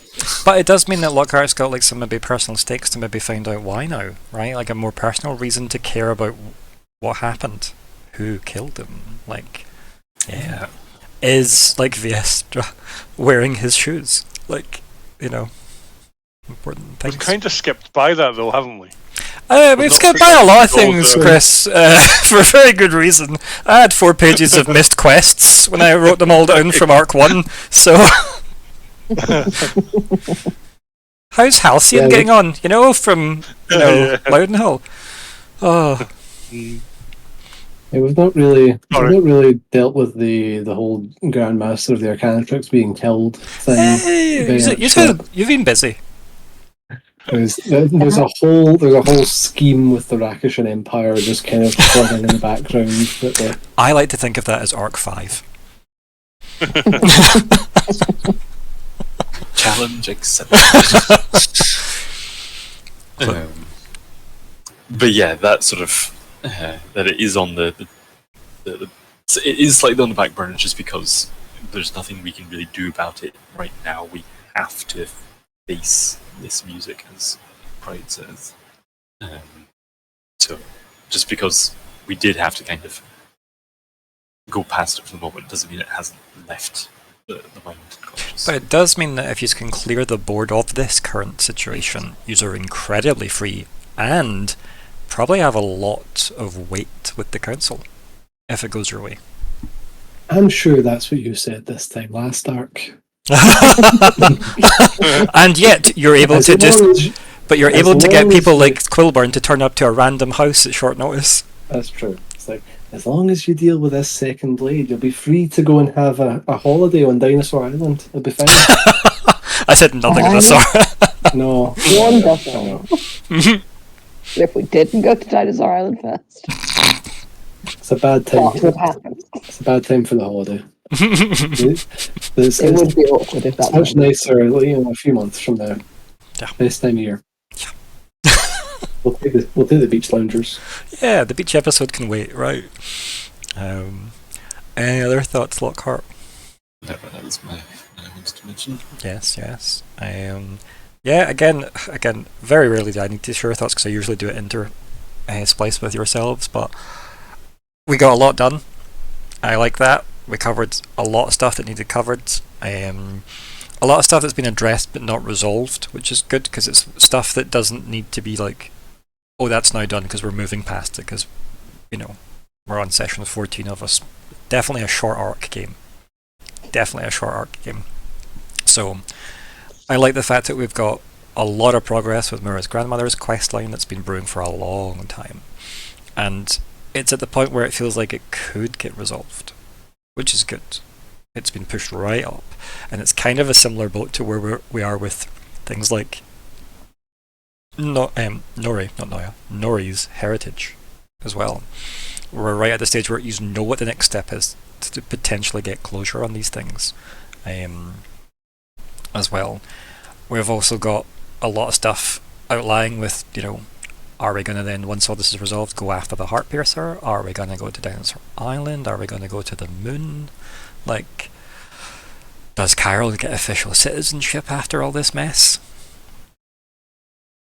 Like, yeah. Does he get a little badge that says you're allowed to come into Cascade City because, you know, you're dead cool now?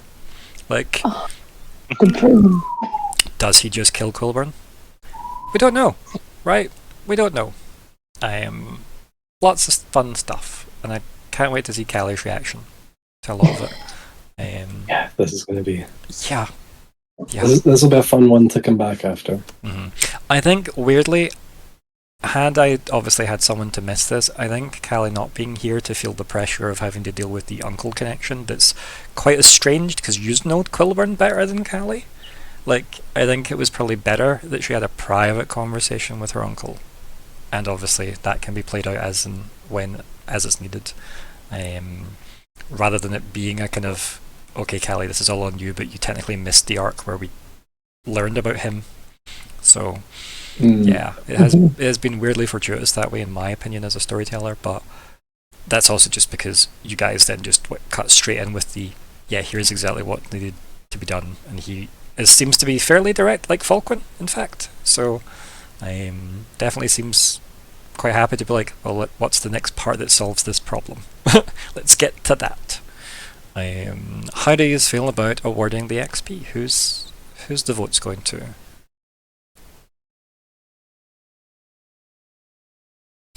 I would vote for Myr'ra, and just like finishing up, not quite finishing up, but like tying off a bit of Grandma. You're very invested in this quest with our grandmother. I know, actually. Yeah, like I'm here for it, but I like it. I think part of that was because when I kind of grasped again that this was what was partly why Cairo is here. Is because Myr'ra had something that was so like important to them that they would make a deal with the Fae about it. Like literally, Lockheart had nothing that he felt strongly enough to make a deal with the Fae for it. And Lockheart's got a lot of things they'd like to see happen, but it wasn't enough. So I think kind of in that mind, both for Lockheart and Alexander, it's like, this is something that another character and player felt. So I'm invested. Good. I would vote for Falkwin for the reasons I said earlier. I really liked that you again held us accountable when we start to go, maybe we just lie, and reminded us of all the big swings we can take, even if we didn't take all of them this session. I think that's very good. Yep. Taking stock is often useful when you sit and go, you can get lost in the weeds of a story and the pressures of a story, but when you sit and go, what's our asset list? Ultimately, like, we have a lot of powerful friends, we have done a lot of favours for people, we are very powerful people, like, yeah. Taking Haverstock? How did that not enter our minds for a combat session? So true. Just cram him back into a pot. You don't know where he's hiding. Let's say next time we open up Alaben's garage, you might just come out with some pastries. I've got to say I'm torn between the two for the reasons that have just been covered. It was two great scenes. Yeah, well, Chris, pick one. Yeah. No. I'm going to let fate do it. This is not a roll on my ring. Odd goes to Hannah, even goes to Sean. There we go. Sean gets it. Odd I thought goes there to was just Hannah, two great scenes. right? Sorry. Yeah. Sorry, Hannah then. Right, but you did say that, right? That is what I heard. I did, yeah. Odd goes to Hannah, even goes to Sean. Yeah, okay. I was like, what just happened? Yeah, sorry. It was always even goes. Yeah! 5 is an even number. 2 plus 2 makes 5. Yeah, it does when you round up. Feels like an even number. It does. It's because it's such a multiple. It's because it's got so many factors. Yeah. It can do all the things. It's 2 factors. Let's not fay up the number 5, okay? But yeah, Hannah, you get some XP. Hannah. Yes. Falkwin, you get some XP. Yay! Yes. Because I'm feeling generous because a lot of progress was made. And a lot of it was due to Sean cataloguing a lot of what was in front of the group. Because every so often I do have to be like, what's your goal here? So it's nice when players pick up on that and be like, what's our goal here? How do we achieve that? What do we have that gets us to that? I know there's a lot of fire in the way. We'll move that out the way just now. Put the fire with the fire. Mm-hmm. Yeah. I am currently living for the eventual scene that we have with Brananel and Cairo on the same room. Yeah. Yeah. You're going to make that happen? I'm lost. It's an agenda that I might have. How many other people are in this room? Because I think this is the room of like converging plot lines according to your conspiracy board, right? Oh, that's so true. Sarythane's there as well. Right, so Sarythane, Sloth, Brananel, Cairo, are they all the same person? Who knows? Modest Talar is probably there. You know, Yeah. you know what? It's not going to be a room. It's going to be a series of rooms, and Brananel's going to go into each one because there's just a lot of people that I want to know what their deal with Branonel is. I want to know Sloth and Branonel. I want to know Modesta Lara and Branonel. I want to know Cairo and Branonel. I want to know Sir Thane and Branonel. All played just by because Viktor. this is just a room of Victor. Yeah. I would also say, just as a I loved. There was a moment where I saw your facial expression change from Chiral to Quillbird, Right. and it made me so happy. There was I lived a full facial transformation of oh, now I'm Quillbird. Yeah, I'm glad I very it. much enjoyed it. It's not something I noticed personally, but I'm glad it was a thing that was visible at Yeah. least. Yeah, because I remember I was like, oh god, Chiral's frowning. Oh no, it's not Chiral. That's Quillbird. yeah, I did enjoy your reaction as well to the way just Chiral speaks as well, because it was you remembering back to Arc 2, that's how Chiral sounds. Oh, yeah. Yeah, because it's He's technically been, very integral, but we've not really seen he's been off. Falkwin's never met him until now. This is their first meeting. Yeah. Yeah. Same, The Dragonborn are Welsh. but you've still got time to make more of that, right? Because you're still in that scene, right? So that can still happen. But no, it's definitely important. And Ignysera when she is. Yeah, exactly. Can't wait to you tell her what happened. That's going to be fun. Right, before we end up waffling on for far too long, thank you all for playing as always, and say goodbye, everybody. Bye, everybody. Bye, everyone.